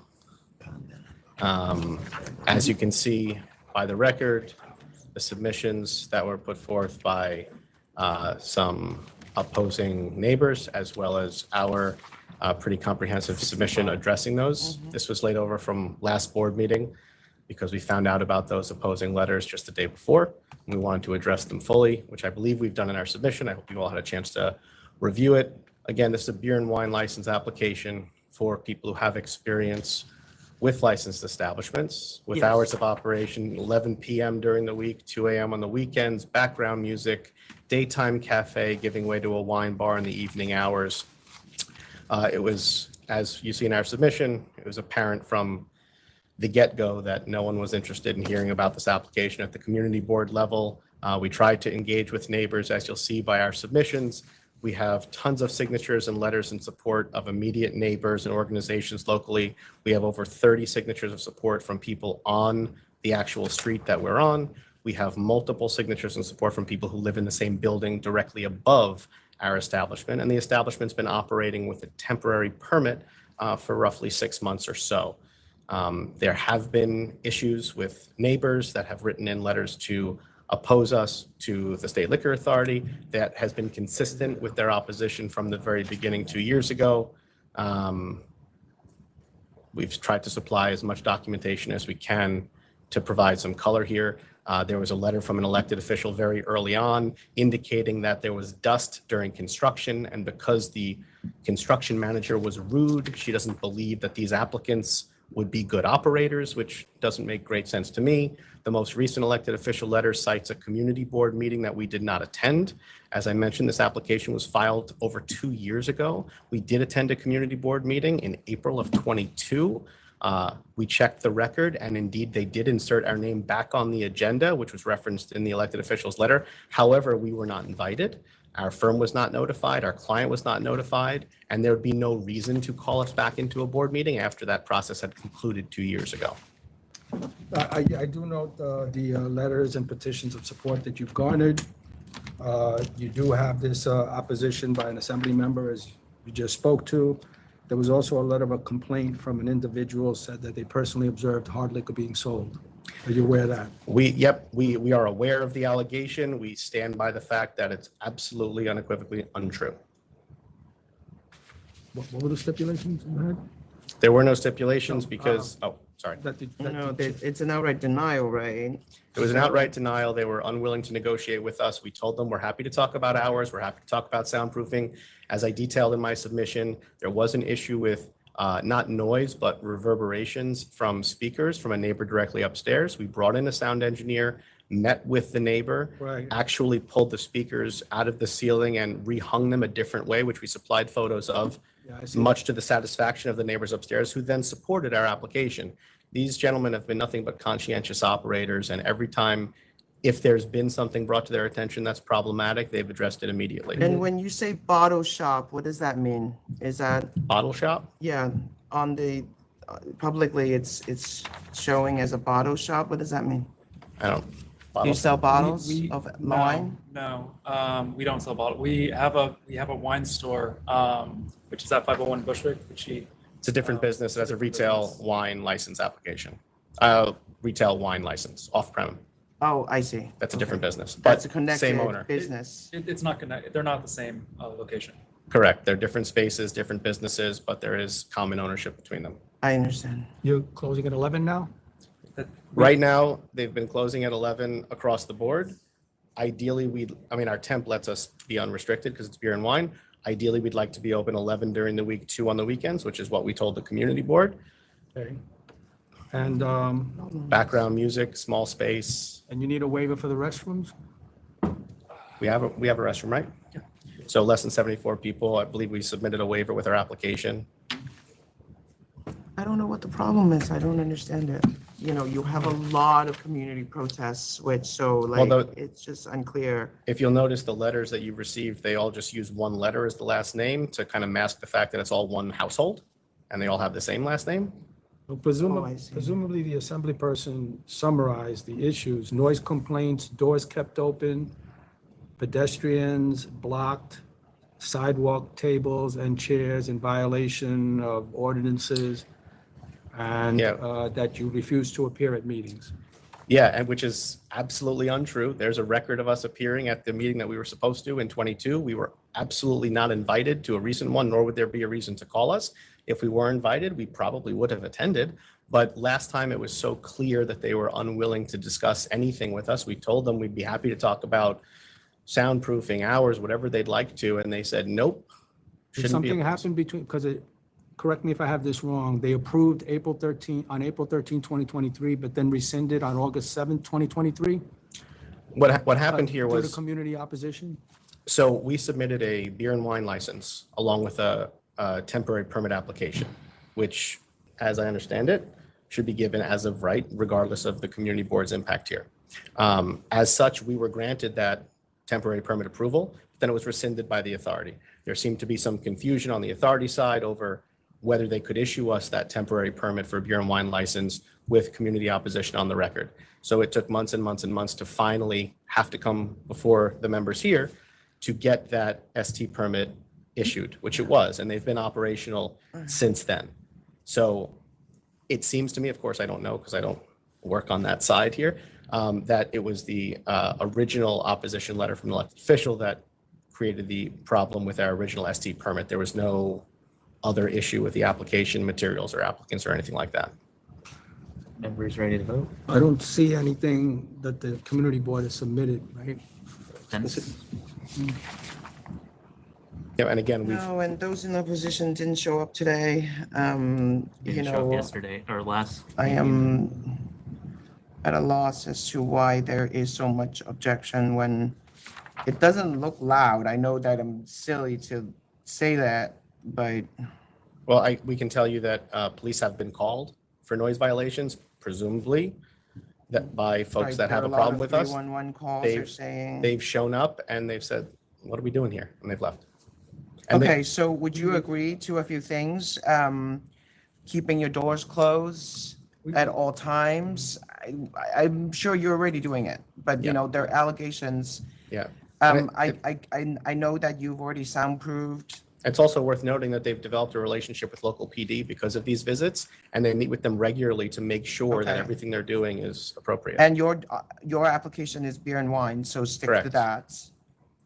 that. Until there is an upgrade or anything else in the future. You okay with it? With those conditions, I'll vote to approve. And Commissioner Maya? Approve. I'm gonna vote to approve as well, 2 a.m. across the board, recorded music only. Thank you. And the commissioner, Thank you okay with that Yes. as well, right? Yes. All right, thank you. Thanks so much. Bye. Thanks, sorry for the long wait. Next is 58, Edge of Astoria, Inc. 58. 58. This is one bonafide upgrading bar, need to change my. Sam Park representative. I was meeting the last month and then board want to request it for applicant principal to show up. Okay, you're the principal? Yes. Okay, so, you are a restaurant now, you're serving food? Yes. Okay. I understand there was some time when business was challenging, and so you know, you became something else, and that's how this charge got onto the record. Sometimes it's unfortunate. Where are you at? I'm good if you're good. She's now running as a restaurant, so I'm gonna put the fine as 1,000. I'm good. And Commissioner DeLon? I'll go with 1,000. Thank you for coming in. And the charge is sustained, correct? All right. Thank you very much. Thank Thank you, you. thank Thank you. you. Please stay in compliance. All right. Number 48, Frank's Beverage and More. And the ending act. Good afternoon, So Thomas who do you McCallum. represent here? You represent Frank's Beverage and More, or you represent Family Beverage and More? Frank's Beverage and More. Frank's Beverage and More. Okay, Yep. so they're offering why? Because they've already sold it.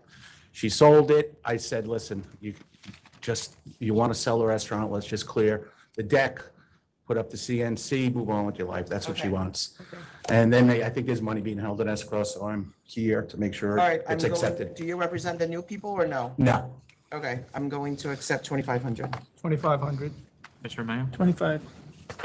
Music to everyone's ears. Thank you. Thank you. Sorry, it's such a long day. No, I got here at 1 o'clock. I was Oh, watching good, YouTube. good for you. You're smart.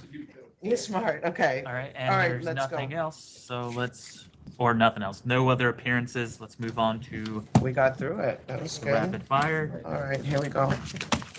So 7 is an offer of cancel and bond. Cancel and bond. Cancel and bond. Commissioner Maya? Cancel and bond. Number 8 is not guilty and went to hearing. The ALJ sustained the charges. 5,000. Licensee offered no exhibits, and the ALJ found our investigator credible. These are all COVID violations. Commissioner Maya? Let me do it this way. Why don't, he said 5,000. Let's go this way now, Yeah. just so that you can see what usually happens. Okay. I'm at 2,000. Yeah. 2,000. 2,000? And charges sustained, correct? Yes. 9 is a no contest plea. This He's is the not, felony DWI. yeah, conviction. he's not qualified to hold this license. So should we call them and tell him that he has to put it in safekeeping? Otherwise, it's getting canceled, and that's kind of rough. I would try to offer them the opportunity to sell the business So the only thing I would or find say someone is else. They submitted a no contest and seems to suggest they know he can't. Yeah, I know, but if we cancel it, it's worth nothing. Okay. you So want- I want to hold it over and have Donald just communicate to them. You want them to that- straight up surrender it? Or like? Yeah, that's fine too. They can surrender it or they can put it in safekeeping and try to sell it, right? So you want me, okay, over to 8-7? Yeah, I just, You want them to appear just for me to communicate with them? they don't need to you need to find out what they're gonna do. And then they need to do it. Yeah, and then they need to do it, exactly. Yeah.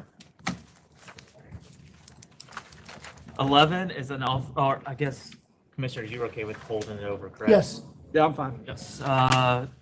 Number 11 is an offer of 2,000. A report of a patron with a gun, uncooperative employees with the police. I'm at 4,000. Yeah, 4,000. I'll say 2, but, You'll take 2? Okay. yeah. Oh, no, I'm sorry. They offered 2, right? They offered Yes. 2. Okay, and they I'm wanna sorry, I had counter it confused, yeah. We're countering at 4. 4,000, yes, indeed. We're I'm sorry. countering at 4. Okay, great. 12 and 13, it's an offer of 4,000. There's 2 cases, right? Has the application been filed? Alteration application? Said he would do so within 5 Yes, days of the plea. yes. Yes? June Oh, yeah, right. 25th, it June- was filed. Right, okay. All right, so 4,000? Yes, 4,000. Yes, 4,000. 14 is a no contest default at pleading. This is a TV situation. Husband keeps getting arrested. Yeah, I know. Arrested for, he's arrested for a felony on, do we have a disposition on that? That was on October 31st, 2023, D felony, CP, criminal possession of. So let's hold it over and figure that out, please, because we may be a situation that it's 8-7. cancel. Yeah, 8-7. Commissioner Maya. 8-7. 16 is a default at hearing.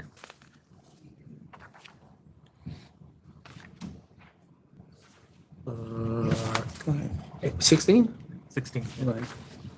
default at hearing. Arrested for attempted assault. Notice of hearing was set, never showed up. He's licensed 15 years. I'd go with 2,000. 2,000. 2,000. Charges sustained. Charges sustained.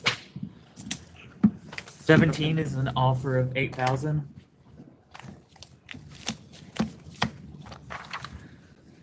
This is the cigarettes.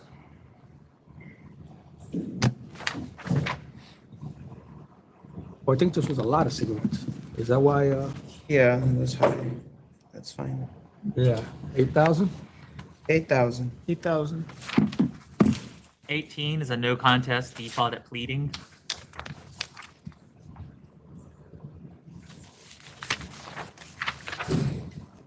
Okay, so it's one charge with the prohibited sale warning sign. So you can do it according to what we did Yeah. before. I got 3. Here. I'm gonna go to 7,500. Maya. 75. I can go to 75. 75 as well? Okay. 19 is an offer of 5,000. 19. 19? 19. 19. How did I get this out of place? This is the fine range thing I'm going to talk to you about. 19, yeah, 5,000? 5,000. 18. 5,000? Yes. 5,000. Okay with me. 20 is a no contest default at pleading. Admitted to the purchases, has not complied with document requests, served and received notice of pleading.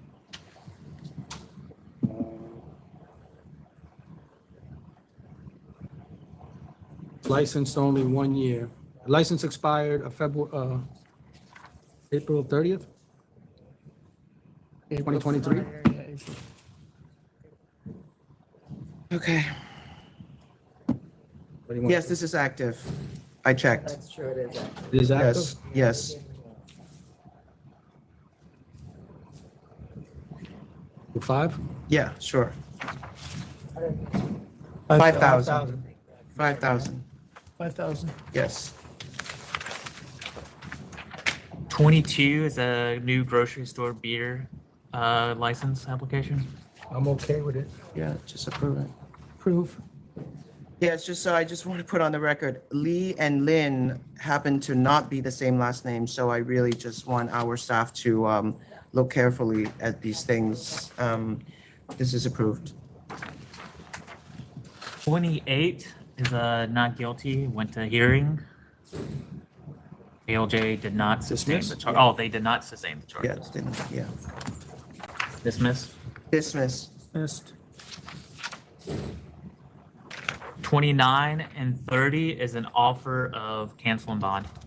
And what do we got here? Selling liquor with, cancel and bond. Which one was this? All right, cancel and bond. The what? She's the one who's. Yeah, I got it. Cider beer. Okay, so this is cancel and bond. Okay, Commissioner Lyons. Yes, All right. I'm sorry. No, you're fine. So 32 was held over to the August 29th full board meeting. August 29. 33 is an offer of 2,000.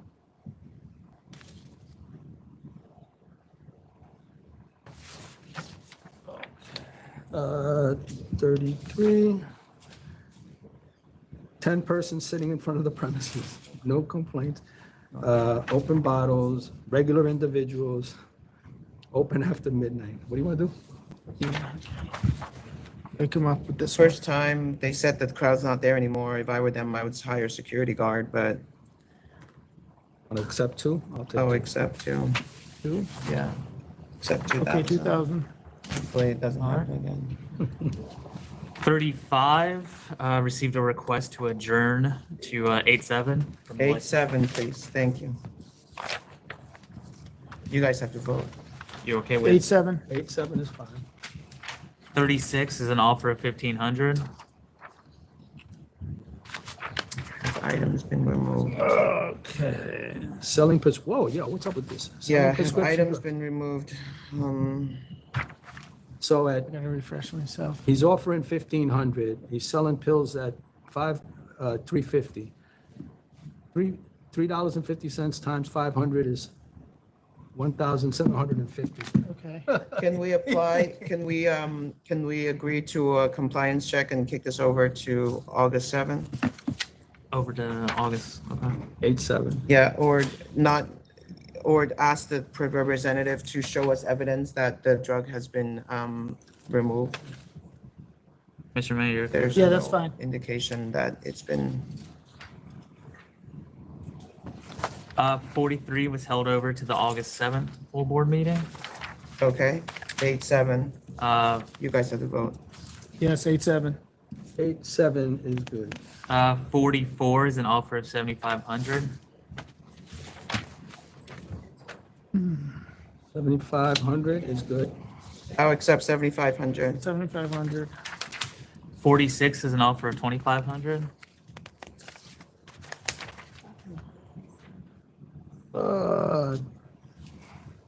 Yeah, I'll take 2,500. 2,500. 2,500, thank you. 47 held over to August 7th. August 7th. I was waiting for that one. Commissioners vote. Okay with. Yeah, Yep, yep. yeah, August More 7th. than that. What do we, Fine. What's that? excuse me, at 47? 47, yep. Yeah, okay. Yeah, I'd like to hear on more on that one. So yes, August 7th. Jesus. Uh, August 7th is a shit show. So 49 This was also held Held over over to to August 7th. August 7th. It's Yeah. going to be combined with a second case. Okay, thank you. 50 is an offer of 10,000. 215 cartons, 10,000. 10,000. 10,000. 52 is an offer of 5,000.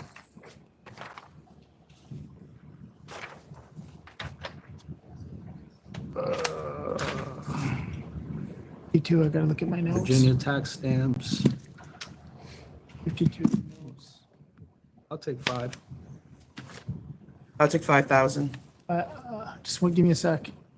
Take your time. Just want to refresh my brain here. Okay, 5,000. 63 is a delegation of power regarding the assignment of administrative law judges. This one's getting put over. Okay, put over, we're going to do some redrafting, August 7th, please. You guys have to vote. 8-7. Oh, yeah, 8-7. So 68 through 73 held over to August 7th. Yep. August 7th. Hold August 7th. 74 is an offer of 6,500. Oh, so this is the one where it had been sent back to combine with a non-calendar item, but they crossed each other, so they already had a Oh, non-calendar yeah. item that was. Thanks, Shannon. Right. Yeah. 74? So 74, yep. Right, so gambling, remedial measures taken, gambling machines removed. Had a criminal gambling charge reduced to discon, 6,500. Yeah, Is that okay with everyone? okay, Yes. 6,500. 6,500. And 77 held over to the August 7th full board meeting. Okay, 8-7. August 7th. Is that okay, Commissioner? Yep. Moore? Yes. All right, I have I'm nothing sorry. else. Chair, do you have anything? No, I I have have nothing, 78. thank you. Which is also, that was number one. So There's number we one? held those Yes. All right, this meeting is adjourned.